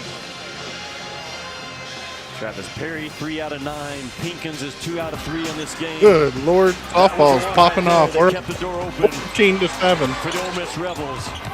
Travis Perry, he's seeing a good rim right now. The problem is Travis Perry, maybe 6'1", so you got to get him open. Not easy to do in 9 seconds. Top of the 7th right now, with 2 outs. outs. Anybody can just get freed up and get a good look. A.J. Storr, 35% on the year. Dia not great at 25%, but it's too early for Arkansas to foul initially. If somehow it gets under 5, you might gamble with it. I was going to ask. So under 5 is when you say, hey, if they're not in that three-point shooting area, you get a foul? Yeah, but it's such a gamble these days, Randy, because of the continuous motion. I'm sure Chris Beard reminded his guys, if Arkansas reaches in, just shoot the ball and get ourselves to the free throw line with 3 of them. For Ole Miss, this is a must-win game. They've done that 3 times already. The win today gets them into the final, and if they can somehow get a win there, they will get into the NCAA tournament with a 4-14 mark in conference and a 4-game under 500 mark overall. Another option is Klafke. It's Carmody who has it with Richmond on him, and there's that foul from Billy Richmond. It comes with 7.2 to go. And a smart foul, because it's okay to foul on the bounce, and Richmond timed it. The ball was going down on the bounce. He reaches in, not letting a three-point shot get off. They take Wagner out of the game, bring Ewan back in. Malik has had a phenomenal game. He's got 13 rebounds, which is a career high for him. Carmody goes to the line, Jimmy. He's 0 for 1 today. Well, they have time to make both of them right now if you're Ole Miss. And then set your pressure defense. Try to create a turnover. If not, you're going to come with a quick foul. He's doing all you can to extend the length of the game right now. It's Chris Beard. Got to make the free throw to pull him within one, and he calmly does. I expect a very quick foul, but Calipari says timeout. He wants to get the ball in the hands of the right guy if he can. Ole Miss, unbelievable SEC tournament. They beat Texas. They took care of Mike White's Georgia Bulldogs. They took care of Nate Oates, #2 seed Alabama Crimson Tide. And here they are on the verge. Yeah, come down to the free throws. Within one with 7 seconds to go of knocking off Arkansas if they can get the points to get ahead, down by 1. Well, if you're Arkansas, the good news is you got 2 timeouts. If you get hung up, just call one and let's regroup. I personally love the football. I agree, play. Joe. I think I'd rather have Thomas at the line. This year at the college level, Cal's been in these spots before. You've got guards like Acuff that just know how to get themselves open, but it's going to be a must right now. You can run the baseline, a lot of things to talk through, but more importantly, when you break the huddle, you tell your guys, we've got one if you're in trouble. If it gets to 4, call it and we'll regroup. Well, it's the gridiron, and it has the Music City Miracle. Come on, guys, let's get to the SEC championship. And get to a final. Well, we still got 2 timeouts, Big L. You have to be careful. Ole Miss is out of timeouts. I see what you're saying. A lot of times going full speed against pressure, you can take an extra step. Billy Richmond, who's done everything for them today, will inbounds. They get it to Thomas. And they got about 2 seconds off the clock. And Malik Thomas will go to the free throw line, having made all 6 of his attempts today, leading the way with 26 points. Arkansas's best free throw shooter, so a good job by Calipari for Malik Thomas to be option #1. It wasn't Acuff, it was Thomas at 84%.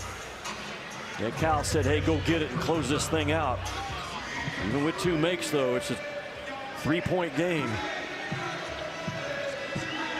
That foul was on Carmody, so that's his 5th, which is allowing the teams to get together here. Let's play the assume game. If he makes them both, you're down 3. They inbounds. Do you foul again?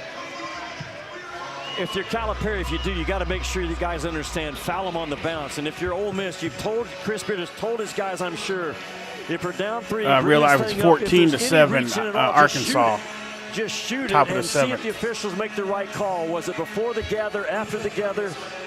And man, these are big right now for Malik Thomas for a true freshman, his first time in the SEC tournament. 84% on the year. Perfect today, and short on the first one. Wow. Now the fouling that's certainly off the table.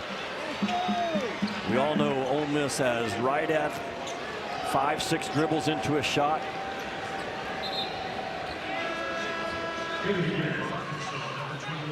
Ewan goes out.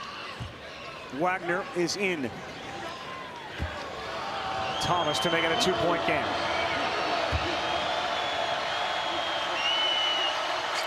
That looked better. 1 bounce per second is what you have here. A.J. Storr drives on Richmond up and in with 1 second to go. A tie game in Brazil, no one stood in front of A.J. Storr. How you gonna let him go right down the damn court? On the clock to get us to overtime. A phenomenal understanding by A.J. Storr. You look up at the clock and mentally you know I've got 5 dribbles, maybe 6. Didn't try to pull up from 3. Understanding this is my game now. Arkansas came up to try to pick me up and I got downhill. And life still alive for the Ole Miss Rebels. Could be the Ole Miss Cinder Rebels. Get in front of him, Billy. I think he got to 5 bounces, just as good as you can do it, man. What a finish in the second game of the semis here in Nashville. Jimmy, an 8-1 run in the last 2:18. 1, 2, 3, 4, 5. That is to perfection. 1 bounce per second, and A.J. Storr understood it to perfection. It was 78-71 at one point. Malik Thomas, who had made all 6 of his free throws, made just 1 of 2. And that allowed them to get 2 instead of 3 to tie. And Ole Miss, who has been the best story of this SEC tournament, winning 3 games, now with a chance to make it 4 in 4 days. Fatigue, Ravi, it's so overrated. Talking to Chris Beard earlier, he refused all week long to allow his guys to even go there. It's a no-excuse program, and here they are, 5 minutes away from keeping the dream alive. The great Nolan Richardson, of course, who authored the 40 minutes of hell for the Razorbacks, used to say, fatigue makes cowards. Yeah, it does. And the Cinder Rebels, the slipper might still be fitting. What a job by A.J. Storr. And we got 5 more.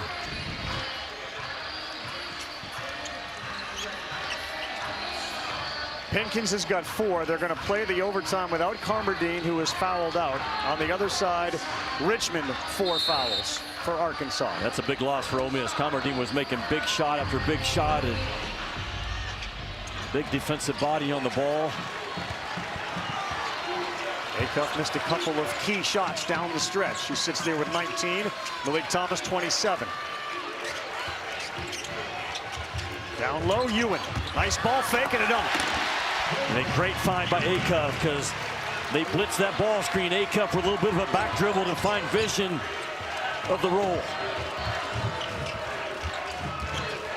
A.J. Storr lost it out of bounds, and it's Arkansas basketball. Darius Acuff today, Ravi, off the bounce, been so good with the ball. 7 assists. They're going to blitz this ball screen. 2 blue jerseys come at him. A little bit of a back dribble and a lean back to find Ewan. Nice roll, nice finish.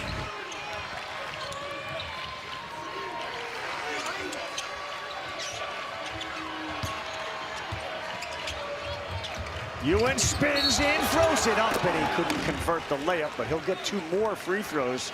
As Malik Ewan's having an all-around terrific game. 12 points, 13 rebounds. Remember, Malik Ewan, his minutes really increased over the course of this season, and the Carter Knox surgery has forced him into a much more significant role. Yeah, Ewan with 25 huge minutes today.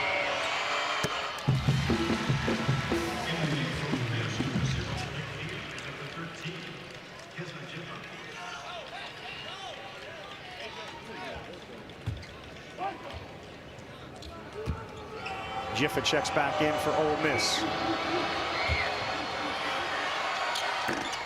Ewan is right there to kind of collect his own rubbish if it came off, but it drops through. 4-point lead for Arkansas. Well, A.J. Storr and Malik Dia are option 1 and 1B for Chris Beard right now.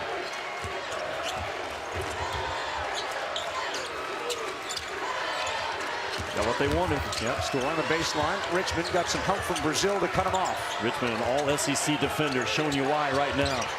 Stays in front. Storr. Fade away. What a shot. That was just absolutely good on good. The best that Ole Miss has in a one-on-one situation, the best defender that Cal has one-on-one.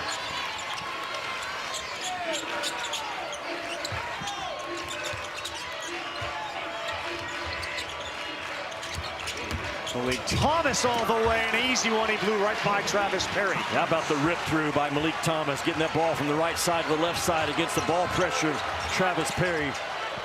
Well done. 29 big points for Thomas in this game. Overtime, 85-81. Up 1. Perry needs some help. Pinkins gives it to him, throws it up, no good. Tipped around, Thomas comes away with it. Brazil sees a lane, off and in. Now within 4 seconds of securing that rebound, Trevin Brazil out in front. Beard not calling a timeout. 87-81.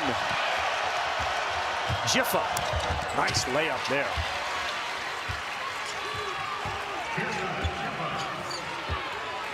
Chris Beard telling his defense to shrink the court right now. If Arkansas takes the bait and makes a three, so be it. But we got to cut off these drives that Arkansas is throwing at us. Acuff drives, throws it up. No, bad pass. Kept alive, though, and it's Thomas who then had it knocked away by Perry. His hands have been great today, Travis Perry, defensively.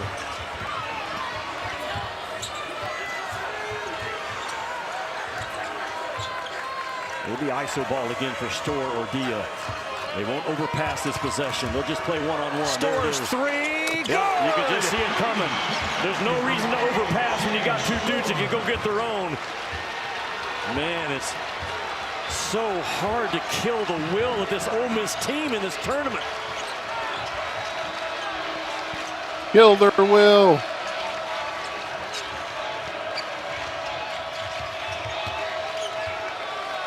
Ten on the shot clock for Acuff. Drives to his right. Softly puts it up off the window. Darius Acuff, 21. He is so good at making shots just outside the lane. It's a next level skill that he has. 3-point lead. Storr just made a three. He's got a chance for another. Too strong. Rebound. Tied up. Jump ball. Possession arrow. Ole Miss. Boy, you're gambling if you're Arkansas, right, to give a wide open three like that. Billy Richmond checks out. Wagner comes in. This is Storr earlier. This is just good on good. Great defense, just a little bit better offense. The lean back, almost impossible to get to. And Billy Richmond gets cracked by that ball screen up top, allows Storr to come off clean. And timeout in Nashville. Reese, Arkansas trying to pull this off with just 7 players. Well, we've seen that movie before from Arkansas this year. We've got Houston and Arizona coming up for the Big 12 title. Houston can't turn the ball over like they did in that last matchup. The game's going to be won in the paint, and Arizona is going to own the paint in this game.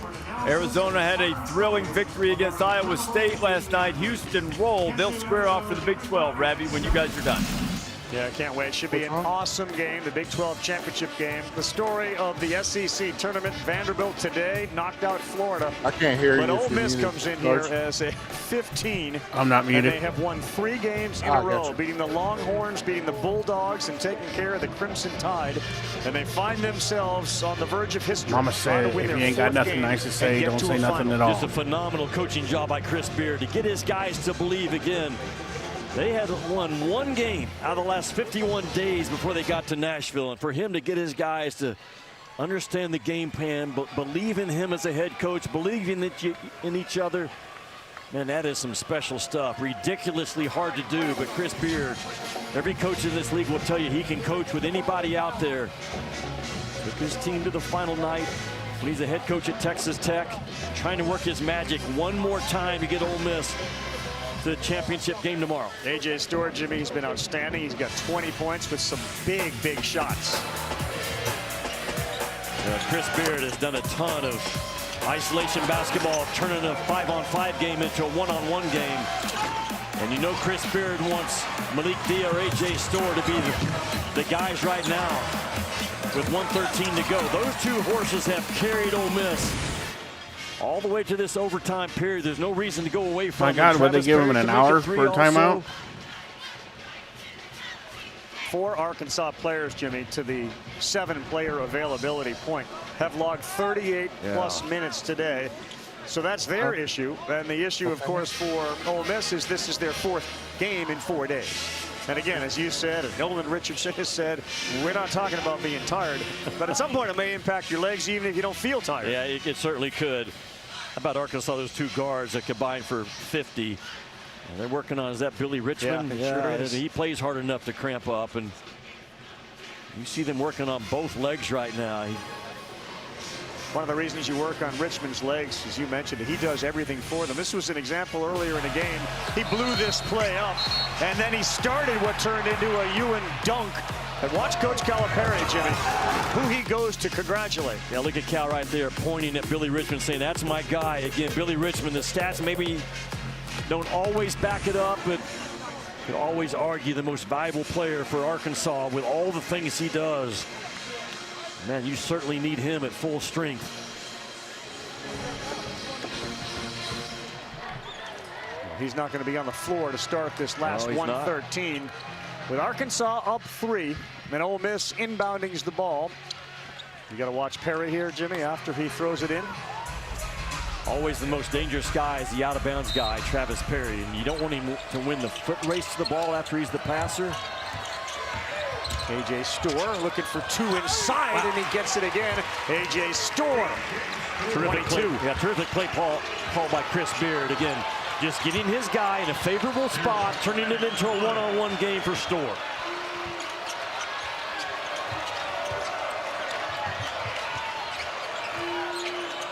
See if they go to that double team on Acuff like they did at the end of regulation. They won't. Acuff up and in. He went right through the Acuff rules that Ole Miss has thrown at him. What is that? Going right through multiple jerseys. He is so good going down that left side, especially late in games. 23 in the game for Acuff. Storr with Brazil. Good shot blocker on him. And he stepped out of bounds. Yes. Jiffa dragged that last foot out of bounds. Yeah, he got in that crowded corner over there. Credit Arkansas's defense to have something to do with it. Watch Jiffa right here. In that crowded corner right there, the court shrinks on you. You can't put that foot back and propel yourself forward as a shooter or a guy off the bounce. Just a mistake and a timely one. Just the 11th turnover for Ole Miss in this game.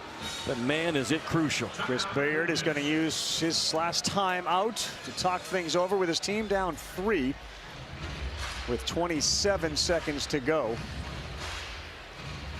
And Jiffa received it inbounds, Jimmy, but then when he put that foot back. Yeah, right there. Can't see the line, can you, Ravi? No, that's what happens. And you got to have foot discipline in that crowded corner. You cannot step back into a jump shot or step back into a power drive. The previous play, Darius Acuff. I understand you're going to put blue jerseys right in my path. I'm going to go right through Scott or whoever you put in front of me.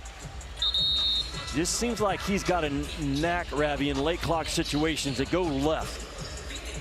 And down that left pipe. Again, I said it early, John Calipari knows how to coach star guards. He lets them be stars, and none bigger with under a minute to go than Darius Acuff. Acuff has scored 10 points in the last 3 minutes and 13 seconds plus overtime. That's my point. He's got 23 in the game. Thomas sits there with 29. Arkansas to inbounds, leading by 3 in overtime. The winner to the SEC tournament final against Vanderbilt. Chris Beard is face guarding. He's got a center fielder, so there's not a run out for an easy one for Arkansas. Acuff has it. They try to double. Now it's Thomas. And he fires it to Brazil, who makes the catch, and he will get fouled. Well, so you got the ball out of an 84% free throw shooter hands in Malik Thomas. 74% now is Trevin Brazil on the year. 75%. Need these right now, baby.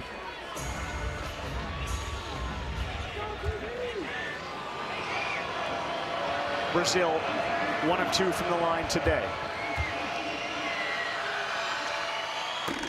And he can't make it. It stays a 1-possession game with 1 more free throw coming for a senior.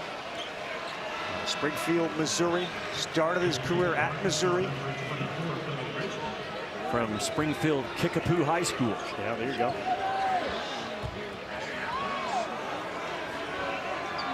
He'd like to Kickapoo this thing right through and make it a 2-possession game. He'd like to Kickapoo Ole Miss back to Oxford. Nope, that's oh short. My He God. can't get it to go. They're going to get another chance.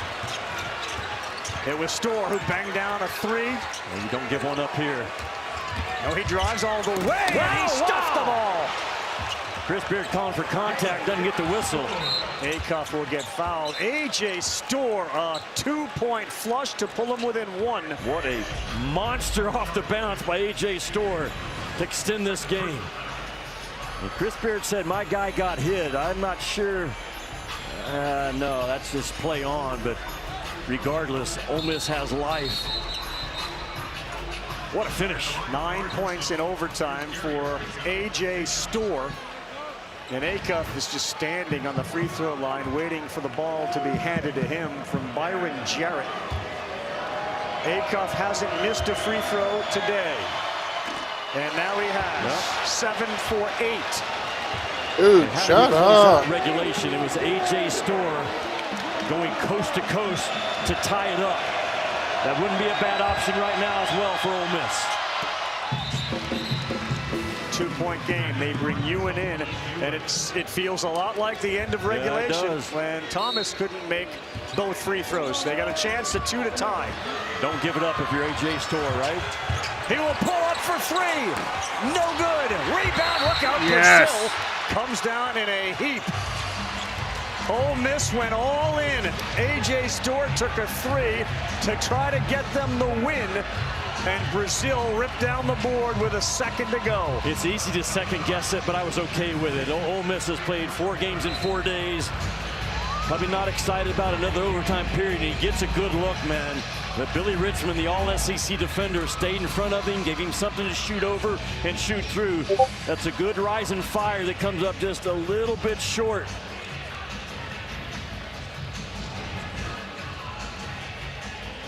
They add 0.6 back on the clock, so it's 1-6. We'll get you to the Big 12 championship game with Arizona and Houston as soon as we are done.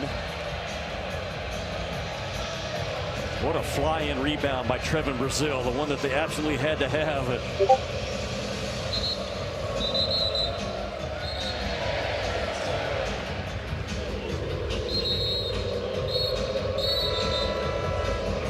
Jimmy, in our last 1.6, we'd like to say thank you to our great producer, Scott Matthews, for his entire season of work. There's nobody better in the business. And for Alyssa Lang, because we're going to be quick to get it to the Big 12, and certainly another great season with you, my partner and my good friend. It's been great. Absolutely, you are. And what a way for us to finish here in Nashville. Florida got knocked out, and Vanderbilt was so good. And man, what a fight by Ole Miss. But you got to appreciate Arkansas as well on the verge of closing it out. Make them both, Jimmy, and ice this game. Yeah. 1 for 4 today. Oh my God. Make a free throw. Got the Ole Miss with no timeouts left, so it's going to have to be on the fly right now. Trevin Brazil to make it a 3-point game in overtime. He does so. Wagner's going to come in. That as is Scott. That might be good news for Ole Miss, actually, because with only 1.6, you got a chance now to take it out of bounds, complete the pass, and try to get off a shot.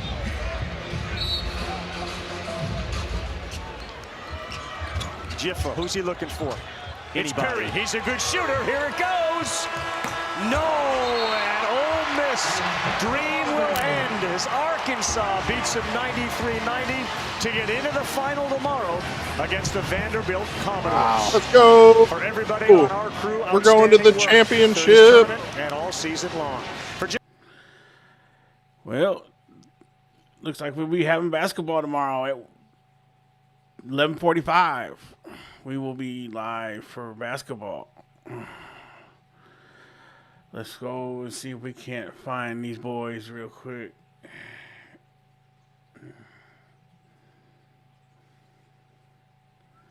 Don't worry, they're already losing. Don't break my heart before I even get there.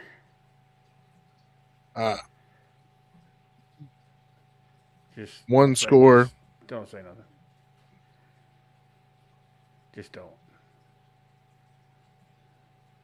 Don't hurt me.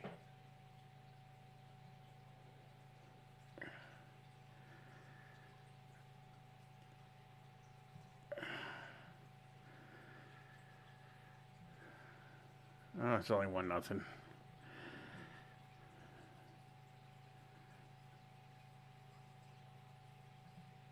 That man again, 451 average, leads Mississippi State in hitting.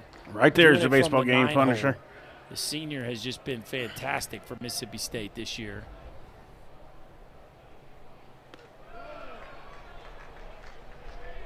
And he's just the type of guy that you don't, if you're in the other dugout, you don't love to see him up in a situation like this. No problem, because you know he's going to move the baseball. Fisher relies on hitters doing too much, and that is not what Chance is going to do. He'll I hear you, real life. Field. Feels like a big at bat here early in this ball game. Mississippi State takes the lead 1-0, 2 outs, 2 on for the leading hitter in this lineup. And can Colin Fisher get him off the field here with just a 1-run game? A rocket back up the box by Bryce Chance, and that is a fastball that caught way too much of the plate. Mississippi State adds another one, and Bryce Chance just continues to do Bryce Chance things. Incredible the production he's given Mississippi State out of the 9-hole.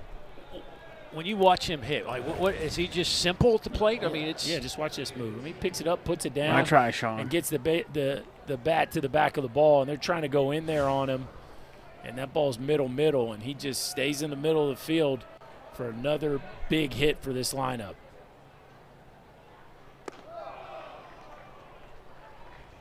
And still 2 on. 2 outs, and now the lineup flips back to Aiden Teal. 30 pitches this inning for Colin Fisher, who again was just struck out Reed Stallman, the cleanup hitter, to start the second, and then walks Woodson. Thought they had a strikeout of Drew Myers. Instead, he gets a base hit back up the middle that scores the first run of the game. Well, not turning that double play is pretty tough pill to swallow if you're DVH, because you think you're running off the field there, and next thing you know, the inning's still alive. Yes, for we part of the order lost the first game, Richard. Really don't want to face.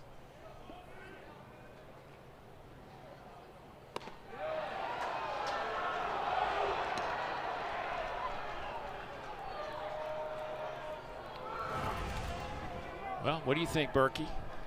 Looks like that pitch is a little off. Bullshit. Ryder Helfrich makes everything look so good that it's hard to. That was a strike. Hard to tell sometimes by the way he receives it. Another base hit. Teal slaps it. They're going to send Beavis home. Here's the throw. It gets past everybody to the backstop. They got to play it third. There's the throw there, not in time. Boy, the Hogs just kind of having a meltdown here in the second. I'll tell you what. This is just the maturity of this Mississippi State offense is on full display right now. Look at him use the backside of the field right there. And again, Colin Fisher, an off-speed kind of guy that relies on you trying to do too much, being over-aggressive. He likes to get guys out in front. It's just such a mature lineup that has so many at-bats under their belt. That's funny. They can wait a guy like Colin Fisher absolutely out agree with that 100%. because they're not trying to do too much. And boy, have they found their way here. But again, come in the mail free. Turn those double plays. Yeah. I mean, I know it's easier said than done, but boy, are they feeling the effects of that right now?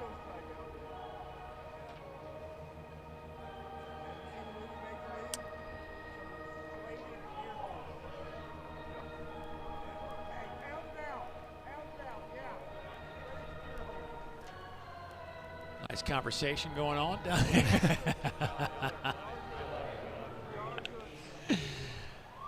Steele Eves up and getting loose for Arkansas down in their bullpen.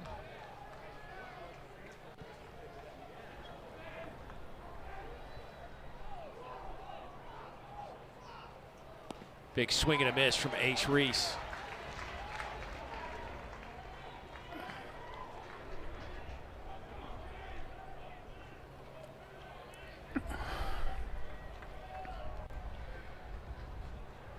Right now, this is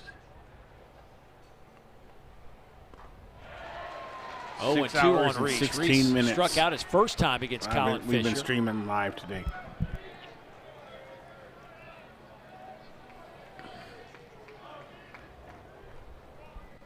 Well, you feel like this is a game-defining moment right here with Ace Reese at the plate and 2 on and 2 outs. Have a chance to get him out here. And they do so, and the inning is over. 3-0, Mississippi State out in front. Arkansas, uphill battle here at home. Uphill battle. All right, we got to switch back now.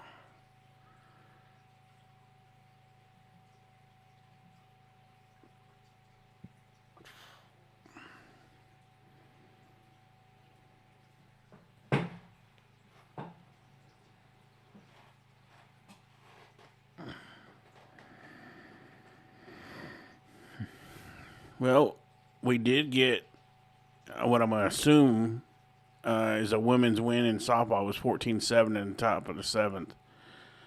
So I'm assuming we won that. We do get to play for the title tomorrow in basketball, which I will have that stream live tomorrow, and only that stream. We'll only be doing one tomorrow.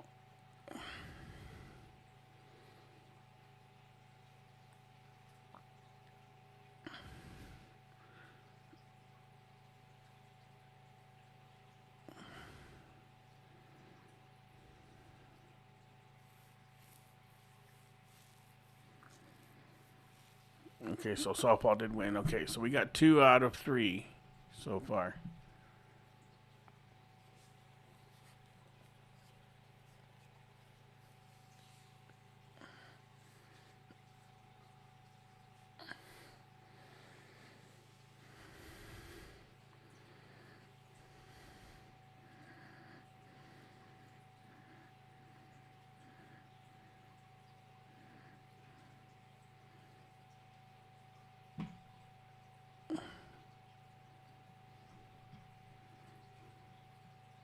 As we move to the bottom of the 2nd, and Kahio Aloy to lead things off. Absolutely, we did, Luke. Kahio 1 for 4 earlier today.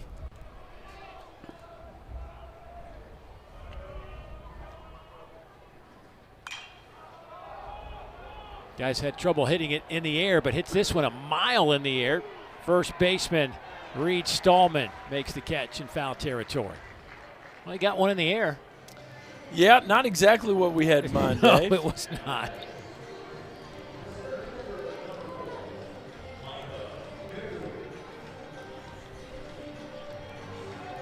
Fine line of hitting. I'm Quit hitting it on the ground. I was just thinking well, about. no, don't hit it that high. Right. A lot of fine lines in hitting. Here is Micah New. I see. I can't. 297. I don't know on if it's the year. angle or what, 3 but home that is runs. not a strike. Micah out in center field again. Micah's got the, I haven't seen this too often, Dave. We got the shin guard on our calf. What's up, Roy? Yeah, we fixing to Is that because he turns his toe go at in Bandy like that? tomorrow now.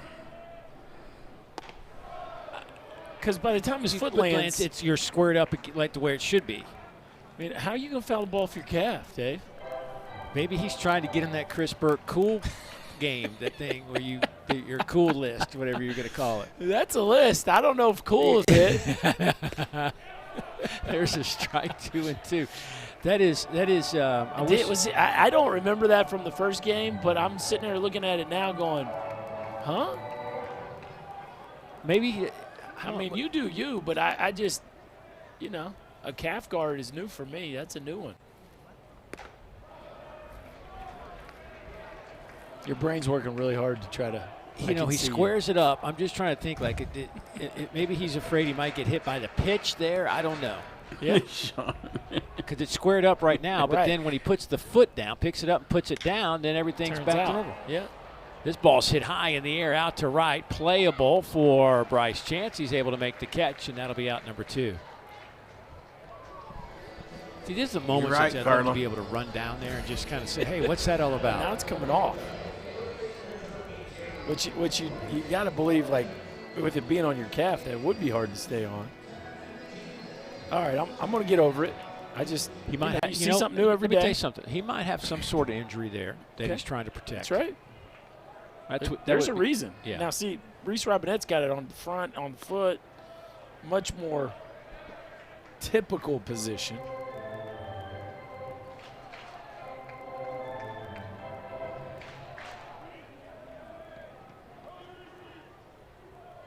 Robinette 292 with a home run. They got to get him going. They got to really get him going. They do. The thing about Robinette is you can count on him each and every day to give you quality at bats. He's gonna make the pitcher work. He's gonna move the baseball. He's gonna use the whole field. But I think they were hoping that the juice like that ball's top spun just a little bit. The ball's hit pretty hard though. They're just hoping for a little more power production. 11 pitch inning. Bulldogs 10-0 this year when leading after 2.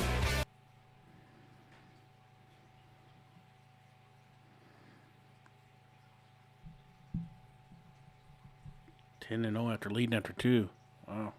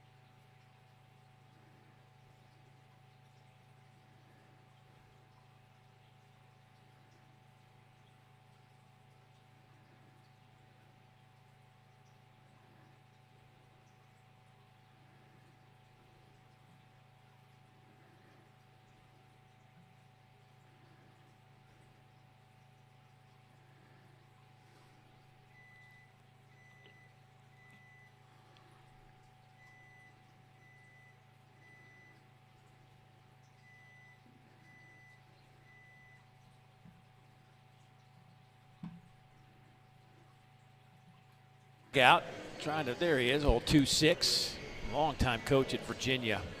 Took them to the heights they had never been, and hoping to take this Mississippi State program back to the College World Series and bring their second national championship back to Starkville. Just thoroughly enjoyed hanging out with Coach O'Connor before the game today, and he's just just a guy you love talking ball with. Oh yeah, he's a true grinder. I mean, you don't come to Mississippi State after all that he's accomplished and not love to compete. I mean, he raised his hand to walk into. Oh, come get it! Pretty. Nice. That was solid. Pompey.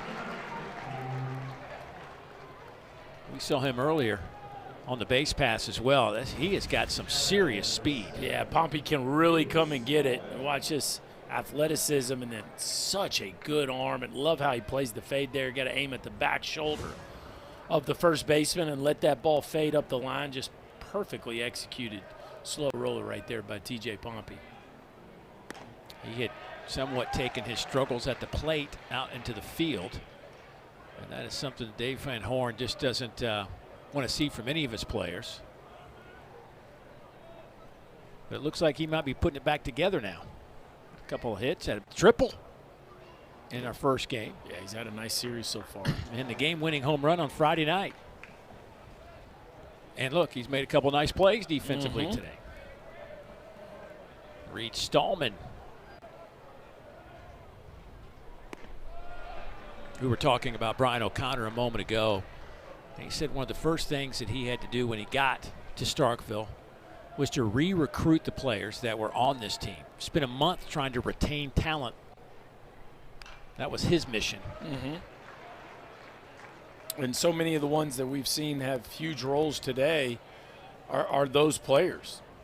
Whether it's Ace Reese or Bryce Chance, or Duke Stone, Ryan McPherson through game 1. That shot out to left. And the catch made there. Ruiz manning left field, but we're talking about that roster and 18 transfers of the 26 newcomers. He brought 5 with him from Virginia. And certainly all dudes at Virginia. But, you know, it's a day and age, Berkey, and I was thinking about this the other day. It's just like sometimes in years past, you go back a decade and even 20, 30, 40 years ago, kids are playing for the name across the jersey. That's not necessarily the case. Like some kids, if there's a coaching change, would stay because they want to be at Mississippi State. These days, it's what can you do for me now, not just on the field, but off it as well. So there's that game going on where it's just, I think it's just, it adds a layer for new coaches who take over programs to try to keep the best players he can keep.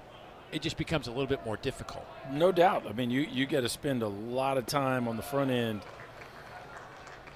building those relationships in a short period of time and trying to build trust for the returning players just to convince them that you're the right guy to help them develop and get them to the next level. Of course, you got to have an athletic department that's all in, willing to fund those things and all the things that come along with college athletics in today's world. But Mississippi State, one thing's for sure about Mississippi State, they are not short on commitment to their baseball program. They are all in. You know, one thing that helps is you just move in with the guys. Just find the apartment where most of the players are and just move there like Brian O'Connor did. By accident, I might say. You didn't hear us earlier today. He lived at the ballpark for the first 2 months that he got the job at Dudy Noble. Fisher gets the strikeout to end the inning. Nice comeback for him.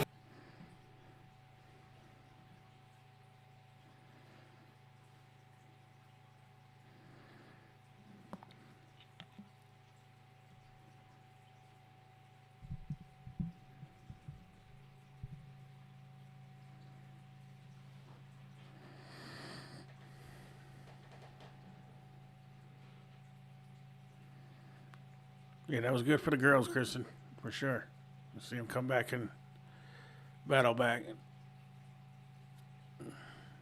with a chance to take the series tomorrow.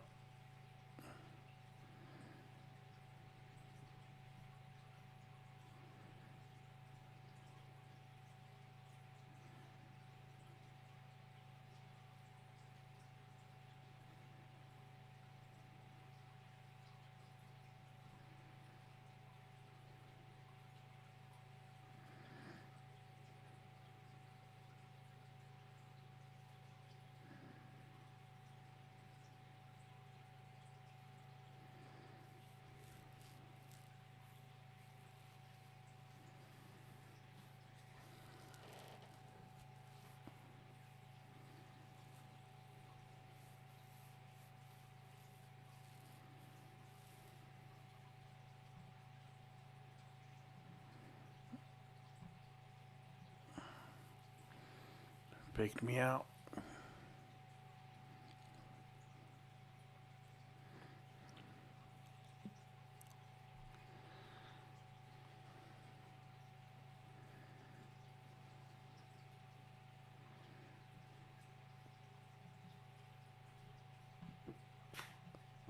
Is long this year in terms of guys that will be in the first, second round, coming out of college. All right, who's flat out? Who's the best player? Who would you take right now as the best player in college baseball? I mean, I would take Cholowski. Yeah, I think he's he's got the track record. He plays a premium position. He's got all the intangibles I think you would want out of a franchise shortstop.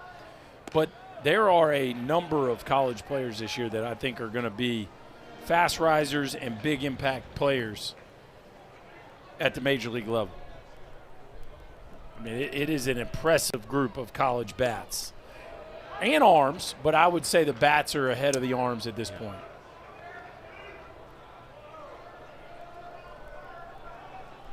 Pompey has raised his average to 226. hack there. It's 1-2.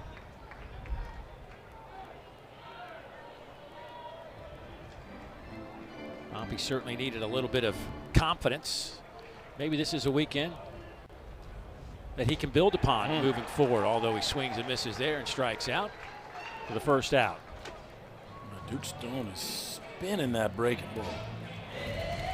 This thing's got some depth to it now, folks. Just an old school yacker right there, Dave Neal, top to bottom. And that's one of those, just as a hitter, you have to, first of all, you have to recognize the spin. And once you do, that thing has to start up around your nose for it to finish in the strike zone. That thing has so much depth to it. Nolan Souza steps in. Arkansas last year, another 50-win season. Another 20-win season in the conference. 9 straight years of at least 18 SEC victories for Dave Van Horn. This one gets past the left fielder. Beavis can't come up with it, and Arkansas with a little bit of life. A single E7 there? Yeah, gotta be. That ball's hit really hard, 103 miles an hour off the bat of Nolan Souza, and just skips past Beavis, who doesn't get his glove down. That's one of those you'd like to see your left fielder just kind of body up instead of backhand. You probably get around it, body it up, but he's unable to secure that catch. Souza takes a free 90. Arkansas needs to cash in on this opportunity. Now you got your leadoff man. Ruiz will step in. Damian struck out his first time. But now you got some life with Kozel coming up, and then if you can get it to Ryder Helfrich and Zach Stewart. That was the first hit of the game for Arkansas.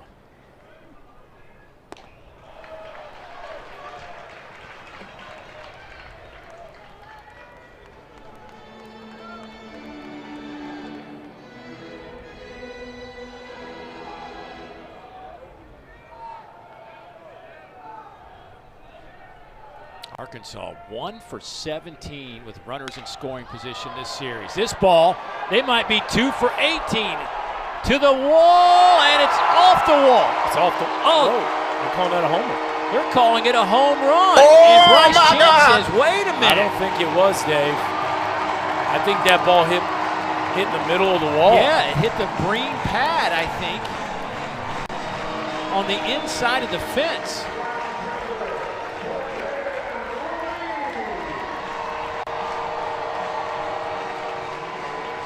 Well, they're calling it a home run for now. Yeah, now this is interesting.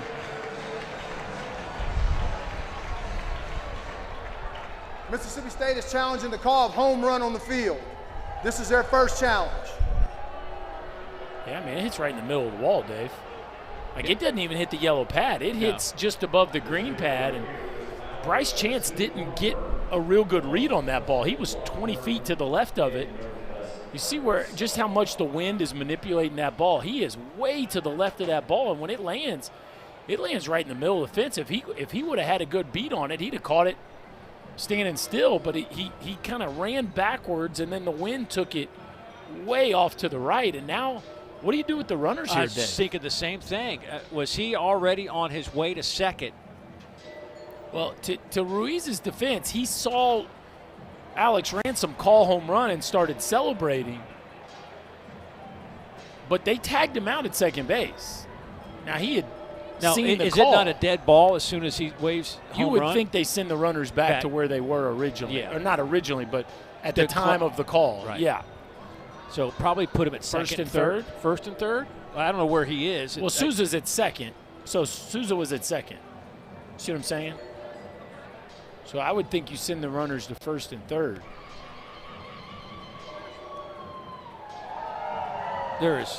This shouldn't take long. I guess it's a matter of where we're going to put the runners. That's probably the discussion right now.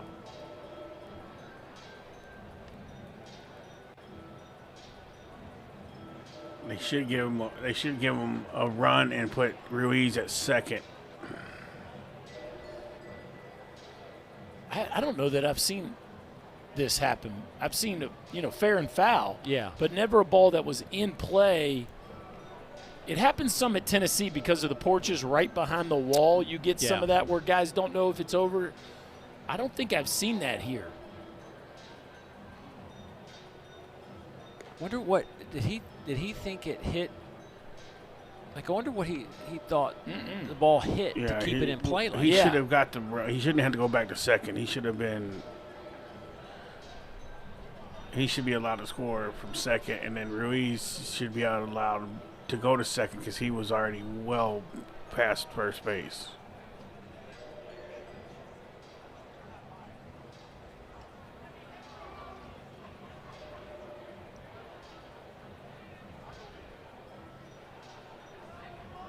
I mean, I got to think that the discussion here before we get the official review response is what do we do with the runners? I think because it's almost clear as day what happened to the baseball. Oh, yeah, it's indisputable video evidence that ball was not over the fence. But my question is, if the runners were past the whatever, here we go. We could see where the runners are. See, now Souza was actually kind of tagging. So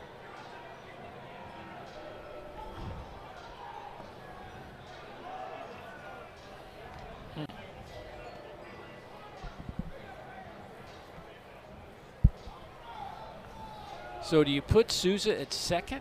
No, you don't put Souza at second. I mean, Ruiz at second and Souza at third, maybe? I mean, I guess you could call it a ground rule double, but at the very least, you have to. Here we go. After review, the home run will be overturned. Ball is in play. We'll have a runner at second base and a runner at third base. Mississippi State remains with their two challenges.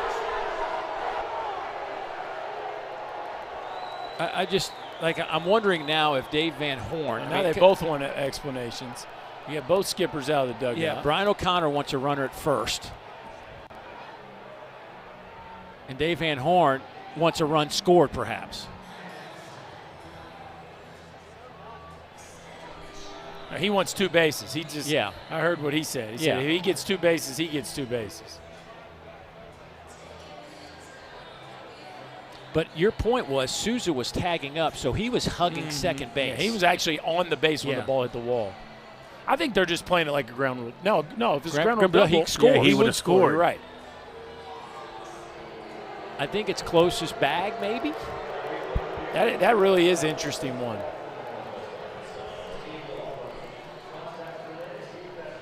He's like, how can you give him second base?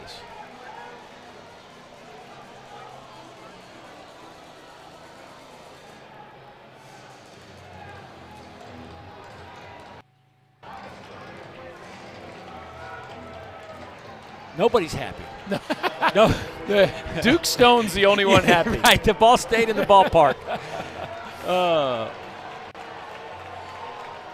So the end result is runners at second and third. They're going to rule it a double. So Ruiz is at second. Souza is over at third. I don't know how you give the batter two bags and the runner only one, but all right.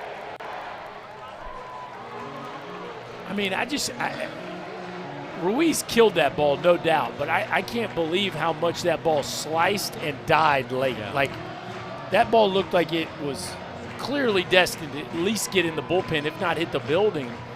It ended up hitting in the middle of the fence. But this is the guy you want up. So, batting average with runners in scoring position this year, Dave, Cam Kojal, 520. This is the guy. 333 on the year. With a team best 6 home runs. Struck out his first time today.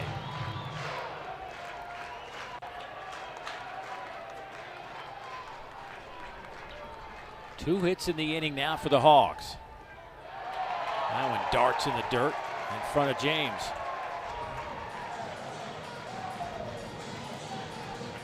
So you saw Justin Parker come up there and have the conversation.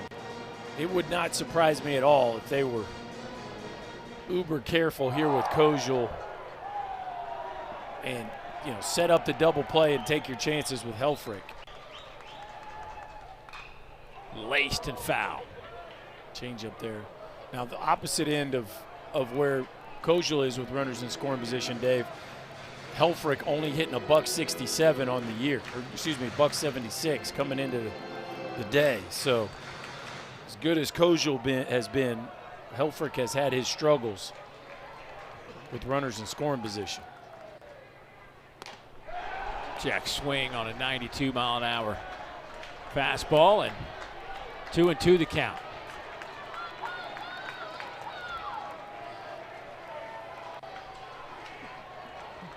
I feel like this 2-2 pitch is a really big one right now.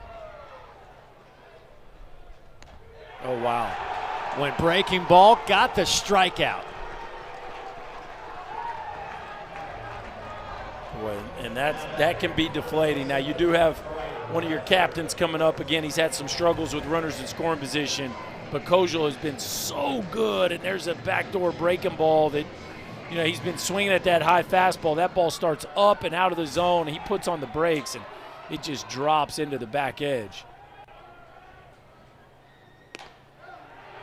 Oh, well, that ball looked off the edge right there. And Ryder Helfrich is not happy about that. Boy, nor is Dave Van Horn.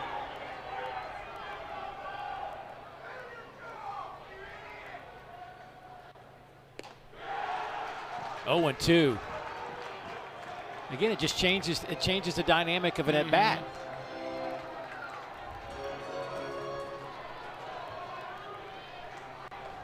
Ryder Helfrich at 323, 5 homers. Nice job there by Sean James, keeping that breaking ball in front.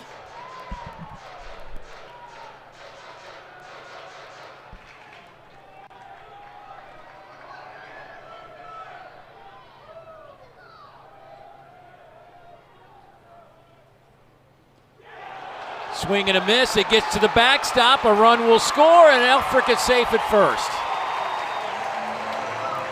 Boy, he chased one in the opposite batter's box and gets away with it. Boy, just after Sean James had done a really nice job on the previous pitch, Duke Stone goes back to it and just buries this breaking ball in the other batter's box. And Sean James can't keep that one in front. And the Hogs get one of them back. They thought they had 2 on the home run. The ball hits the wall. Then they almost walked out of here with nothing. No, Terry, and now you get Zach basketball Stewart game went into overtime.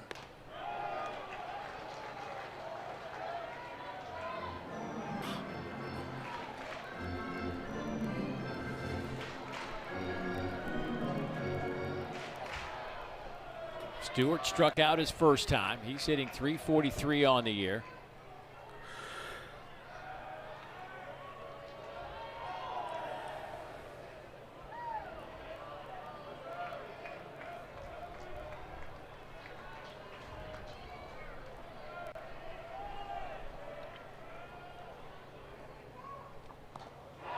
That one gets off the mitt of James. The second run scores. Ruiz touches home. All right, all right. How about that? What do they say? Ball don't lie. Well, I don't know. It was the right call. It was the right call. I mean, you could maybe argue how they positioned the base runners, but you just wonder if Sean James is having trouble picking up the baseball right now. That ball certainly wasn't a strike, but not one that should end up at the backstop. Well, Berkey, there is that shadow across the diamond. You wonder what kind of impact that has. And that's kind of what I meant. You just wonder if he's seeing the ball grade. So we got the first run on a wild pitch, the second run on a pass ball. And it's a 3-2 game. And here is Zach Stewart at the plate, still with a 1-2 count. And the inning is over. Hey, Arkansas will take him any way they can get him, and they pull within 1 after 3.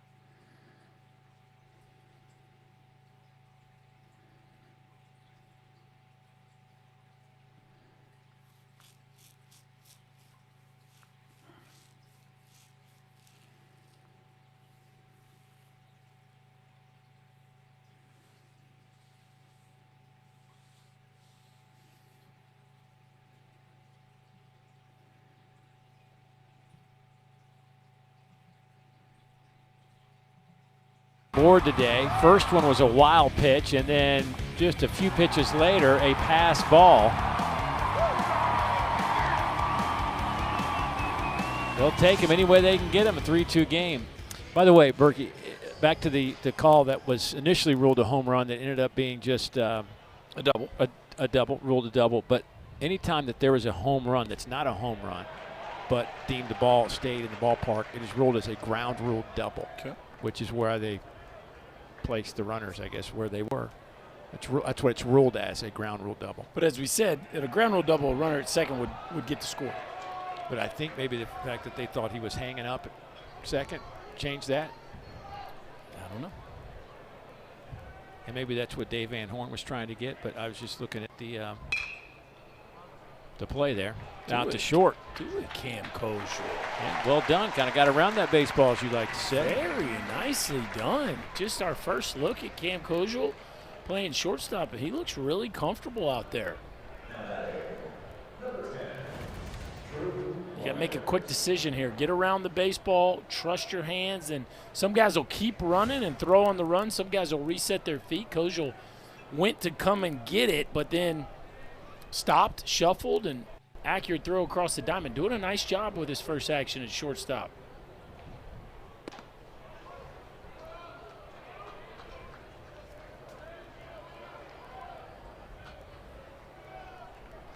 Drew Wires hitting over 400. Jake, yeah.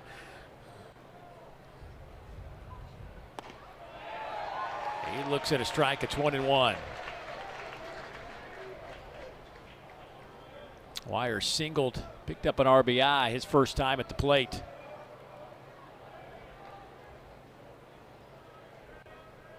Got a couple of home runs on the year. 1-2.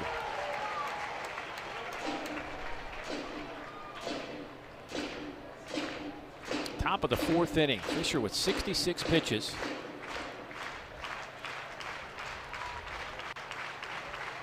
Giving up 3 earned runs and just picked up his 5th strikeout of the game.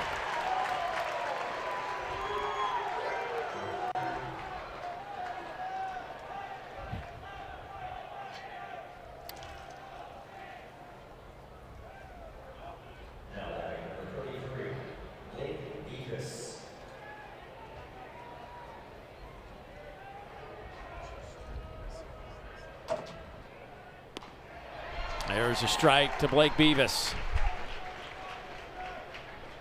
Blake into a fielder's choice his first time up. His brother, Bill Butthead.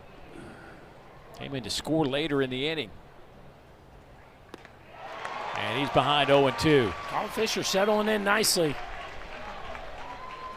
Top of the second did not treat him kindly, but he is on the verge of bouncing back here with a couple zeros. There is Tomas Valinkas, who pitched 7 strong innings in our first game today. We'll talk to him next half inning. Did he go around? Yes, he did. Inning is over. A couple of strikeouts. Beavis is retired. All right. Big Tuna settling in a little bit, looks like now.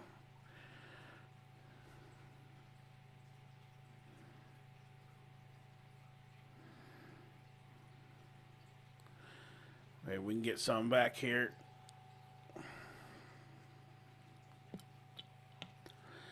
Still a possibility to win this series. We're not out of the game yet.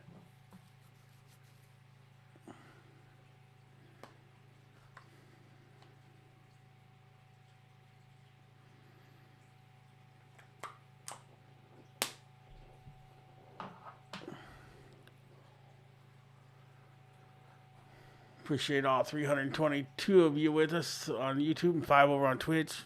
It's been a long day. Some of you rock stars been with us from the very beginning. So you've been rolling with SARS for about almost 7 hours now. Straight.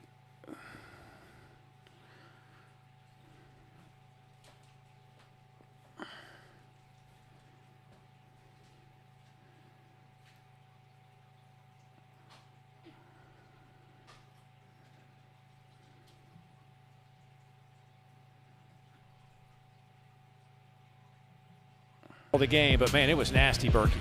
Yeah, no, he was excellent. I like the way he fielded his position too, as good as advertised as far as that's concerned. Justin Parker was bragging on your athleticism, Tomas, believe it or not. So you can pitch a little bit and you can move a little bit. I like to see a lefty that can field his spot. Yeah, it's kind of it's a sneaky build, you know. People don't think I'm athletic, but I think I got it. You do. Tell Big Bro that, man. Yeah, seriously. Hey, did you have a good sense in the bullpen before the game how it was going to feel for you and look for you today? I mean, kind of. My whole mindset going today was just to be aggressive with everything I got and just let them hit it and let the guys behind me do the work, and that worked out for me. Oh, gosh. Aggressive. That was my brother. He's in your personal space. Okay, that's good enough. Now, since that's your brother, we spent a lot of time talking about pronunciation of your last name. Can you help make sense of this for us? Yeah, well, I didn't know it was a thing until this year. Friday night game. Media guy came up to we us. lost I've always said the first game Valinkas, yet. And then I found out that my brother says Valencius, and I was like, why do you say that? He was like, it flows better with his name, Vitas Valencius. But like the real way to really say it is Valencius, like the way my parents say it. So they kind of know better than us. But so I think why it's don't kind you of a say funny that thing. then? If I don't that's know. the real way. It's kind of I don't know. I've just been saying it since I was little, and I like how it sounds, so I kind of stuck with it. So since you guys have been kids, you've said it differently. Since you were 5, 7, 8, 9, 10 years old? Yeah, I mean, I don't know why, but we never said Valencius, like, because we think it has like an accent. Like growing up, we were like, oh, we don't want to be different. If we're like, what is that? And we just said Valencius. It kind of sounds easier. Okay, all right. But your parents go by. If I was going to say Mr. and Miss Valencius, yeah. That's what I would call them. Yeah. But that's not working. That's why I'm confused. It's like, why not just use that? Yeah, I mean, I don't know. That's a great question. I don't have the answer to. Okay, all right. So good. All right. And then earlier I'm glad today, to know that you don't have answers Yeah. that we couldn't figure out answers to. So. we thought you were setting us up. Yeah. No. Yeah. Okay. Yeah. The other thing was being punked. And then your brother today, I said something. I saw him behind the cages, and he said, Right, yeah, still. if you want, you can go check with Thomas. And I'm like, whoa, wait a minute now. Is it Tomas or Thomas? And you could, again, go back either way, right? Yeah. I mean, growing up, I was in like school and everything. I was like, all right, I'm just going by Thomas. It's more normal. It doesn't sound different, but now, like getting older, come on. Oh, just past the glove of the third baseman, Ace Reese, and they'll hold it to a single.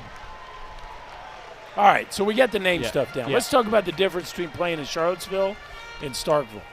Tell me, give me some of the biggest differences of playing at the two schools. I mean, I love Charlottesville. I love everything about it. I mean, the biggest difference I'd say is the stadium and the fan base. I mean, it's kind of crazy when you go out there and there's 13,000 fans almost every time you pitch, and it gets even bigger. So, I mean, I like it because I feel like it gets you more into focus of going out there to pitch because all these people are watching you, and there's not really other distractions out there besides going to put on a show for the fans and doing good. How much did you know about Mississippi State baseball when you were pitching ever? Like, did they recruit you out of high school? Were you an early Virginia commit? Like, what did you know about Mississippi State? Nothing. I just knew they were in the SEC. I didn't really follow college baseball. Virginia was like my first offer, and I took it. Okay. I'm glad I did with Coach O'Connor and the rest of the staff. But no, once I committed to that, I kind of realized and kind of started doing research on all the numbers and stuff and how important baseball is in Starkville, and it was kind of crazy to see. So we asked Coach this, but like, what was your moment when you were like, oh, this is like a really big deal to these folks? I'd say it was the time we played Florida State in Pensacola on the road, actually. Because I think that crowd was sold out, and seeing that many Mississippi State fans for a fall game was insane. In the fall. Yeah, no, it was unreal.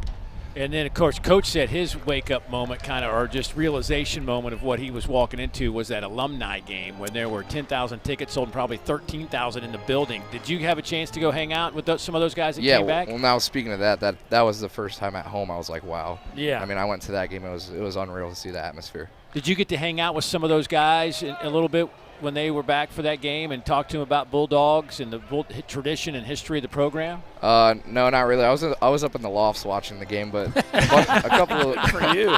Yeah, no, a couple of the guys they came and they spoke to us throughout the fall, and it's awesome to see how special this place is, even that far past of when they were here.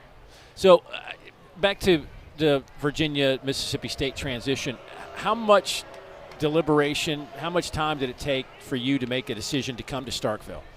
I mean, it was quick. I think as soon as Coach O'Connor went there, and then I met Justin Parker, and I mean, that kind of building that relationship with him, I feel like we have similar personalities, just kind of be gladiators out there, and once I kind of got that vibe from Coach Parker, I was like, yeah, this is a spot. And how about playing with your brother? I mean, you guys finally get reunited here. I mean, do you think about that much? Now into the season, kind of more. It fell.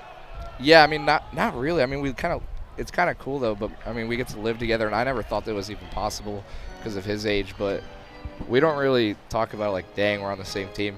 Not really, no. So for your parents, it's got to be an enjoyable treat to finally just go to one place and kind of hang out and watch ball for a weekend. My mom's been staying on our couch since opening day, actually. She's actually here right now. That's fabulous. Hasn't left. What's your take on Baum Walker, and what's another stadium in the league you're most excited to see? This place is awesome. I mean, it's incredible. The first thing that stood out to me was the left field. I think they call it the Hog Pen, but no, it's a great place, awesome stadium, great team, and it's been fun playing here. All right, so you're warming up today, swing and a miss. Here's the throw down to second, high throw. Batter. Oh, they're going to say batter interference, runner out at second base. So the Bulldogs do get the double play to end the inning. Listen, hey, Tomas/Thomas. Yep. We're going to let you go, man, but it was great chatting with you. Good luck rest away, and I was thoroughly impressed today, man. That was a fantastic job. We're trying to get guys take care, kid. So let's see here as James comes out of his crouch. Ooh, his right foot looked like it might have stepped over the batter. Close, though. Yeah, no, it's really, does he impede the throw? Yeah. What's what? And, man, I tell you what, Dave. It's hard to – I don't think there's much. It didn't look like there was a lot there. No, that's I'm crap. with you. And you don't have to hit him. Batter interference, by the way, is non-reviewable. So that'll do it for the Hogs.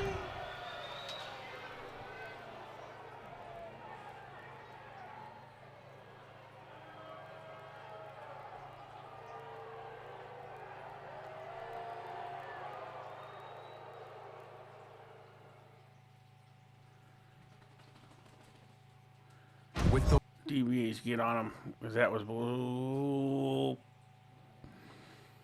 baloney, man, and not even the good kind.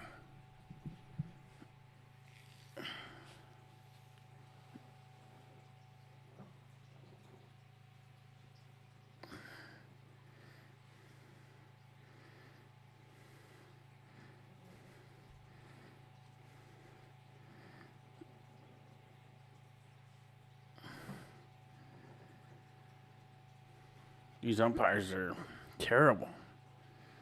I know that's like beating a dead horse because we say that all the time, but I mean, they just make horrendous calls that are obviously bad calls.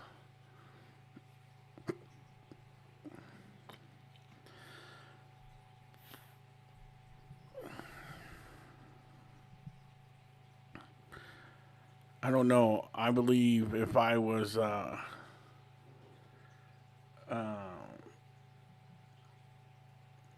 Dave Van Horn, I probably would have got thrown out of that game right there.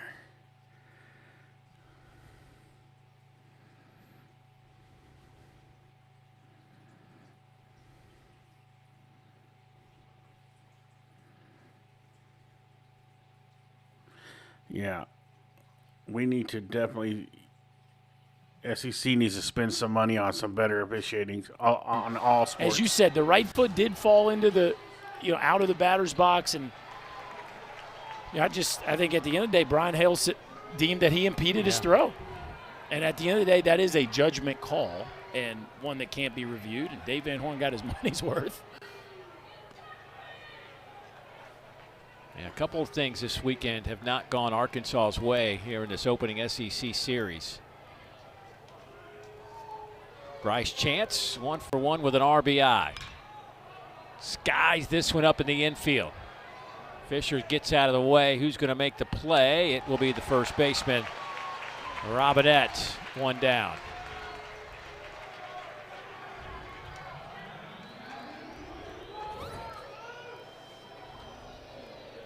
Oh, the fans still chirping it about that last play.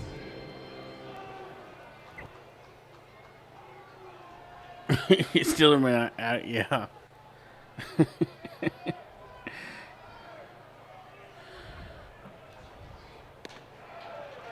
Aiden Teal in the top of the lineup.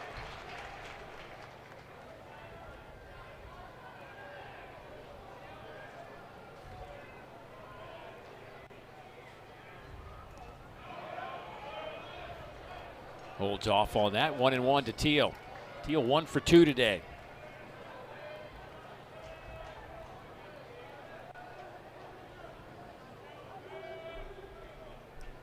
It was interesting to hear Matt Hobbs compare Aiden Teal to Charles Davalon, who was here last year for Arkansas. Maybe not quite the power that Davalon had. Not that Davalon was a 20 home run guy, but hit double-digit homers. But just feels like the quality of that bat is very much on par with Davalon.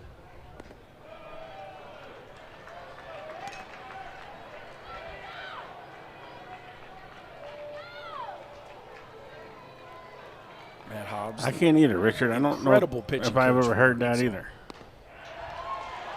I always dig talking and that was the same damn pitch he didn't call a strike a minute ago. And he calls a strike there. Where I would talk to Hobbs just about, because he immerses himself so much in the scouting of the hitters. He's a really fun guy to talk hitting with, which you don't say that about a ton of pitching guys. There is ball 4 on a 3-2.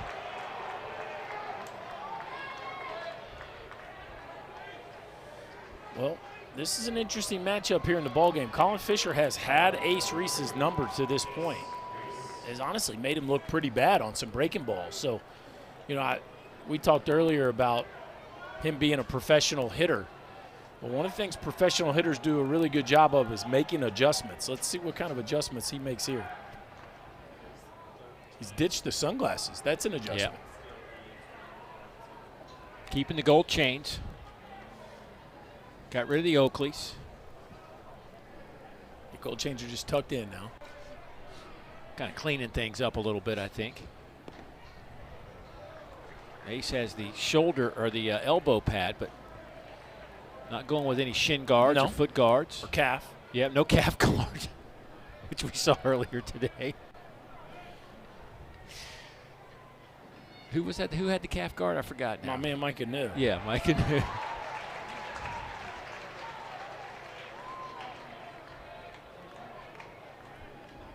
Micah took that off. Yeah, not rocking it. Baseball. Absolutely. But he had a pad. on the back of the calf. He was protecting the calf his last time up. That's right.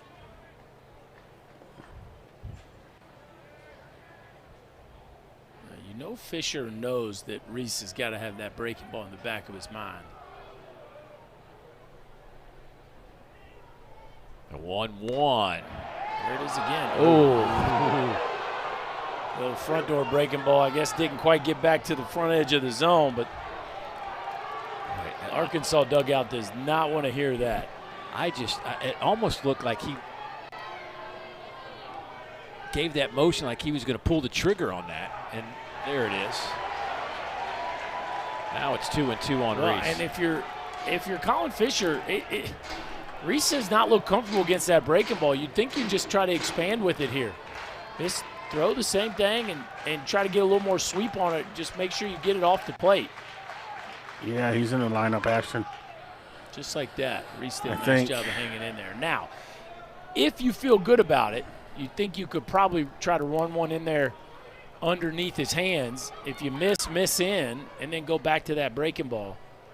Because that swing right there made it suggest like maybe he's really sitting on it.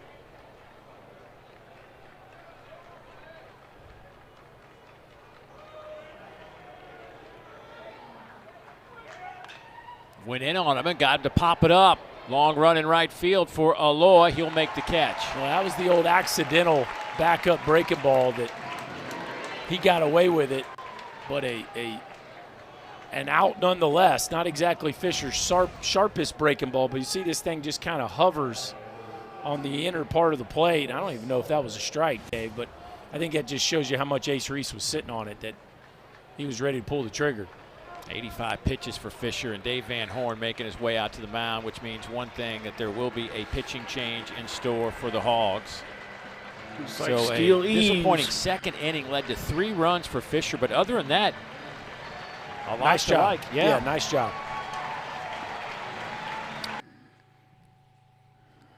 Way to keep us in the game there, Big Tuna.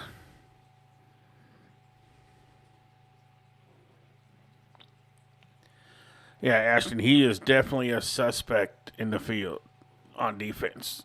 I am not comfortable with any fly ball that heads out there or line drive.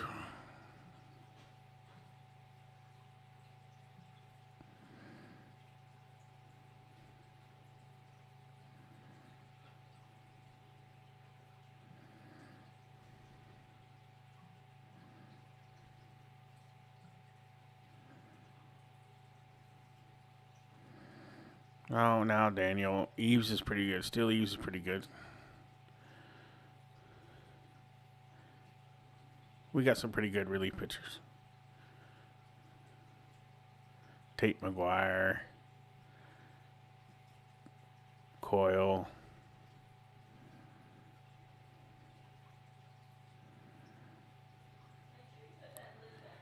And to be honest, the way the strike zone was, Tuna didn't do too bad.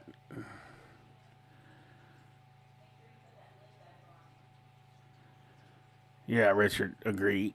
He is not, he's not here of late. He's been definitely struggling. I think, to be honest, I think he needs a break. I think he needs to set a game, take a game off. He really should have set this game, probably. Let,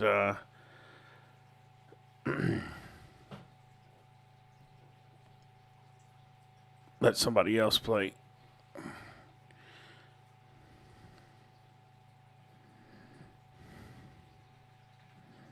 For Kentucky now, so they win that series. Georgia and Tennessee, Oklahoma and Texas A&M look like they're playing a couple more barn burners, and Texas really kind of punching back after really blowing a game last night. I mean, you're up 7-3 in the ninth and don't win a game in the SEC on Friday night. It wasn't like it was a game 3 where Brandon, we got won. Your aces all lined up to close that one out. Don't get it done, but in overtime. What a response today by the Longhorns to get game 2. I'm telling you, Vandy I really tomorrow do for the think Texas championship. is the most complete team in this league. I'm not saying by miles, but I really like that club. I just think they have all the right pieces. So a new pitcher on the mound. Steele Eves gets the baseball for Colin Fisher, who, as we talked about, had a rough second inning, but kind of settled in nicely through 85 pitches, but for Eves, it's his 6th appearance of the year, a 3-0 record. He's thrown 12 innings. And he walked into this one with 2 outs and a runner at first. And he's ahead now 0-1. Four-seam curveball guy. He's going to try to run that fastball up and then rip that breaking ball. He will throw some sinkers too. So 2 types of fastballs, 4 and 2-seam. The curveball seems to be the swing and miss pitch.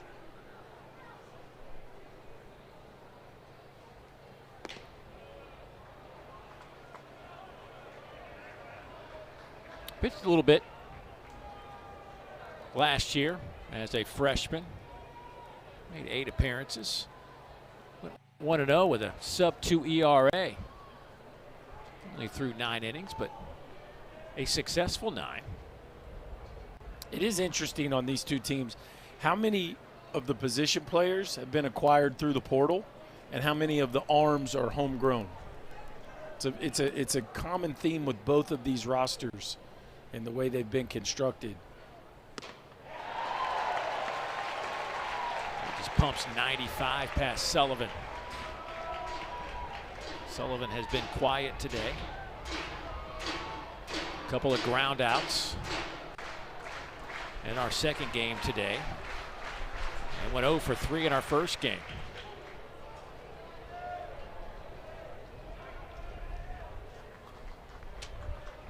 Sullivan pitched last year, for those who didn't follow Mississippi State, was their midweek starter.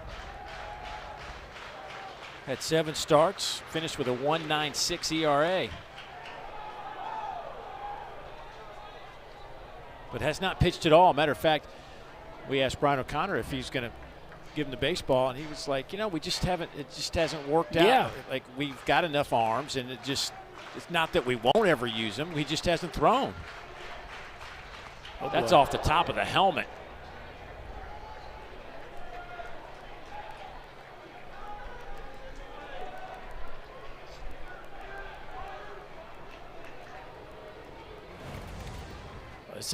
We talked about that curveball, and this is a curveball that just goes sideways out of the hand. He still Eves.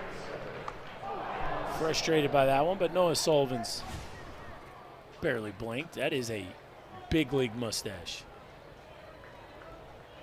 Kirby Cannell would be proud of that.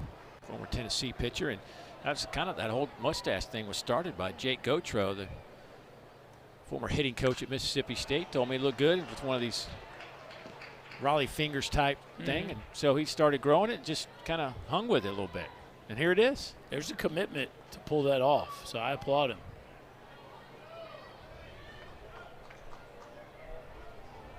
Yeah, it looks like that'd be too much work.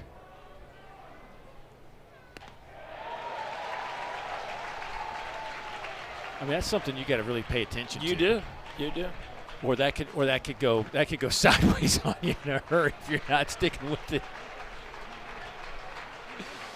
Good look. He pulls it off. 0-2 on Reed Stallman. Slaps that one into the glove of the third baseman, T.J. Pompey, and the inning is over. Let's save the run. Good job, Pompey.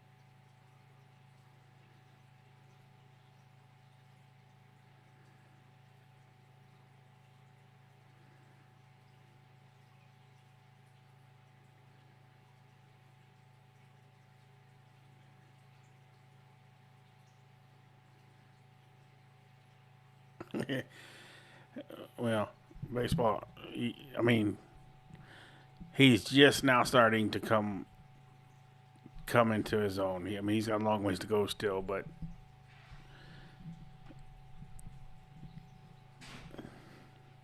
he does seem to be a thorn in your side right now.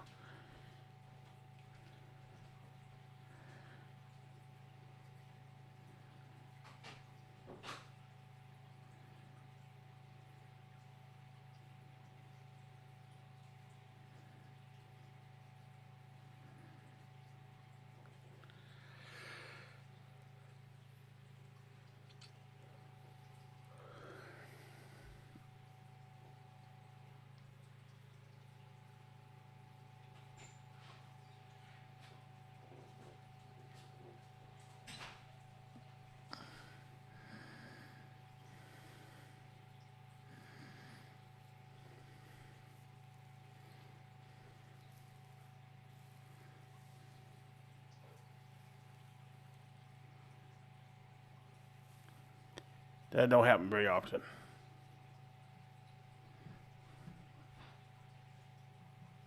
He can really run. He's got juice. You can see why they liked him. It's very, very clear. Guys just got to put it together. You know what they say about a guy who just makes a great play? He's always coming up to bat. I'm just watching. There's a 1 in 9 chance. Pompey reminds me of a young, physically, body type of young Justin LeBron. Kind of a long, leaner. Yeah. Or Jalen Battles that used to play here. Yep. But he is, I tell you what, Pompey is some kind of athlete. We watched him hit a triple earlier and just motor around the bases. And He was moving. And has made a couple of really nice running plays defensively. And then shapes that one 111 off the bat, but right to the shortstop. And that'll be out number 1. Hang with them, kid. That is a rocket. Unfortunately, they've been playing a shortstop there for about 150 years. Anywhere right or to the left, you got yourself a knock. He did, Terry.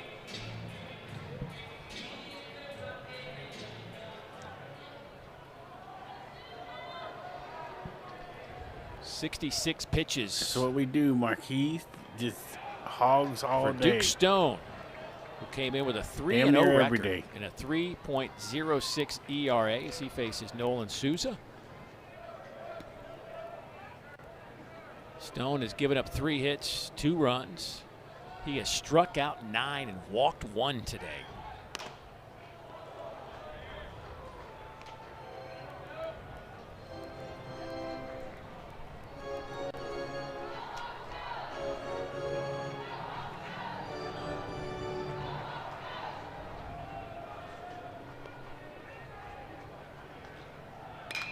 That one shot back up the middle, a base hit.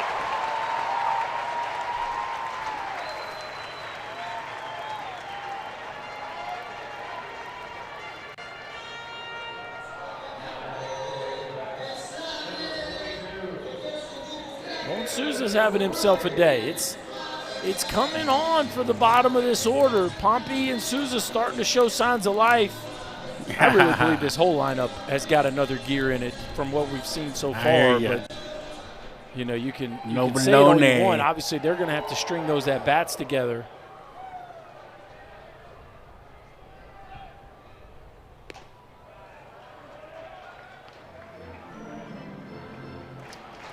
Damian Ruiz thought he had a home run his last at bat, but it hit off the padding and stayed in the ballpark. Went to review. They ruled it a home run and deemed it a ground rule double. But he would eventually come in to score. Matter of fact, Arkansas's 2 runs have come in on a wild pitch and a pass ball.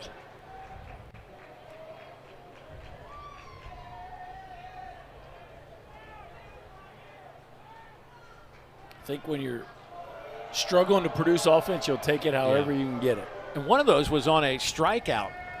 Strike Correct. 3, that was the wild pitch that went to the backstop, which would have been the 3rd out of the inning.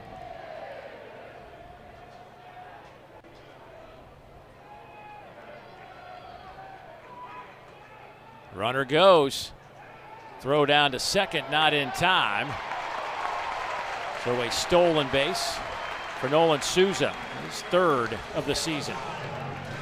Not something Arkansas does a ton of. But the ability to play a little baseball when the slug is not what you're used to is a very important way to just figure out a way to scratch off enough runs to figure out a way to win this game 3. Doesn't have to be pretty. You just got to finish with 1 more than the other guy. Dave Van Horn never been afraid to manufacture some runs.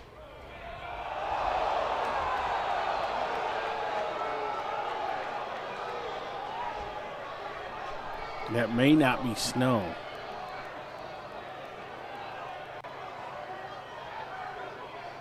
I could never be an umpire. I couldn't listen to all these people. No, you couldn't. They hate me. I know you very well, and you could never be an umpire. I am certain of it.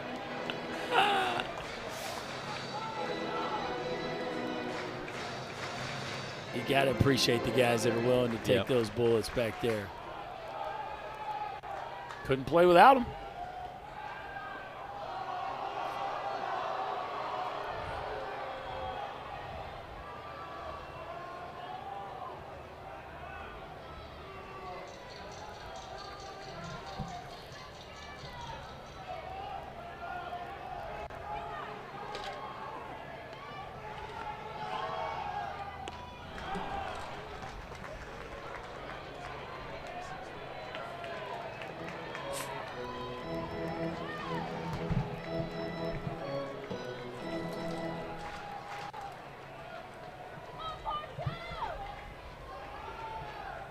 Here's the payoff. Chopper out to second. Wires over to first. They will get the out there. That'll move Souza over to third base with 2 down. So you got to believe Mississippi State's got the left-hander all ready to go down there. However, Cam Kozel is punched out twice off Duke Stone. So what do you do here, Dave? You go to the left-hander, or you go with the guy that's struck Kozel out twice already? Looks like they're sticking with Stone. Good breaking ball.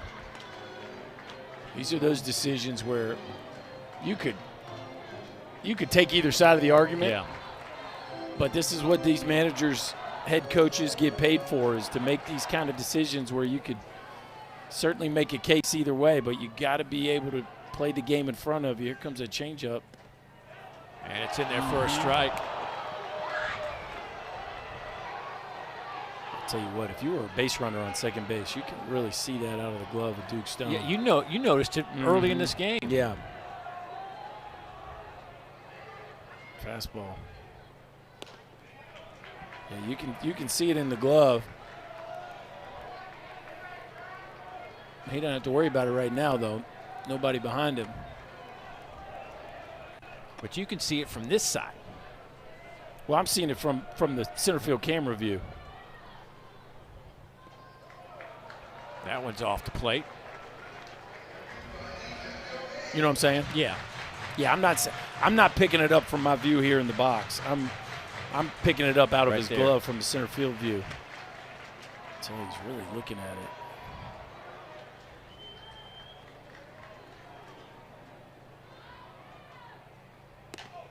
Tries to bust him inside again, 94 miles an hour, and now he's running full at 3-2. It looks like he's at the end of his rope. It's kind of a split change. You see that grip there? Yeah. Wouldn't shock me if he threw it here. Yeah, here it comes. Change up. And missed it off the plate.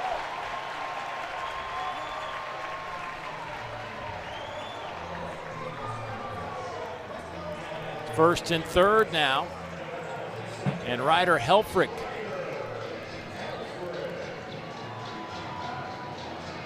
Looks like they got a righty and a lefty up down there. She just feels like it's kind of the end of the day for him, doesn't it, Dave? Yeah, I think Justin Parker's about to run out there. Here he comes. Justin Parker out to the mound, and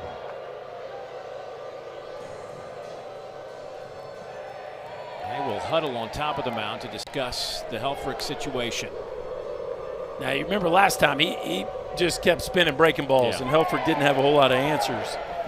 Now, they end up scoring a run off of a drop third strike, but I don't know that they're going to deviate from that plan.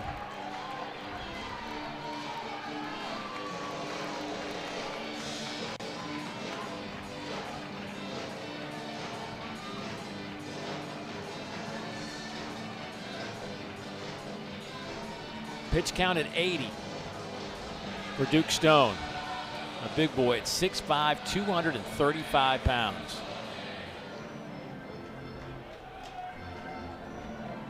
And he will face Ryder Helfrich, the 3-hole hitter for Arkansas, in a 1-run game here in the bottom of the 5th inning.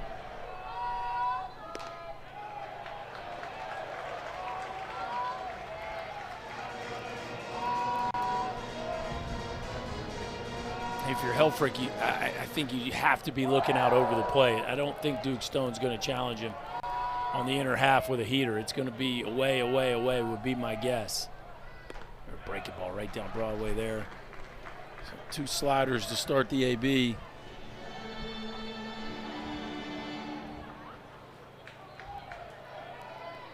Series going to wrap up after this game. Weather coming in tomorrow, so a doubleheader today. That ball smoked out to left. That's going to get 1 run in, and we are tied at 3. RBI single for Ryder Helfrich.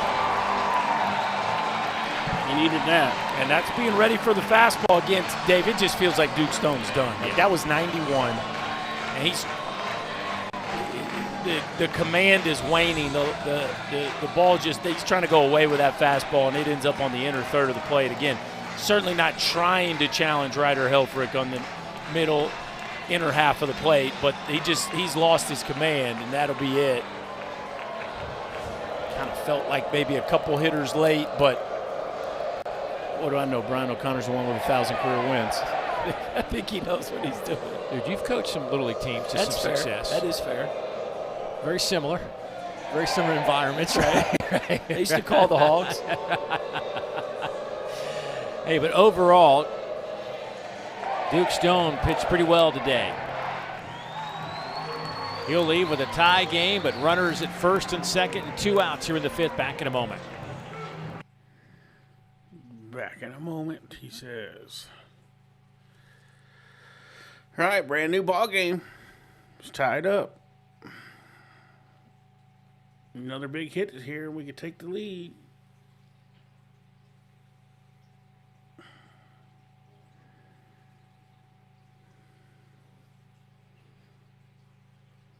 I think it's Aloy coming up next, if I'm not mistaken.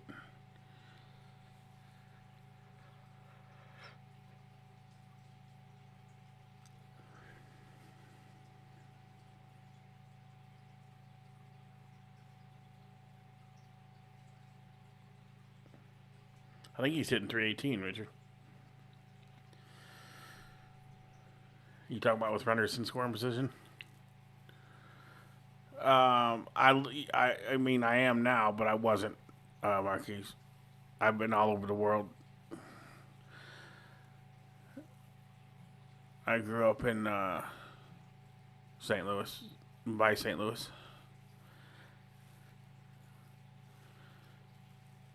It might be Micah New, I think, Richard, before Loy. I think the New might be up now.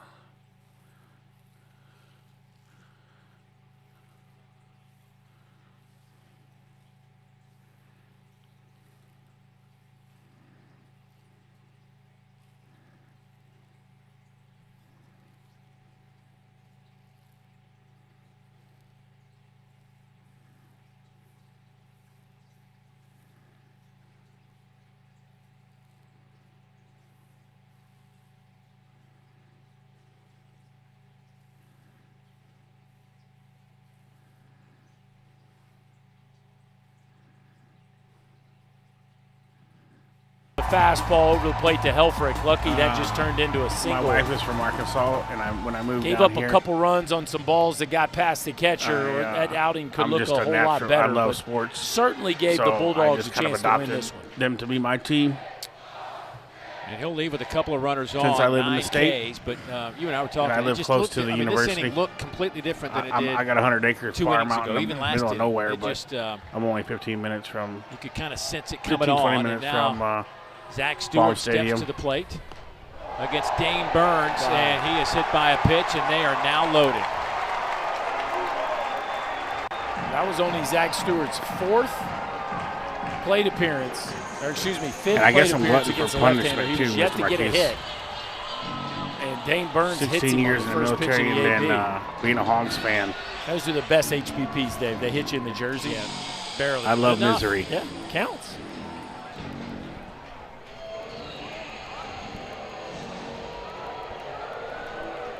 And Brian O'Connor out to the mound as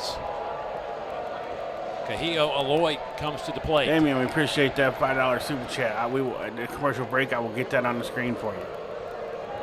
Actually, we can do it now since they're talking.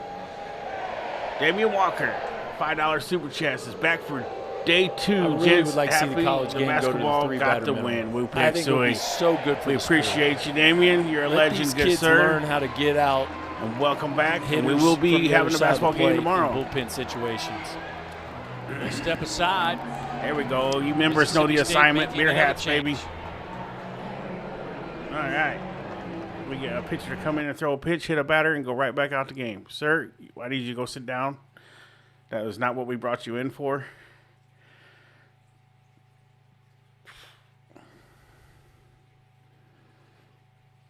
No, real life, I don't.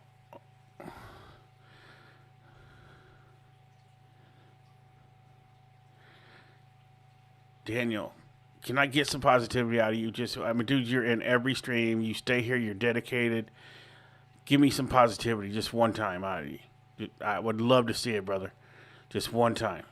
Just say grand slam right here for the Hogs. Try some reverse psychology.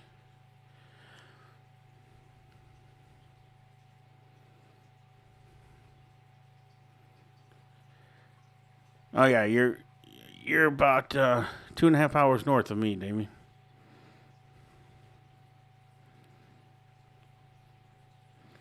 I got cattle, chickens, I think 50 cows, 50 chickens, 2 pain-in-the-ass dogs outside, 2 little spoiled rotten babies in the house. Dogs. I don't anymore, Jake. I got a bow, a $1,200 bow sitting in my bedroom in a case that I've shot about 5 times at a target and never been back out in the woods.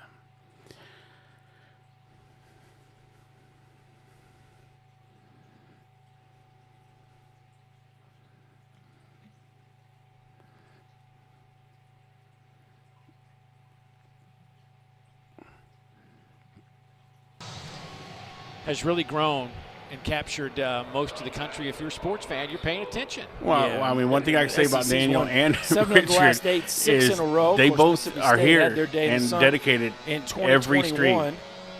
They may not always be happy, but they're here. Ole Miss was 2020. And I appreciate it either way. No, you got them backwards. I flipped them right. Yeah. 2021 was Mississippi State. And Ole Miss in 22. Yeah, I Miss got was a hell of a 22. smoker on my Maddox Webb on on for deck. the 8th time. I love making me You're some gonna see burgers and steaks a and lot of breaking briskets balls and with Maddox ribs. Webb. Fastball up to 95. Yes, I am. And We'll, then slider, cutter, we will be curveball. live at 11:45 tomorrow So one of these for the right-handers championship that has game done a nice tomorrow. job Yes. to this point in the season out of this Mississippi State bullpen.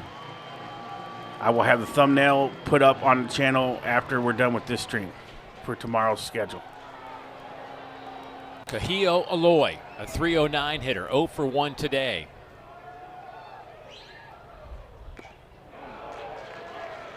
Swing and a miss on a fastball. Just right out of the gate, challenge him. You with know a what, heater. Daniel? I Really appreciate good your job of loyalty, getting man. that You're ball here all to the time. outside edge. It's the first time Arkansas has had the bases loaded this weekend. And On one of the year, first they're ones hitting in, too, at that. 4-12, 7-17 with the bases loaded.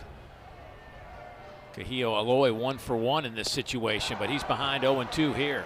He cannot stay away So from that important to outside start this pitch. at bat off with Sir, a it has to be over the fastball. plate when he Just swings. speed Aloy Please. up just enough. Make him think that you're not afraid to throw him the heater, and then you can get right to that breaking ball. Just a perfectly executed slider right there.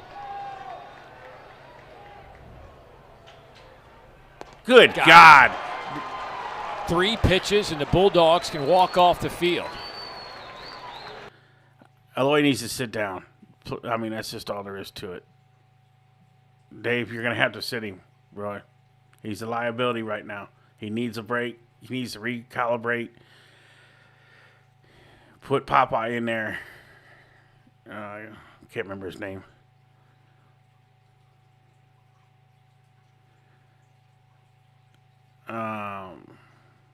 Funkenberger. What's the other backup catcher's name? I can't ever remember his name for nothing.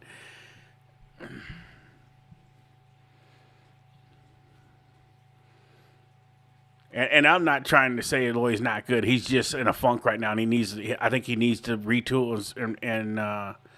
I agree. Put Turner in. Absolutely. I'd much rather have Turner's defense in the outfield. He's a lot faster, and he can hit the ball too. That boy hits it in the gap. I mean, look out because he can run. But I just think Aloy's he's pressing too hard right now. Yeah, it's not him, but that's the guy I'm talking about. I can't remember that Rutabager or something like that. Rutenbog. I can't ever remember his name, and I'm not even using my traumatic brain injury from the war as an excuse on that. I just, for some reason, I can't remember his name. Yeah, I agreed. He needs to, if he's going to swing at those outside pitches, you're going to have to scoot up to the plate because your bat's not reaching them. And I don't know how you go from last year hitting the ball so good. Rutenbar, yeah, that's the one. You scared me, sir. Yeah, he does. He just needs to regroup. And he's just not going to do it while he's playing. We can't afford that. Stone went 4 innings, struck out 9. That's it, Jake. Appreciate Rutenbar. Absolutely. A tie ball game, and Steele Leaves took over for Colin Fisher, who had 1 bad inning, but otherwise looked spectacular on the mound. Yeah, Nigel, I agree that I wouldn't be mad if our hitting coach went and got another job somewhere.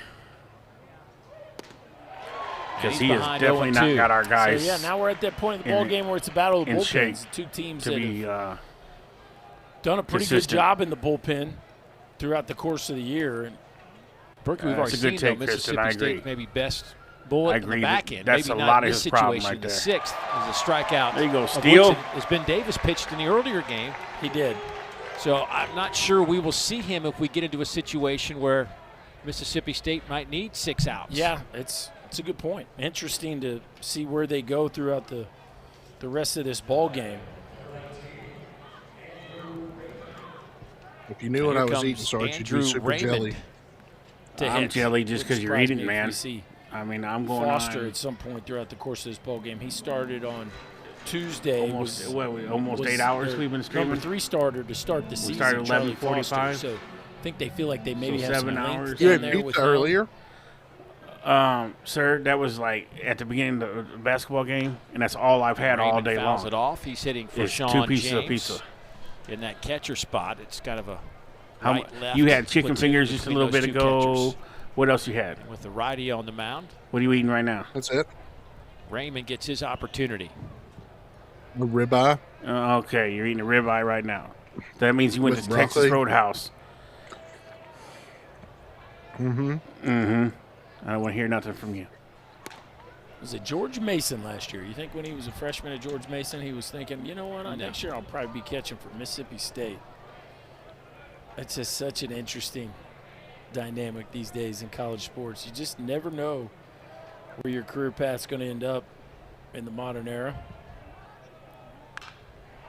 I might as well be water and look, when the season started, Maluski was going to be their guy behind the plate, but he comes up with the back that injury. water will fill up your stomach. Can't get back there, and then they go to this right-left platoon with James and Raymond. We did see a little bit of Maluski earlier today, but it's really been and Archie got to come in and be like, I ate a water burger. Now, that's who we want, baseball. We're going to go offer him a ton of money and bring him over here. He don't even got to leave. We'll just trade you straight George across. Mason last year hit 287 with 5 homers in 51 games. Kristen, I'm really looking into that idea right there. Called strike 3. I got enough room in my studio for that, nice and breaking ball. Really am thinking about doing that. Eves has certainly done his job. He hit Don't Noah Sullivan, spam the but chat, since Jaser, then he's been fantastic. please. That is a yacker on the outside I'm going edge. to have to get rid of you. Boy, does he look good this inning. Couple of strikeouts. And now Drew Wires. Oh, what a play by Pompey. Can he finish it off? Yes, he can. He's showing us some leather today. Do it, kid. He's done a little bit of everything today for us, Dave. We saw the vertical earlier. Now we see the range to the glove side and then the athleticism to get up and rip it across. Pompey putting on it. Good job, sir. I don't blame you, baseball.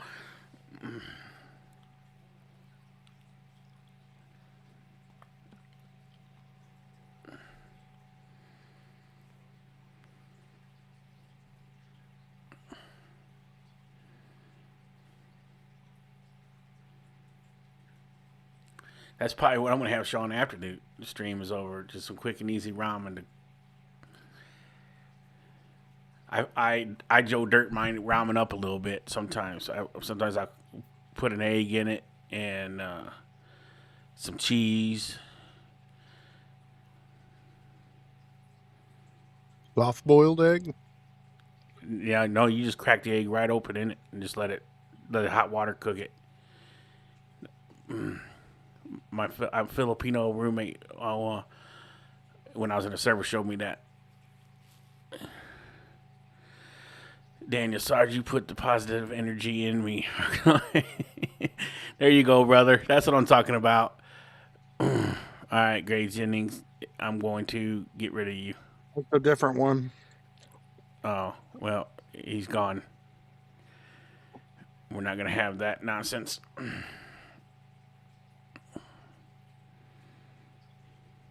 Yeah, Nigel, the girls won 14-7 already today. They are 1-1 with Alabama right now with a chance to win the series tomorrow.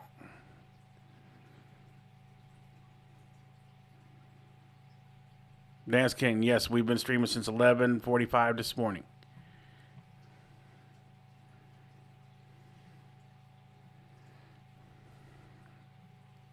That would be today's games. We've done baseball, We've scored 5 runs, basketball, hits, and back to baseball. The jumps at you is 21 punch-outs.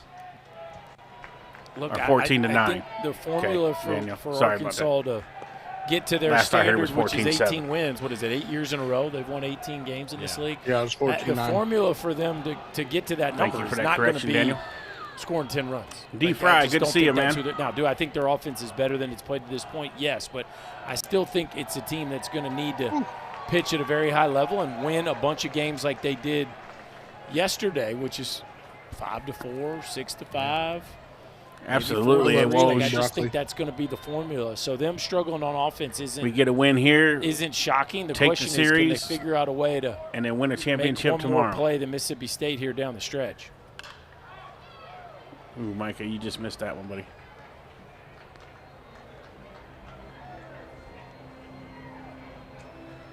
Oh yeah.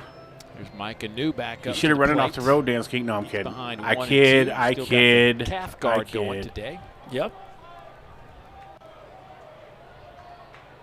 Nathan, see, Nathan knows his assignment. He still knows the 4-15's alike record. To third. Ace Reese across the diamond. We did get to 416 yesterday, but it was after the stream was over, so it does not count towards the record. The record's got to be broken while we are live. Backhand that New hit his last at bat that squeaked by him, but that was a very tough chance. It went for a hit.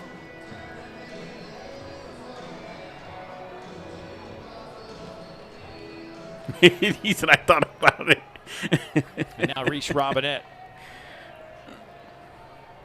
Look at that crew. All right, no problem, D-Fry. We're glad to have you, man. We appreciate that.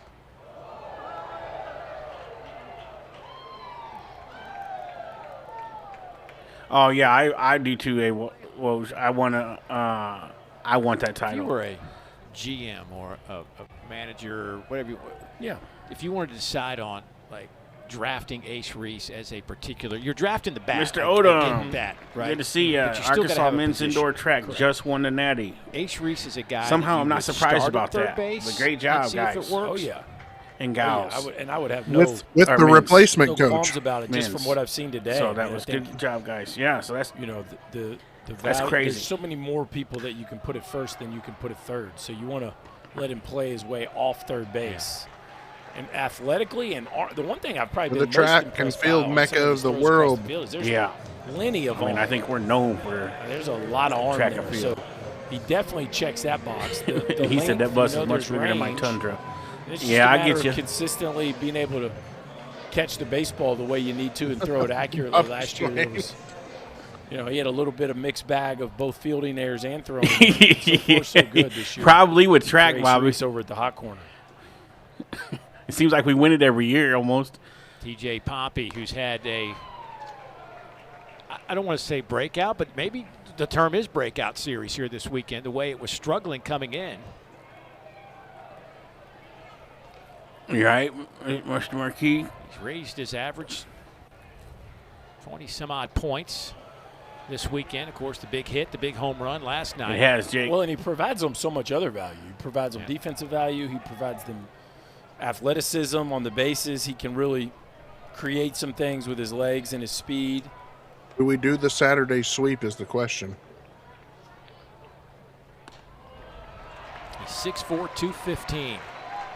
Well, we can't because we already Tech. lost game 1 today. But Matter of fact, it got so bad with him hitting-wise that we still win one and take the series. To get checked out, and he came back and yeah, so but that's not a sweep.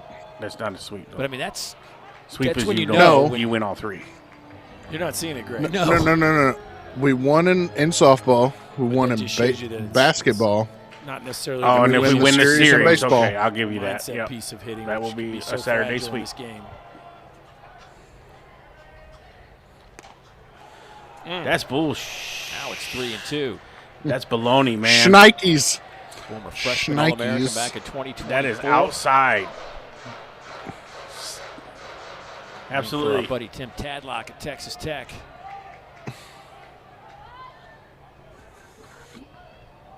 Congratulations to me. Oh, see? That's because you've been calling that pitch out there all and the day. inning is over. But still. We have played 6 here in Fayetteville. All knotted up at 3. You got to stop swinging at that, Pompey. You know that's coming. Talking like a... Oh, Beavis? Beavis is up first. Yeah. I wonder if Butthead's next. His brother Bill is not playing on the team this year. Bill Butthead. He plays for Kennesaw State.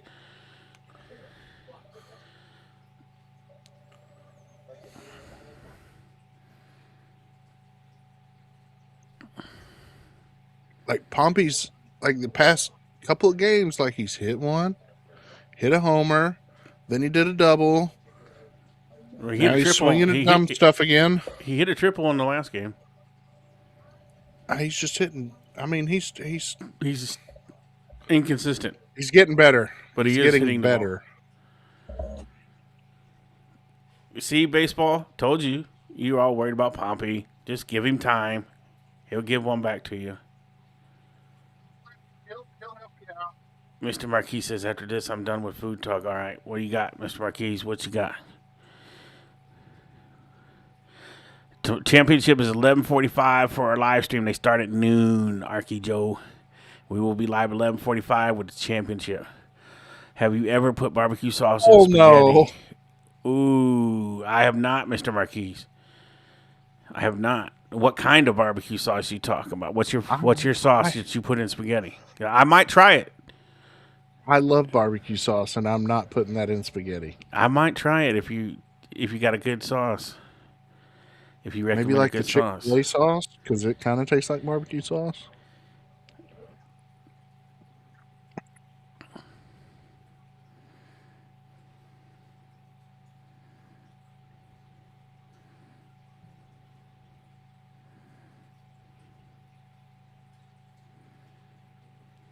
Right, barbecue sauce. I do like that. Yeah. That is a good barbecue sauce. I can't complain. I wouldn't complain about that. Sweet Baby Ray's. I got Sweet Baby Ray's. And Ole Miss on 3 consecutive Tuesdays. It's a little sweet, but you mix it with spaghetti. I'll try it. I'm down for anything. I'll try anything. I'm military. If it didn't eat me, I ate it. By So UT Arlington. Go figure. Nunnally, who's out in right field for the Bulldogs. Good defense. That'll be out number 1 here in the top of the 7th inning. Looks like we're going to be playing this game until midnight. Let's hope I went not. down there Maybe for we get another walk off. So 2022 when Ole Miss won it all. I went. Yeah, down there Bobby, for I'm the just Super saying. Regional, Ole It Miss, doesn't Southern sound Miss. like Did I say I'm not. Arkansas State I wouldn't or be mad UT? at it. What did I'd you try say? it. UT. Yeah, no, Arkansas State is who beat them last Yeah. night, and Southern Miss is beating them 2-0. Yeah, I don't like Let's the get that Alfredo right. sauce, Yep, sorry Sean. about I'm that. not a big white sauce Don't guy. interrupt my story. Yep. Back I to love regional chicken or Alfredo. super. I had never been to Hattiesburg before. Yeah, Dansky, But that's as passionate I don't now. There's not as many. I don't know too many people that Talk about predicted a passionate Vanderbilt to be fan in base. Yeah, finals. I put them up with anybody. Oh, they love college baseball. Daniel said Florida knew apparently. Another fan base in that same kind of mix is Louisiana. That game against LSU and Louisiana a couple weeks ago, that was another beautiful weather evening. Mr. And that I'm going to try it next time I have spaghetti. And I'll get back with you and let you know. I use that Prego triple cheese sauce. I use 1 and 2 on Bryce Chance. Or the triple. It has hitter. the triple cheese inside the sauce. I think I use ragu as ours. Ragu, like Bryce with a like chunky and an RBI and meat sauce or popped up chunky as he lays vegetables or off. something. Boy, Ryder Helford, did you see how long he stuck that? I I think that's him telling like Prego Arkansas the Dugout best. is just not happy. Ryder Helfrich stuck. Let's see here. 1001, 1002, 1003, 1004. That's a long time to stick a pitch, Dave. Chance fouls that one off. You're communicating. We're going to do a live show, and we're going to just talk recipes. Everybody come in and just give us food recipes, and then we'll try them, and then we'll tell you how we liked them. Bryce Chance hitting .453 in the 9-hole. So, I have the friend coming over from Great Britain, right? She's never had American barbecue. No home runs, 11 runs batted in. So I'm going to make pulled pork, He ribs, scored 22 times. Just pineapple chop her out to jalapeno short. smoked sausage. Just be easy. Don't blow our Sidearm mind. sling from Camden Kozel, and that'll be out number 2. One of the great stories this year, college baseball, Southern Cal. They fell for the first time. Started 19-0. Sean, that's a good, Lost to Northwestern today. Just can I start now? The Trojans. Sure. How about, 1.6 ERA at this point in the season. Well, they lost one game, and it was in the snow, and they lost 2-1. They played a doubleheader today. They won 2-0, lost 2-1. They're taking down Still, him. he was getting a nice ovation as well as he should. He was fantastic today, but yeah. Why are they taking Still Eves out? Rotation of Edwards, Gobble, and Johnson for Southern California. They've combined to give up 6 runs in 5 starts each. Well, we've got a change on the mound. We'll update it when we come back. Parker Coyle's in the game now. All that rosin on his hat. Parker's that's not rosin. That's sweat rings. That's salt from sweating. Yeah, that man need to get a new hat. Get that man a new hat. We're taking the lead next. Absolutely, Daniel. There you go, buddy. That's the Daniel I want to see.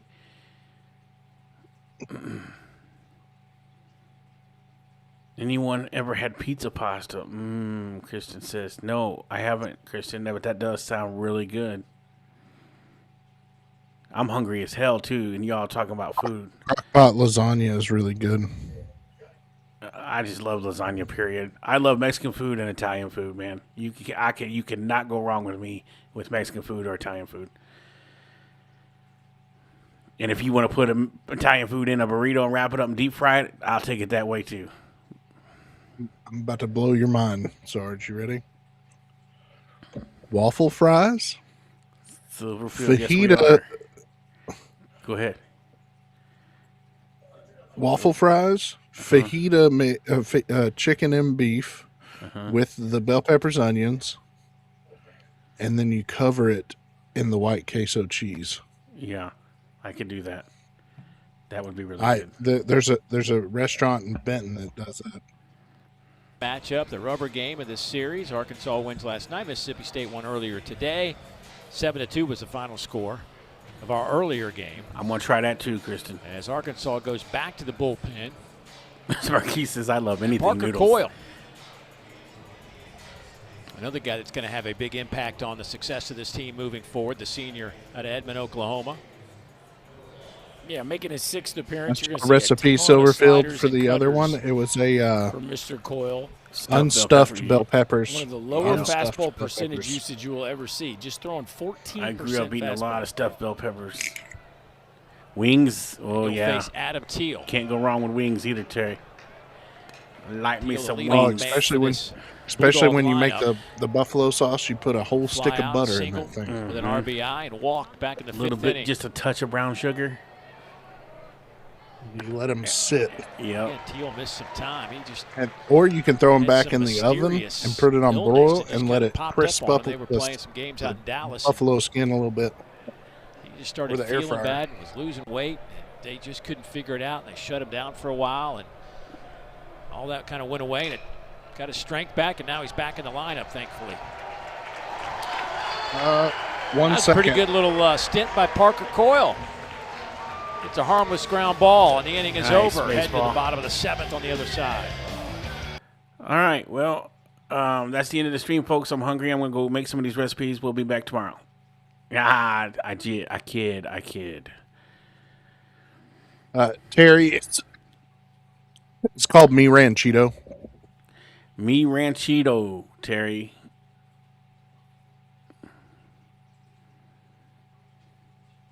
It's right next to the car Stop wash. talking about food. I'm starving. Me too, real life. I promise you, me too. Ooh, I'd mess that up. I love spicy Italian food.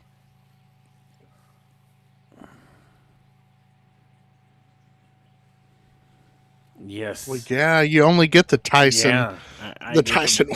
drumlets. Wingets. Yeah, I get the wingets. Yeah, wingets. Yeah, those. Deep fry them. Flats are my favorite. I make lemon pepper, a garlic parmesan, a buffalo. Is my 3 homemade flavors I make.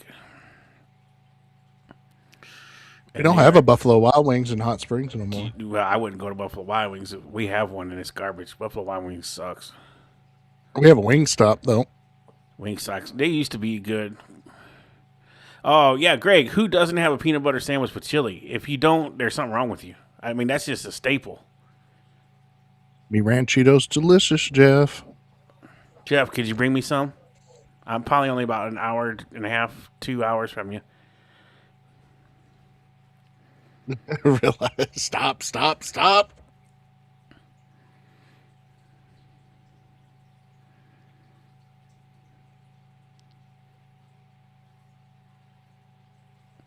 Yeah, Monster Kicks. I would agree. I'll take all the SEC titles we can get.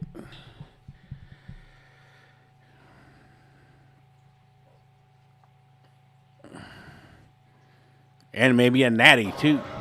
And how about a couple of hits in game 2 for TJ? Justin says, Stellar take your favorite defensive work sausage along mix the way. with Now sharp they'll cheddar and your try favorite to rib produce some rub runs. We might stuffed be heading inside for of another a Montana walk-off shell here, wrap or at least a with thick cut bacon and sprinkle a little more with the rub. Oh my God! one-run game. Matter of fact, Justin, Arkansas stop it, 4-2 sir. this year in one-run games. I'm fat. That's not even funny. Mississippi State 1-3. Their 3 losses all by 1 run. Do you like asparagus, Sarge? You talked about it earlier, Berkey. Like this might be the scenario get this you year where rice Arkansas bacon, is going to have a cook it lot up, of these type of and games. then section up the asparagus like green beans. Years back when and then cook it with some butter. they had a No, a team not very not similar to PB and this, J just built on pitching Silverfield, and just defense and just enough PB and offense. chili. No jelly on it. Just put PB on bread and have it with chili. One-run ball games. Dave Van Horn pretty good. Oh, at managing no. his way through those. Yes, absolutely. That sounds gross. That's a staple, man. Sousa. You eat chili, you got to have peanut butter and Going bread. against Charlie Foster. You know what's weird is some people eat chili with no Charlie's beans. thrown 9 innings this year. Well, ERA of 5. He struck out yeah, 15, that's weird walked because 7.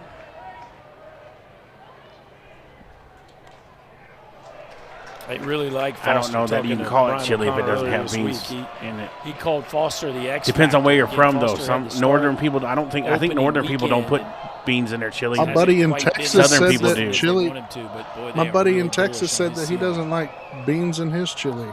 Or maybe it's Texas says don't 3-1 put to beans count. in their chili. Yeah.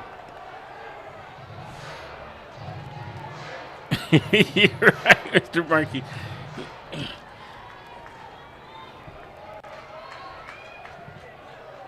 Come for the food, stay for the baseball. Souza fouls that one straight back. 3-2 now. Exactly, Nine-hole Dennis. hitter to Chili be followed needs by beans. Damian Ruiz. Yes, I agree it does. Camden Kojal.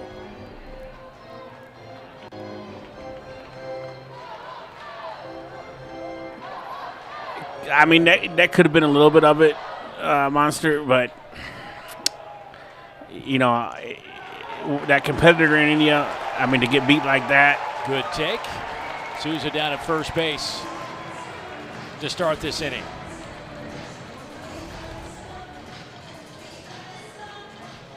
Yeah, breaking ball just off the edge. See Foster wanted that one. And again, another 3-2 breaking ball, Dave. We've seen a lot of those. Yeah, I know really a lot of on people both don't put these sides. in the chili. Foster, another one of these talented sophomores. We talked about McPherson and Stone. And All right, we got to run around, nobody out. started 3 sophomores that were holdovers from last year's group, none of which pitched all that many innings. Let's go get it, boys. All of which have a very high ceiling. And here we go. Arkansas playing. We talked about being able to execute in these one-run ball games. Damian Ruiz being asked to bunt here by his skipper.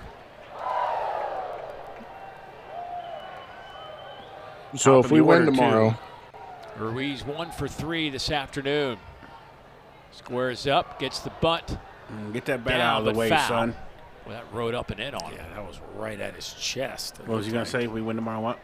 94 miles we win an hour. tomorrow. It's the first SEC basketball championship we've won since 2000. It'll be our second Do it with of all time. to start the 25 at-bat. years since the last time we Do it won again? one. 26 years. 26. How do you mean? You mean the We bunt? get the- Yeah, I if think we he- win I one think tomorrow. he's Yeah, good. we got to win that game tomorrow. Yeah, there he goes. Uh-oh. Oh, and they got him. Got him. What in the world? Souza, I don't come think I on. can't believe it. You can't get picked off. You can't get picked off in a second one situation. Like, He what the hell cannot were you believe it. thinking? Just took his eye off of him, Dave. Just going into his secondary. Just totally took his eye off the pitcher.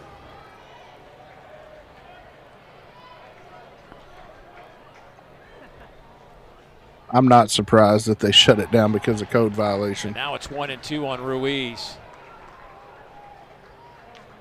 Felt like every time I ate there, I got sick. Bet, Wow. Mr. Marquise, if we win this game, I will definitely try spaghetti with barbecue sauce and tell you about it tomorrow. I will have Nobody Mrs. out. Sarge make Leadoff it up guy tonight. on. Just trying to get him to second Watch base. his eyes, Dave. Look, he goes to the home plate. He has no idea that the ball's being thrown. He just takes for granted that ball's going to the plate. And what happens, Dave? And then look, Every Ruiz time. gets a Never hit. fails. Base hit, left side. Every time. It never fails. Is it every time? You get picked off for throwing out stealing, the next guy is getting on base. And the temperature just elevated. It was already hot. Yes. It did look to me like Justin, he did look like he was going Of course, forward you never to me, know how too. it plays out, right? Because I was going to But- say balk there, too, but Yeah. they didn't mention anything. But kind of agree with But you Ruiz there. does his job, gets on base with 2 strikes. Mm-hmm. And it's still an opportunity here with the 2-hole hitter, Camden Kojal. By the way, that was State's first pickoff, successful pickoff this year. You're not helping Dave Van Horn's peace of mind right now. A Dave. fact That's is a not fact. A helping. fact is a fact. There was Van no Horn opinion is in that. bitchin'. One thing's for sure, Mr. Foster has a nice move.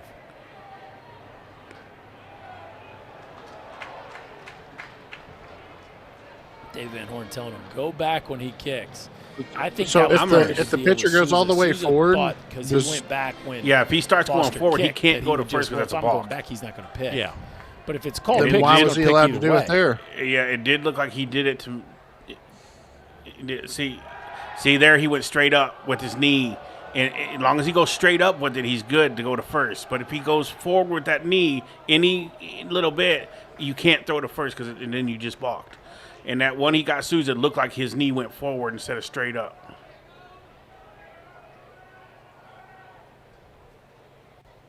Oh, Camden. High in the Did air. you get it? Deep right Oh, field. I no. don't think this one has enough. The wind blowing Damn it. in today, and that'll keep it in the ballpark. That when I tell you that is a prototypical home run, dude, just 105 miles that an hour at 33-degree launch. Like pissed. literally, that ball. There will be some summer days where that ball hits the word bomb on the top of the scoreboard. That ball on a hot day, on a normal day, 10, 15 goes into mile the an hour pond. wind. This thing is launched. I mean, he catches a good piece of that baseball, and it didn't really get close, Dave. No. I mean, this thing ends up, I don't think it gets to the track out there about 370 feet. Yeah, that's craziness. Just the wrong All right, day. Sean. Kojal's ticked, and I feel your pain, bro. That is no fun. Good day to pitch, and that's why you got to be able to execute the little things as Brian O'Connor going back to his bullpen. Going back to the bullpen. Yay. Again. Yeah, it did sound like a homer. He might have got jammed just a touch on that from on the replay. It looked like come off the inner half of the bat a little bit, but yeah, on a warmer day with the wind not. It's crazy. They're already going to the bullpen. Well, again. it's because it's tied, so they're not taking chances right now. This is for the series, so every time you can see he was that young man wasn't. Missing too many bats. I want that Nate series. Says it was a balk too. Yeah, I think it was. Oh, it was an indoor sweep. SEC and NCAA indoor titles.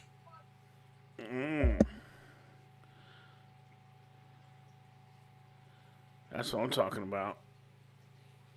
I know it.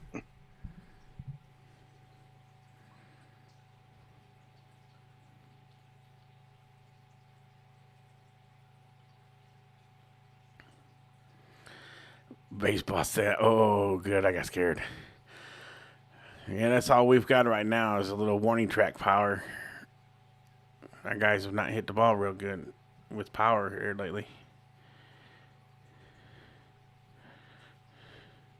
The seventh, all tied up. Hit Had the dang three ball. apiece, 2 outs in the inning, and the Bulldogs going back to the bullpen to try to retire Ryder Helfrich, who is the 3-hole hitter. Hi, buddy. Who is 1 for 2 today. Tell you what, Charlie Fisher, we didn't see a lot of him, but he was pumping 94, 95 with his fastball, Berkey, and it didn't look like he was using much effort at all to get it there. No, he looks the part for sure. Yeah. You can see why Brian O'Connor is so bullish on his future. He certainly looks the part. Well, Tyler Pitzer now, the junior out of McDonald, Pennsylvania, at 6'3", getting the baseball.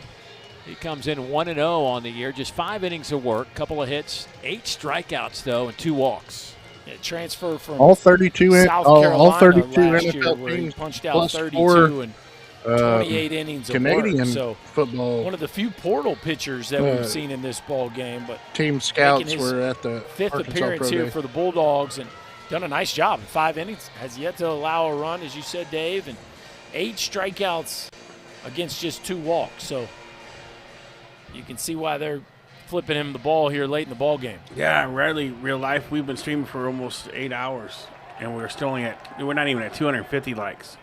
Ryder Helfrich at 328 on the year. Oh, First did pitch we he get that one? sees out to center field. No. Teal will Look at it, come in ball to make just the died. catch. 1 pitch, 1 out, and the Bulldogs getting off the field, and we will head to the 8th inning. Y'all need to get your bats checked.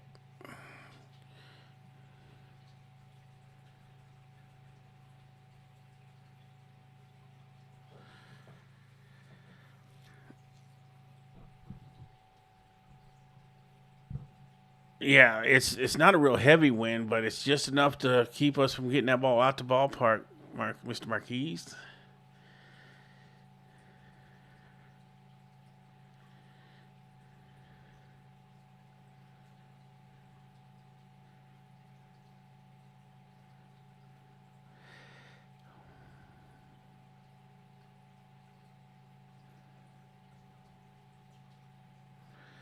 Yep, we did, Mark. And hadn't had another one since, or even come close. Oh yeah, I guess the next year maybe we did or something like that. But I wasn't an Arkansas fan at that point at that time. I was still trudging through countries overseas.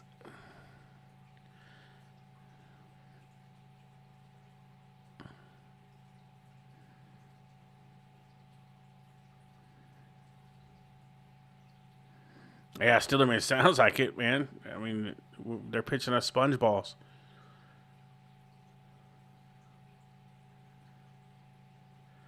Yeah, Daniel, him getting picked off was a bad mistake at first base. I guarantee you he's getting an ass chewing. And he'll probably get it worse after the game. Mississippi State able to plate 3 in the second inning. But 2 in the third for Arkansas and 1 in the fifth has evened things up. Nolan Souza with a couple of hits today, but then picked off with nobody out in the bottom of the 7th inning. And Arkansas unable to take the lead. So here we go to the 8th, and guess who steps to the plate? But none other than the All-American Ace Reese. Ace, couple of strikeouts. Yeah, we did. Yes, they did in 95. Mark, we appreciate it, man. You're welcome. Thank you for your support here in the stream. 6 homers. And looks at ball 2. So now he finally has a count. Maybe he can do something. Monster, I wouldn't. Well, you know you're going to get a cutter. You're going to get a cutter or a bigger breaking ball. It's, again, only 14% fastballs. And just like that, Parker Coyle runs the count to 3-0. Swinging. You better believe he's swinging. So make a pitch with that kind of intent.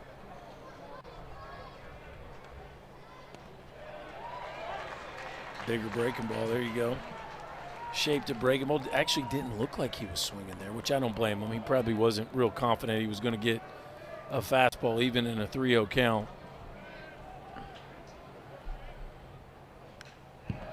Hey, YT. Boy, took a big yes, sir. 3-1 and Can missed you it 3-2 now. Be working on a thumbnail for the championship game for tomorrow? Oh, that's what he's going to do. Yeah. Can you do that while we're on your other screen? To the outside edge of the plate. All right. That would be great, sir, so I can get that out right after the stream is over. That'd be great. There you go. Fell behind 3-0, and 3 straight strikes will send Ace Reese back to the dugout. 3rd time he struck out today. He's not happy about that one. He is not happy at all. Breaking ball. Oh, David, that's a good pitch. I don't know what he's not happy about. Looks like it sweeps across the edge of the plate to me, and it's up. So it's not like it's down on the corner.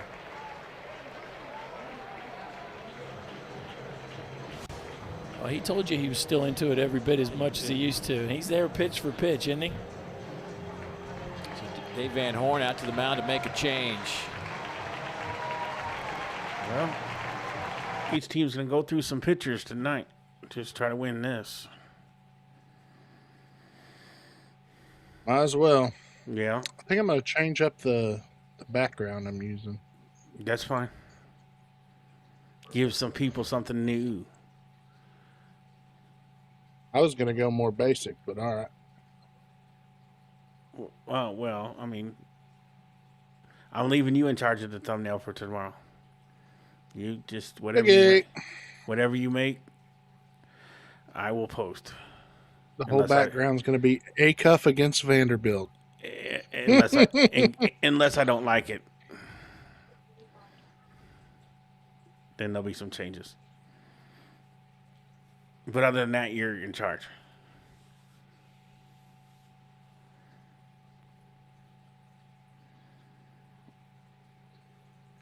So how many of the 440 that are watching plan on coming and watching the championship game with us tomorrow at 12 o'clock tip-off? Give me a 1 in the chat if you're coming to watch the SEC championship game with us tomorrow.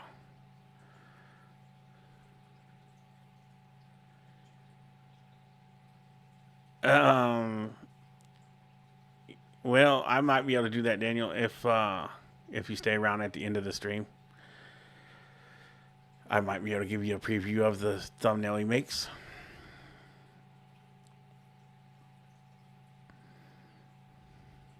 So I got one. Jake says he's coming. There we go. Let's see them ones. Who's coming to watch that game with us tomorrow? I know my No Limit Soldiers will be here.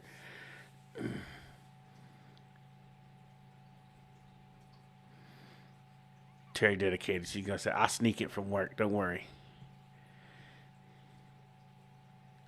Let your friends know. If you got some friends or family that want to watch the game, 8th, let them know Oklahoma about 9th. us. Skip Johnson doing a job in Norman. We would LSU greatly has slipped appreciate down it. to 13, and they're just hanging on right now, trying to, I don't know, get some confidence maybe. Yeah, Daniel, I understand that about church. I mean, it's been a everybody needs them a little ugly Jesus. stretch here by And then most some basketball. SEC team standards, but especially by LSU standards.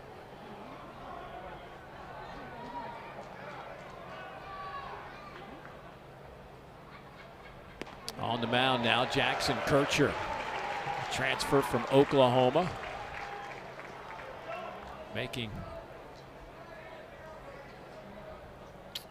working his 4th inning of the year. Uh-oh. He has struck out 4 and walked a Josh couple Jones, in those 3 innings. The legend, didn't miss a stream. I think this is like the 7th stream in a row Noah that he's Sullivan. done super chats in. In I don't know the why helmet. my notifications ain't coming up for some reason. Last time up. Fouls this one back 1-2. And Keep waiting for Josh Noah's had a Jones tough with the day super today. chat, $1.99 Our says first game 1. 0 for 3, He's 0 for coming. 2 here and hit I'll by be a here, pitch. Sarge. Roll If you call, go by baby. the do theory. We appreciate you, Josh Jones. You're a legend, my good man. His due factor is rising as the day goes on. But again, just such a hard day to hit the ball over anybody's head. You really feel like it's a right-hander's day if you can hook it out of here on a pitch like that. That's what you need. You need something you can catch the ball out in front on, ride it into that bullpen.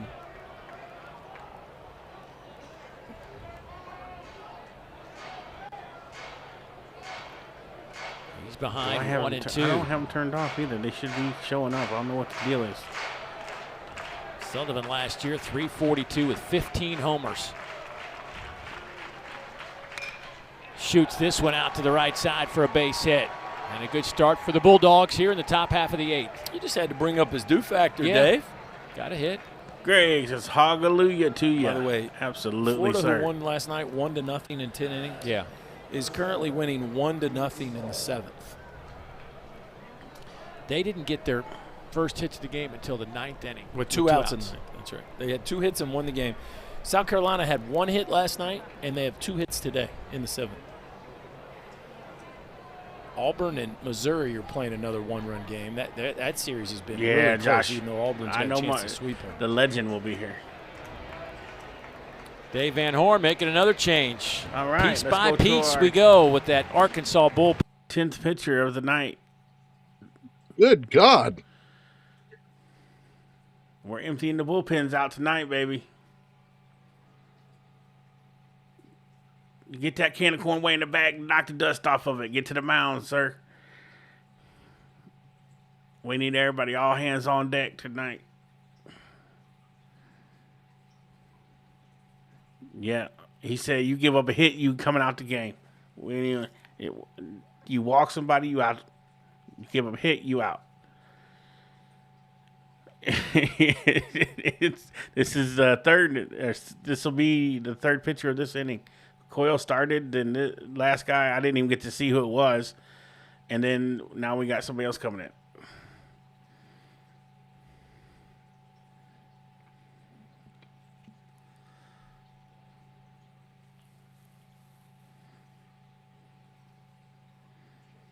Let's see if we can get to 300 likes, y'all. If we can. If you don't mind, please. For an 8-hour stream. We're over 8 hours now. 7:15 would have been 8 hours. I think. I don't know. It's 7 or 8 hours. Ethan McLevlin. Or McLevlin.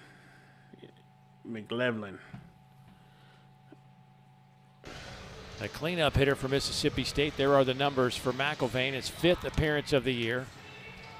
Scores 3-3, rolling. 7 3-3. 2/3 and just Top two of the walks. eights. Yeah, transfer from Vanderbilt had a lot of fanfare arriving in Nashville. Really, everybody was waiting for him to emerge as kind of the next big ace at Vandy, and it just never quite worked out that way. And now he comes over here, Arkansas becomes one of the main pieces of their bullpen. Yeah, really I agree, done a Jeff. nice job for him here early in the season. 25 more. That's all we need. We got 275 right now. 25 more will get us to 300.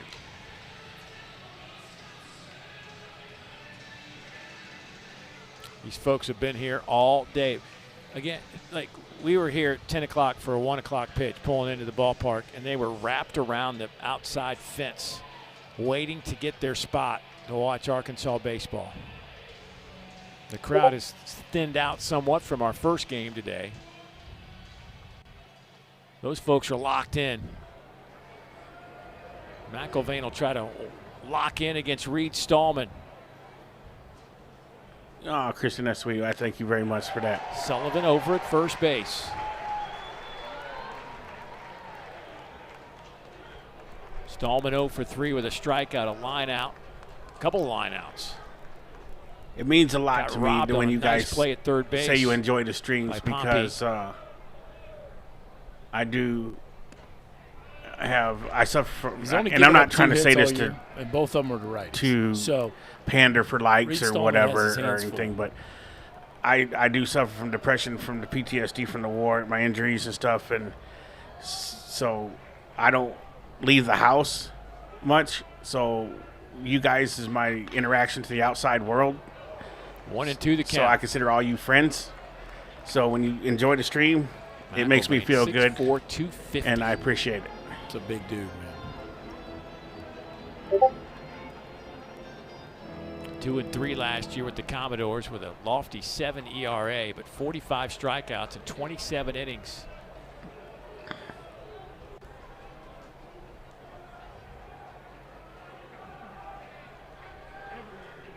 Spent 2 years with the Commodores before finding his way here to Arkansas.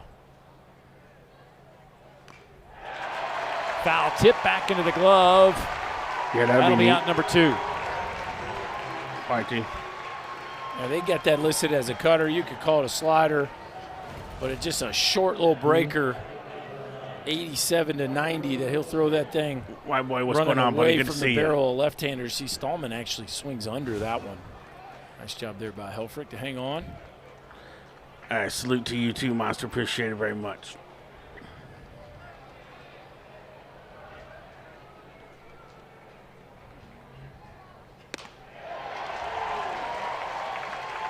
'95 Hey, to Marsh, Ryder Woodson. thank you. That's what we do it Just for. burying that For everybody, fastball for in. all the Hogs fan that You can throw that fastball in right-handers and speed that them does up. it, Then you know, got so a lot of I room pay to work for it, with so you that guys cutter don't have down to. and in if you want to get them to swing over the top of it. Appreciate you, Josh.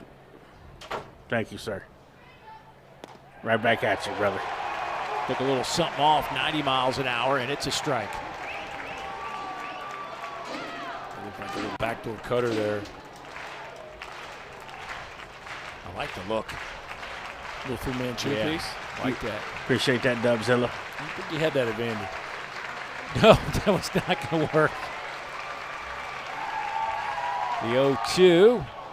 Shot out to right field. Aloy moves a couple of steps to his right. And we are going to head to the bottom of the 8th inning, tied at 3 here at Baum Walker Stadium.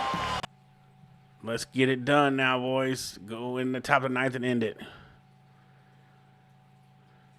Yeah, we going to have that game right here, white boy. You going to be here to watch it with us? 11:45, I will be live. And we are at 288, so I don't know how many we need. I can't do math. Is that not 13 more? 12 more gets us there, I think.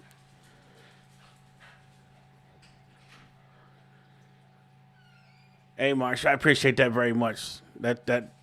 That's cool. We're just trying to build a family-friendly, fun community here where we can all enjoy Razorback Sports, and we will be doing live shows where you guys.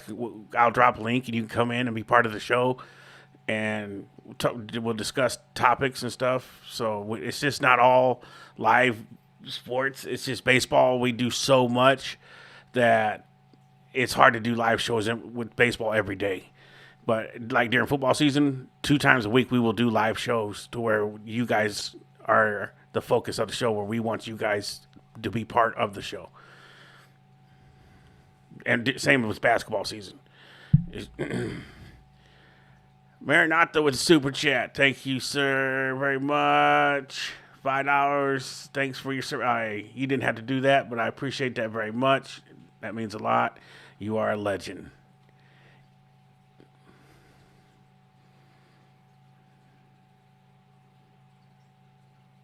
You gonna make Sarge get all soft in here with all that love. Look at that home record over the years. 10-5 this year, though. Yeah, I mean, there's no other way to say that. Daniel, I'm an open book, man. I got nothing to hide. Odd. If I can answer it, I will. There's been a few years where they've had 5 or less, and to be here just at the start of conference play and already have 5. Sean, I appreciate that.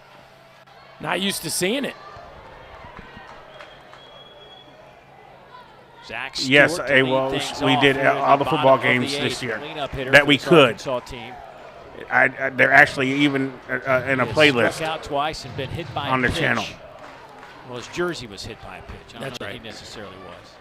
And this year I will have another playlist Stewart, for football that 333 says with 4 2026 homers. football, so people can go back and look for games or one whatever. of the reasons I think that home winning percentage is so high that you can. All right, Daniel. There's an anticipation here when the game Let's is go, close Stewie. late that they're going to figure out a way to win it. You can feel it in the crowd. Up and away, it's 3-0. You give him the green light. The guy that hit 44 homers in 3 years in Missouri State. The guy that put a dent in the top of the building over the right field wall last night, too. Yeah, I would say with the way things are going, you feel pretty good if you're getting a gutter ball to let it rip. We appreciate that. Maybe Thank that's you. what this discussion is let's not serve this up. I got it. See a I whole got lot it. of 3-0 Members, we got that mustard emoji. If Stewie goes long, we got to spam that mustard emoji. Tyler Pitzer, the former South Carolina Gamecock. Yeah, right, Monster?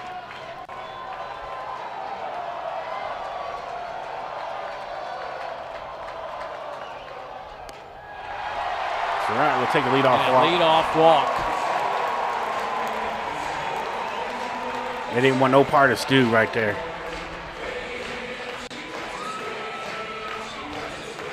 And now you got Aloy stepping to the plate. Come on, I want to try spaghetti with some barbecue sauce.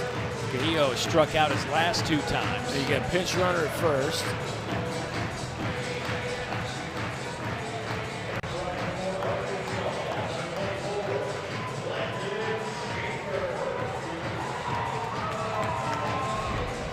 So Landon Schaefer checks in at first base for Zach Stewart. Yeah, 7. 7 likes away from 300.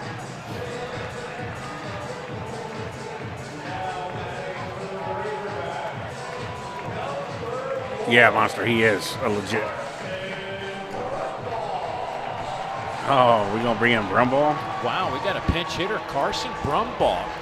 I would imagine Why would you this do is that? the bunt. Yeah. It has to be the bunt. Carrillo has done in his life. Not much. So Carson Brumball, the freshman, Well, he's been stroking the who's ball, hitting though. just 156, going to square up Yeah, here. I figured he was Ace gonna Reese bunt. crashes in from third, and that bunt is popped up, and nobody can get to it. Never an easy thing to come off the bench and pinch hit. Yeah, they were Pinch scared of bunting. him, Bobby. It feels like it's. But imagine sitting on the bench all day in basketball and somebody asks you to go make 2 free throws to win the game. That's kind of. Yeah. It feels like, oh, just go do it. It's not that hard. It actually is. Especially these dudes are throwing nasty benders and 95 miles an hour. He needs to get up in the box though. Never want to take a sacrifice bunt in the back of the box. Yeah. Scoot up, give yourself more fair Get your territory. bat head to out play with. early. He is camped in the back of the box. I'm surprised nobody's said anything to him yet. Right, Justin. You just jump back in the box because hitters have to be ready with 8 seconds. And now he takes strike two. So now you can't. Now if you bunt, you're out, and foul, you're out. So now you got to swing.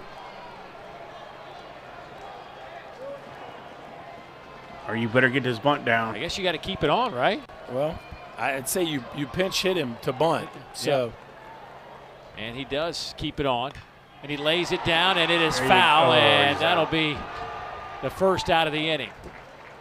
See, again, he was too far back in the box. If he the angle was further wrong. up in the box, yeah, it stays fair. Yeah, I get it. Sorry, Mr. Announcer, I'll let you do your job. Yeah, if you could just get up there, way up in the front of the box, Dave. Like, see, he's as far back as you can go. That ball starts on the grass, might stay on the grass. Plus, you catch that breaking ball before it breaks as much. Like, it just, to me, that's a little bit of technique there. Great job, everybody. We got 302. Getting called on to pitch. Appreciate bunt, that a bunch. It's a tough task. Now Mike Anu's got to do some damage here. First pitch he sees is 93 in there for a strike. Micah has a fly out, a single, and a ground out today. 299 for the season. Put one in the gap, Micah. Runner goes. Swing and a miss. A throw down to second, not in time. So they do get the runner in scoring position. Well, there's your sack bunt. Is that 0-2 at the plate. Oh, Schaefer no, can Schaefer. run, yeah. Say Christian Turner's fast, too. His first stolen base of the year. Yeah, right, Monster?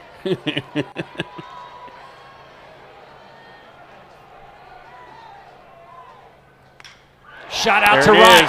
Let's see if this will get Schaefer. Yeah, he bobbled it. Out there and right by There we go, Nunnally. baby. There we go. And the Hogs have the lead. Yes, sir.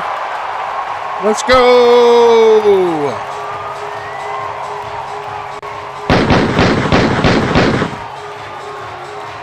Well, I don't know. I don't know if James Nunnally was going to be able to throw him out.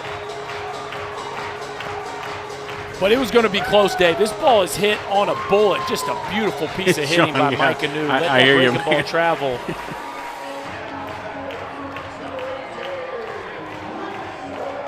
And let's see what we got here. See if we can get a feeling. Bobby Warner's sending him right away. Like he would have been safe anyway. Man, that is going to be a close play. But it would have been close at the plate without that bobble.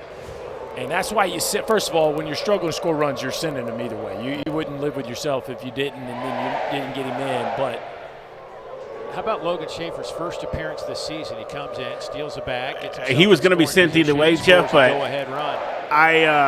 Dave Roberts come off the bench and steal a bag. It would have been a close play at the plate if the throw was on line. So now that a is 4-3 advantage for the Hogs as Mike Anu.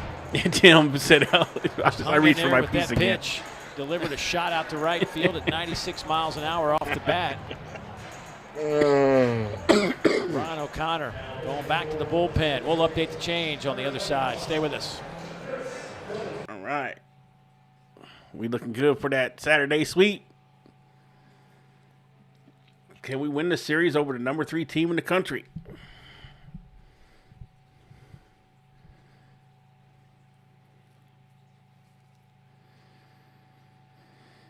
Baseball, there he is. He said, my Lord. It ain't over yet. You still got 3 outs. The 3 toughest outs to get. You know, that 27th out is the hardest to get in baseball.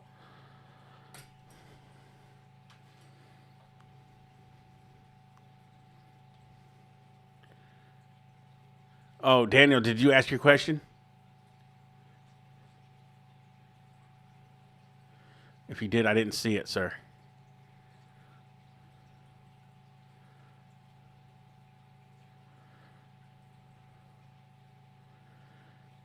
Should we do Smiling Sarge? Yes, because we're in the championship. We'll do Smiling Or should Sarge. we do Frowny Face Sarge, Yelling Sarge? Might have to do that one for baseball. Open teeth or just a regular smile? Oh, give him the teeth. Change your teeth gold. No, I'm just kidding. Yeah, no. Do you believe in... yeah, I do, Daniel. Absolutely. I do. Well, we'll take this one, throw that out. I don't know. I don't go to church, but I do like to think I live my life as good as I can. I try to do right by everybody, and I try to help as many people as I can if I got something and they need it. But yeah, I do.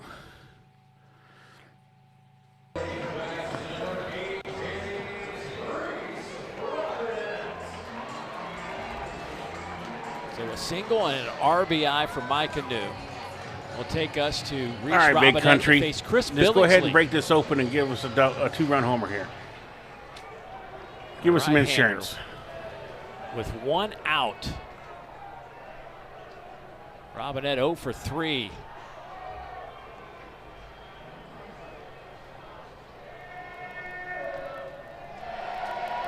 Yes, I did, Daniel. I grew up in church.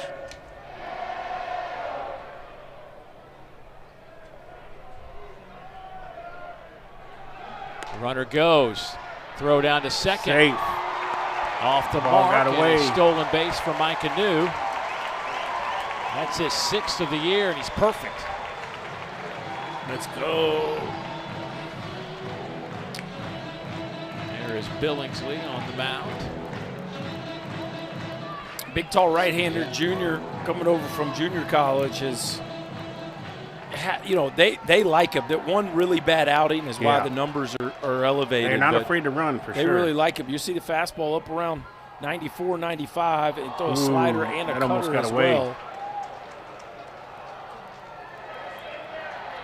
Another insurance run would be nice. nice Spot right now. here in his first SEC weekend. 2 would be even better.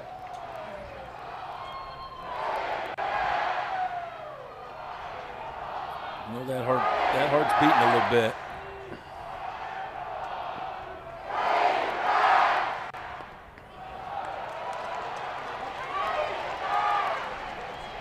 Let's go. Billingsley played at East Central Mississippi Community College the last 2 years. Come on, Big Country, bust that thing. Struck out 92 in 76 innings of work last year. Next commercial break, I have it completed. Oh, and yeah. I have it I can't ready. show it. I can screen share it. I can screen share it to you, can I? 2-1 count to Robinette. Yeah, but Would that messed it up? Yeah, that would just mess everything and up. a ground out. Just send it to me in Discord, and I will show it from there after Now the it's even at 2-2. stream is over. Robinette hit 260 last year with 3 homers. Robinette at 279 this year. Just 1 home run.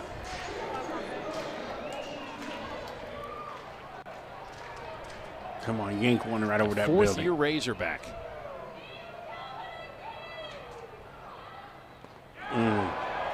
That's not a Did he swing. go? No swing. It'll be full 3-2. Ooh, that was close.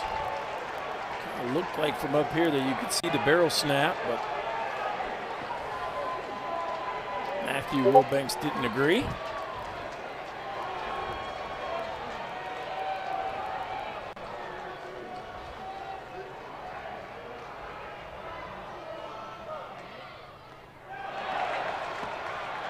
No swing, and that'll be ball 4. They'll be first and second. Let's go. That pitcher's doing great. That's it.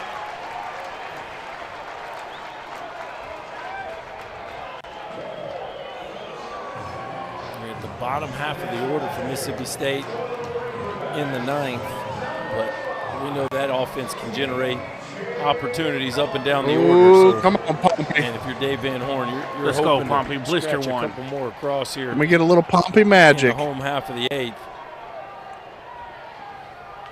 You know he's going to lay it right over the middle. There it was, too. TJ Pompey steps in.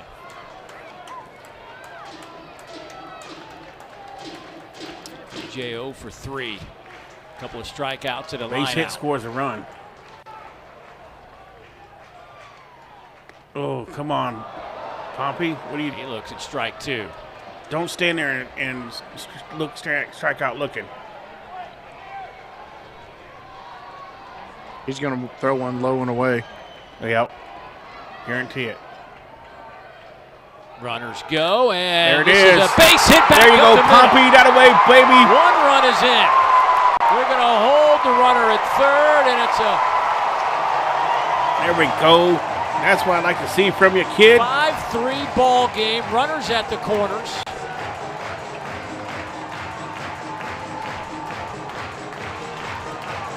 Playing good in the field and now batting too.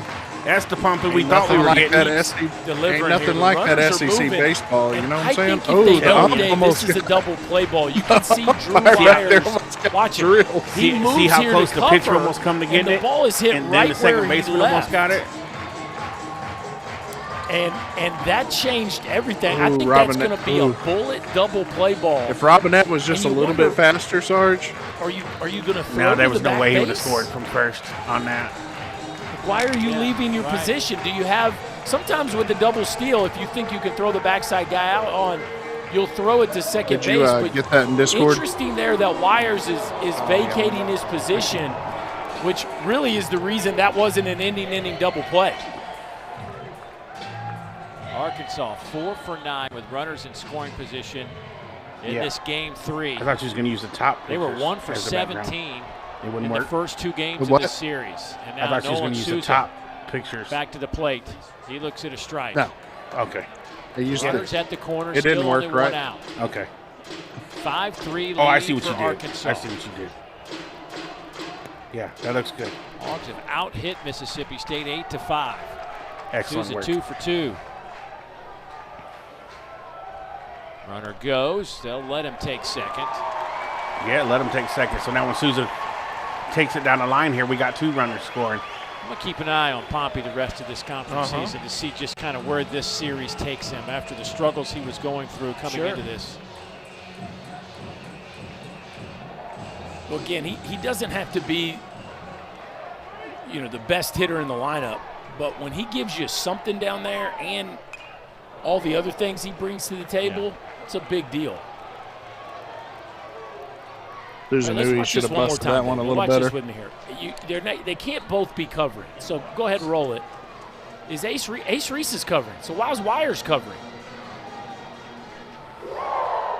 You're not going to cover both bags. I'm just going to answer. I think maybe just out of habit. Somebody missed an assignment there. Infield in. I just think you hear everybody say, the dugout, he's going, and all of a sudden in your mind, your first reaction is to take 2 steps toward the bag. Well, yeah, and that's just one of those where you have to be Pompey disciplined enough to know we're not throwing at second base. I got to play range here. Singled and then another run scored baseball. Well, Billingsley's pumping him in there at 95 and 96 miles an hour. Now with his 2-run lead. And maybe more with only 1 out. The Hawks just 3 outs away from winning this series. Again, chops one foul toward the Bulldog dugout. Souza's wanting to bust one. Yeah, he's wanting it. Souza doing a good job letting this ball travel. And this is the piece that they've been talking about. If he gets a double, they that'd be. get some length at the bottom with Pompey now delivering, and Souza certainly had himself a nice weekend. Like this Arkansas lineup starting to show some length to it, starting to stretch out a little bit.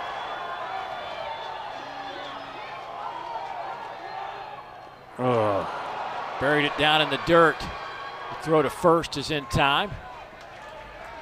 Getting a swung at that one. Now you think about this from a Mississippi State standpoint. They gave up 2 runs early in the ball game on a wild pitch and a pass ball, right? Yep. And you had to play in right field. That again, I'm not saying he's going to throw. I'm not saying Nunnally's going to throw him out, but that's not a cleanly fielded ball, right? And then you have the miscommunication. Please let's not shut all the weird white people out in the audience. And there's just some little things defensively that Mississippi State has not executed on. That's a big difference in this ball game right now. I don't know what you just said. I didn't hear you. Oh, you didn't hear me? No, I was top of the lineup. Showing the old, He has a couple of hits. the old people out there shaking maracas. Oh, yeah. Please don't show Average that. up to 328. Please, All right. We're on our 4th bottle of water now, and it's peach. Is this your first peach? Yep. It's delicious. Due up next for Mississippi State, 6, 7, and 8. Andrew Raymond, Drew Wires, and James Nunnally.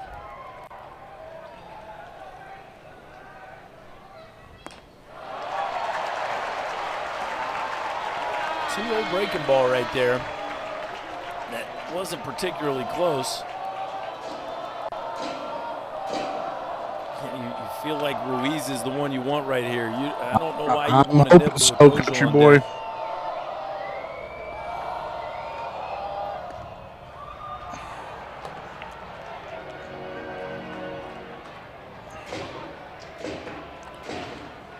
Be the first time. If we won one, it's the first time in 26 years.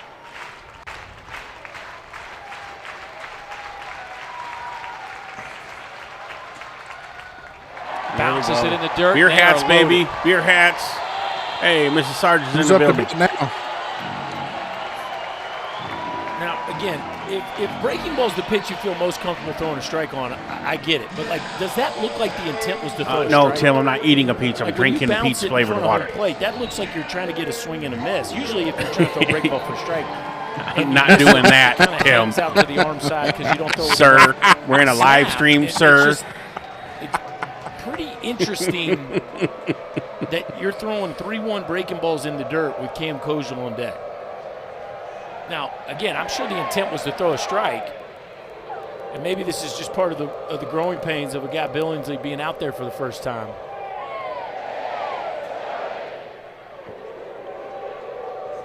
The hog pen out there is going crazy. Did we flood the chat with the beer hat emojis? If you remember, you got beer hat emojis.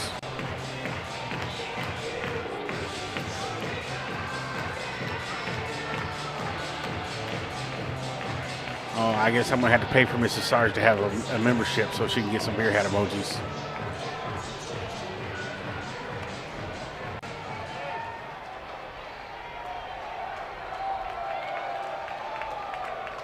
And Posey said, y'all so nasty. Kojal's first pitch. It was you, Tim, that said it, not us. 6 home runs for Kojal. 0 for 3. And again, it goes back to the do theory.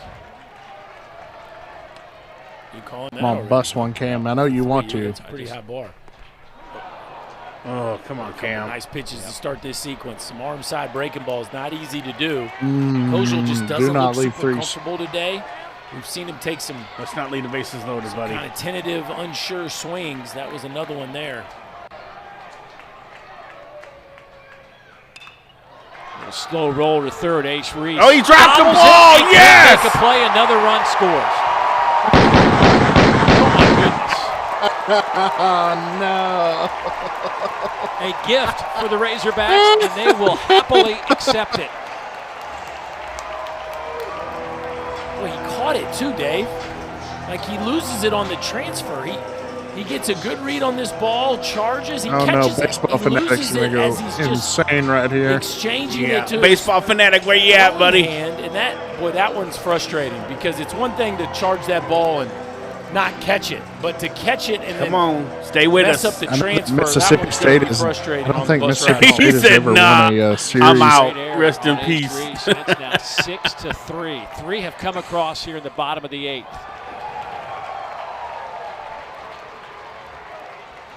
Hallelujah, with Tim a walk says. To Zach Stewart. How you 2 doing? hits in the inning. Oh, and we got the big boy batting right now. Yep. Come on, Ryder. Come on, Ryder. Stroke one. Ooh, there it is. Straighten that out, baby. Was on the stolen base. He said, I'm about to destroy my setup. Wires. Don't take it out on your setup, Tim. Right. Or Baseball Fanatic. But again, I got to give Dave Van Horn a bunch of credit for that double steal. Oh, yeah. Not just sitting back and letting your dudes hit. Like a double steal in that spot. Come on, Ryder. Just put one in the gap if you can. A lot of things could go wrong there. Can't put it in the gap if he's throwing it in the dirt like that. That's all right. Sure. We'll take a walk-in run.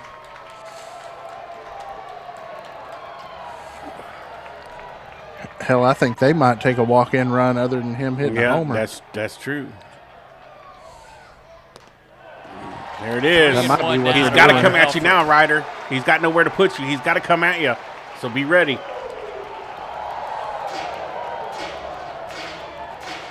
Yes, that's right, baseball. Don't forget about that. 27 outs. Yes, sir. We'll take another free one. It is now 7-3. Let's go. Touches home. Sheesh. Keep them beer hats coming. Bases a merry-go-round. Don't change him out now. Connor making what has turned out to be a long walk out to the mound. We'll make another. This man's going to use all of his all of his pitchers in one game. He said, "You gonna reveal it?" I can't. They're in the stream. Oh, I thought you said you would. You could. I have to wait till after this game is over. Then I can. Maybe. Hold on a second. Let me see. He trying to put me under pressure here. Okay, hold on a second. Maybe I can't. No, yeah, see, it won't let me go. I can't do it because it won't. Why won't, hold on a second. Why won't Discord open up over on that side of the screen? Oh, here we go. Oh, yeah, it won't let me because it's opening up. I'd have to change. I can't do it during the stream. If you want a preview of the thumbnail for tomorrow, if you guys, you want a little peek at what I'm going to put out, you can either hang out and I'll show you after this game is over, or actually what I could do is I could do it. I could show you right now here. Let's just do this way. Let me do this. Save. And then I'll come here. And then we'll come to this screen here. And we're going to load this. Do that. Oh no, that's not the right one. That's the wrong one. Yeah, that's the wrong one. We want to delete that.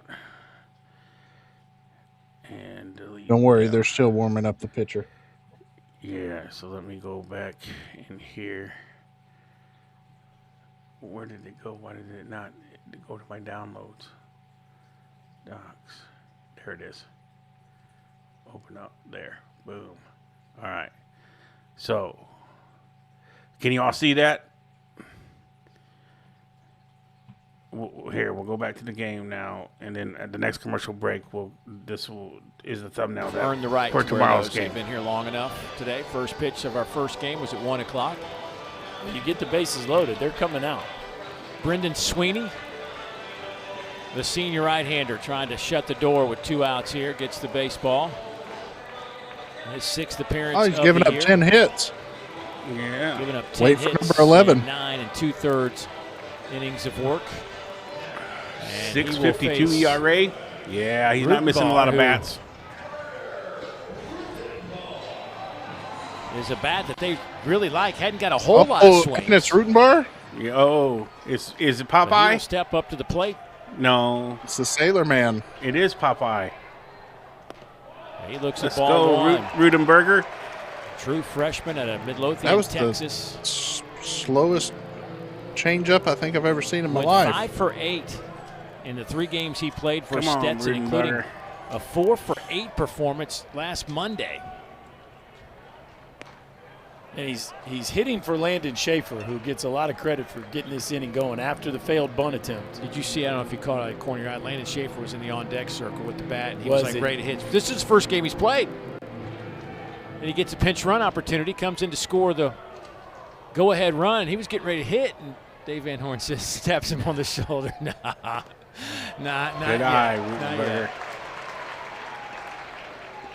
Not your time, kid, but you did your job. You earned your scholarship. Rudenbar. today. Well done. We are proud of you, but we're going to let Carter Rudenbar take a swing here. We'll get a longer look at it here after this inning. But, yeah. Oh, He tried to turn on that one. That's the pitch for Sweeney. He loves the changeup. Gonna throw that thing. Second most usage there, about just strap one into the gap 21% of the time. So fastball, changeup, especially against left-handers. Down in the dirt. All right. He's got to come at you now. How about Arkansas today? They've scored a run on a wild pitch, scored a run on a pass ball, scored a run on an error, had a run scored. Knock a Moab out there into behind the fence. Take advantage of your opportunities, that's for sure.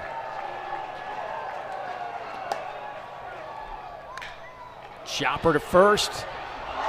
A slip in right field, throw nice to first. Play. Whoa, heck of a play. That was a heck of a play that could have gone haywire, but Stallman stayed with it.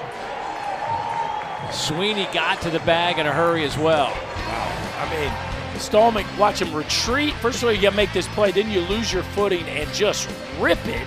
And Sweeney, nice job of being on the spot. Good play by the first baseman. All right, so this will be the thumbnail for tomorrow, if you guys wanted to see it. For the basketball game.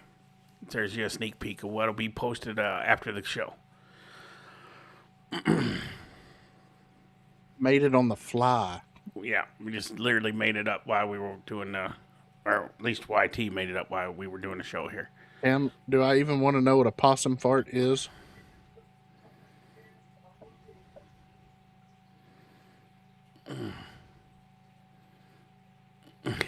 Baseball. So, all right, we got to get that third out. That third out is the hardest one to get. I ain't gonna lie, I went into a whole can of tobacco today watching these games. Be stressed out like that. Well, you know, the Hogs don't make it easy, and then when you're running the stream, you're trying to hope everything stays running good for everybody, and you know, it gets a little Pouches stressful. or plugs? Plugs. I do pouches too. I don't like all that long cut getting in my teeth.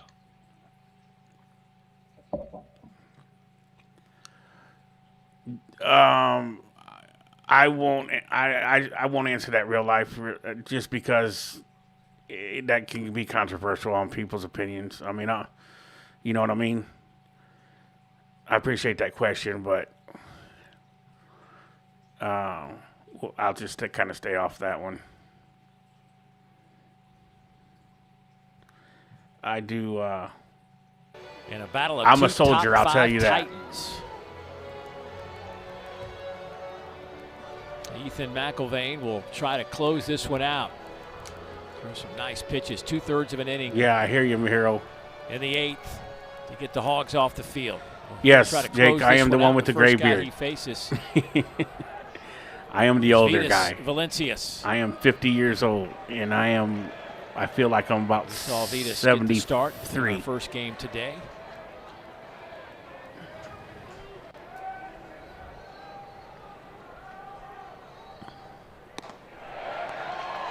Oh, come on. 14. That's horse. With no homers and 9 runs batted in. They want Mississippi State to win. These umpires are bought and paid for. I'm just kidding. There we go.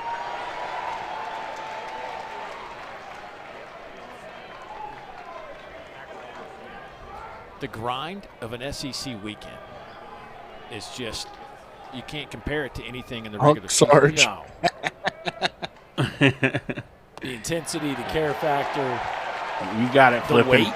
Yeah. Definitely on really the weight. We know how much each you one ain't of these 11 wins means come the end of the year. If you were 11, you couldn't, unless you lied on your YouTube account, you couldn't be in here. Series win over Mississippi State, that is a resume weekend that hangs with you. You're going to be talking about that in May. In the big picture, right, you want to win the league, you want to win 20, you want to win as many as you can. Ultimately, if you win 14, 15 in this league, you're in. You're in the tournament. And so if you win 2 in this opening series, you know, I mean, you're just counting those, checking those counting off. wins, there's no doubt. You win You win 16, and you got a real good chance to host. Yeah. You win 18, you're going to be a national seed. That's just the way it is. You win 12, you're at home.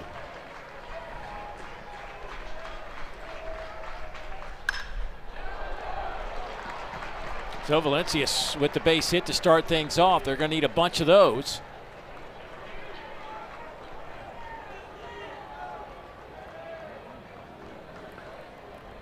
Pacer, it was definitely.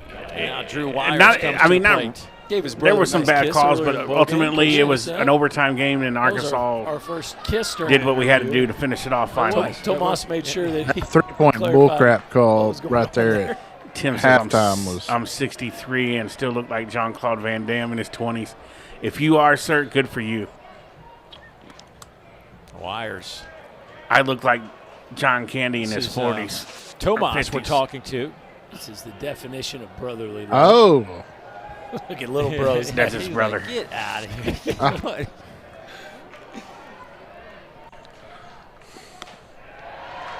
I ain't gonna lie, if I was in the dugout and I didn't know who that was, they might get an uppercut to the face. I would like to say the Valencius brothers, but they use different names. That's Valencius and Valencia. It's hard to say that. Are they the Valencius brothers? Apparently, it's kind of whatever you want it to be. Dave. Yeah, that's what we gleaned today from our interview with Tomas.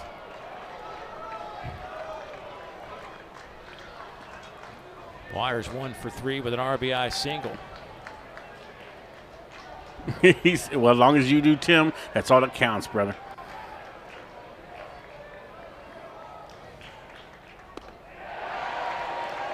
No swing. It's now 3-1. Some say I look like one too, flipping. Some may say a whale Yeah, I'd say he held on it a off. beach.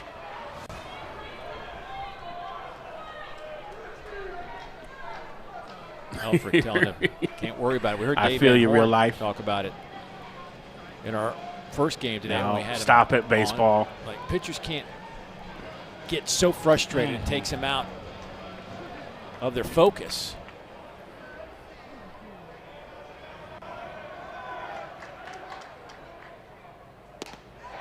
You're right, Jeff.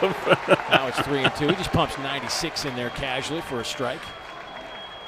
The former Vanderbilt Commodore.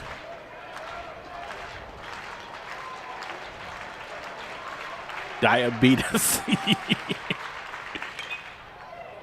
Popped him up, and that'll get out of play. I always remember him as the Quaker Oats man.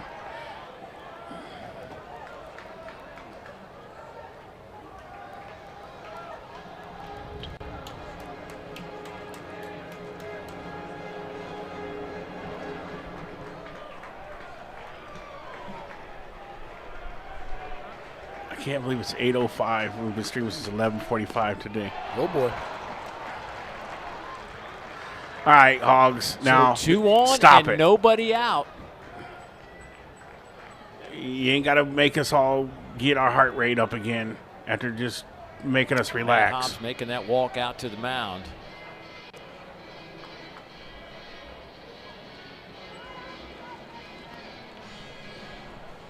Well, you really have to like what Dave Van Horn and Matt Hobbs have done to get to McIlvain here at the end.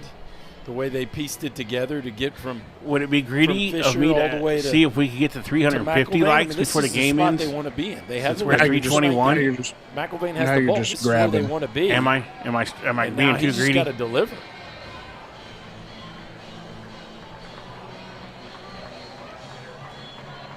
Did you say to 400?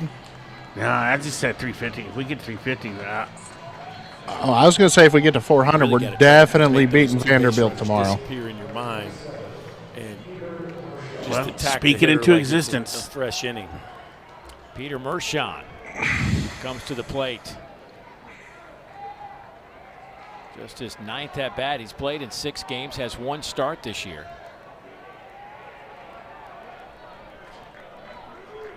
Let's get a double play here.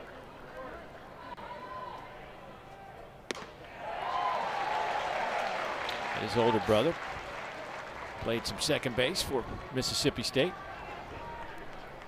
Okay. I was just asking. If it's too greedy, then I won't ask.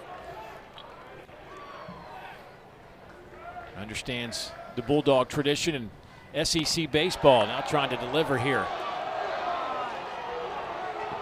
Ershon looking at a 1-1 pitch. Baseball, we ain't falling for that one. 2 hits on the season.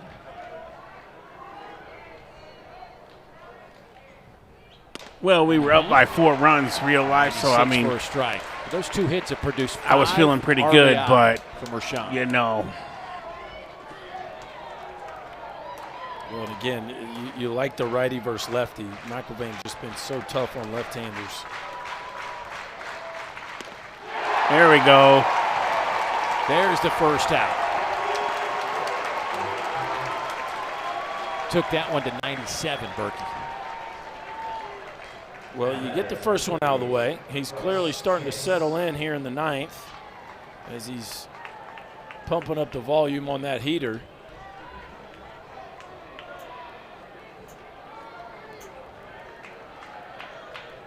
So Bryce Chance, he looks at a strike.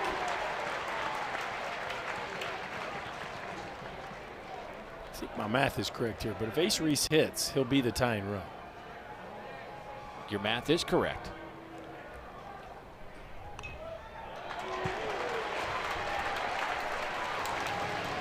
So now it's 0-2 on Chance.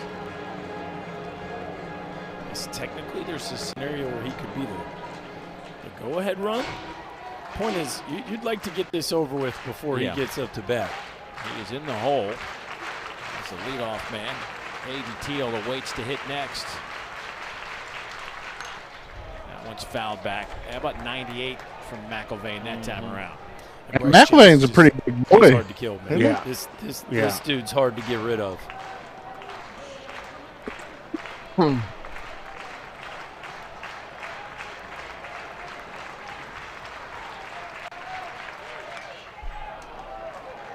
Coming into this ballgame, He's setting him up for that breaking pitch. Pitches McIlvain had thrown all year were 97.2, so that's back-to-back 98s. He's going to freeze him on a breaker right here. Just don't hang it. To make a good case that Bryce Chance might be the toughest 9-hole hitter to get out in America. And Pompey can't catch up to that one, so another opportunity for Chance.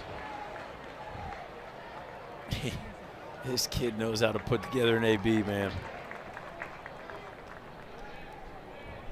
Hitting .444 on the year. His on-base percentage is .551. He's hitting .571 with runners in scoring position. I mean, you just go down his line numbers and they blow you away. Here's a double play. Could this be? No, they're going to go to first and get the out. Kozel had nothing but an opportunity to go to first, as that was a slow chopper.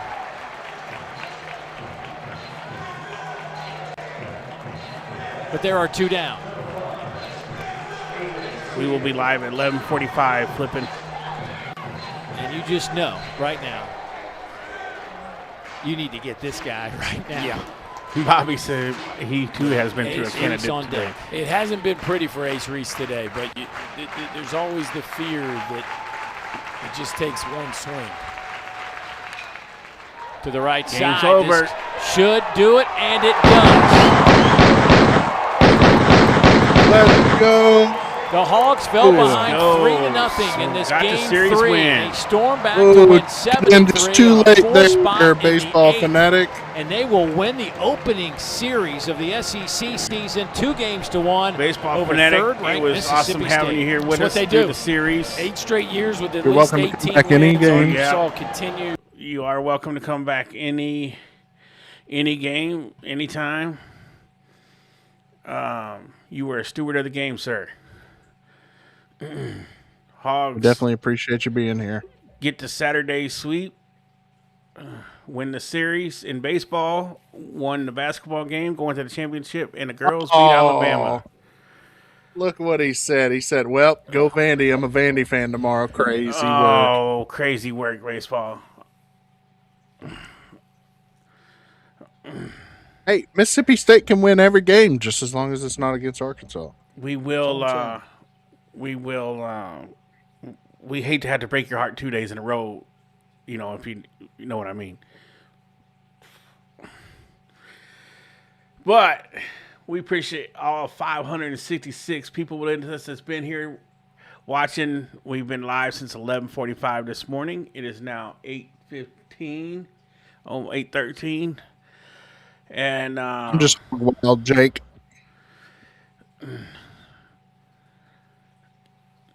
Yeah, it's hog wild, Jake. We appreciate everybody. Thank you for everything. We got 342 likes.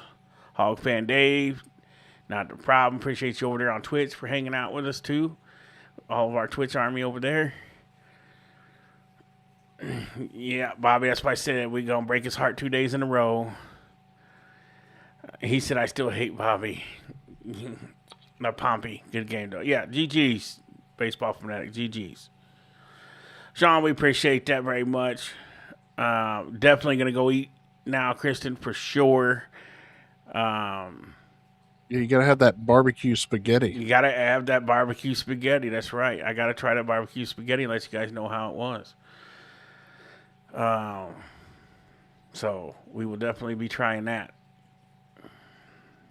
Be the first time we've had a championship in the Major 3 in a hot minute. That's right. Well, maybe besides baseball. Absolutely, Daniel. We appreciate you for sticking with us all day, brother. Carla, appreciate you. Thank you. Absolutely, Razorback Nation had a great day. This was a great day to be a Razorback fan. We not too often we get to say that. We won track and field natty and a conference championship, I think. Both of them. We swept that. We're going for the basketball conference championship tomorrow. And maybe the girls will take the Alabama series from them, finish it off tomorrow. So we will just be doing the basketball game tomorrow, but we will keep you up to date on the girls throughout that broadcast if they play during the basketball game. Yeah, we're not going to do any split streams no more. Yeah, the split streams did that didn't work very well. We lost a lot of viewers when we split screened that. So tonight, from now on, we're just going to pick the most important game and do that. Which is now, after tomorrow, will just be baseball anyway, because we can't stream the March Madness games because we'll get copywritten for those. Major copyright, lose your channel kind of stuff. Yeah, so we're not doing that. But all right, from Sarge, myself, Hog Wild, we appreciate y'all. We love you, and we will see you tomorrow. You are dismissed. Go Hogs. Way off in the distance.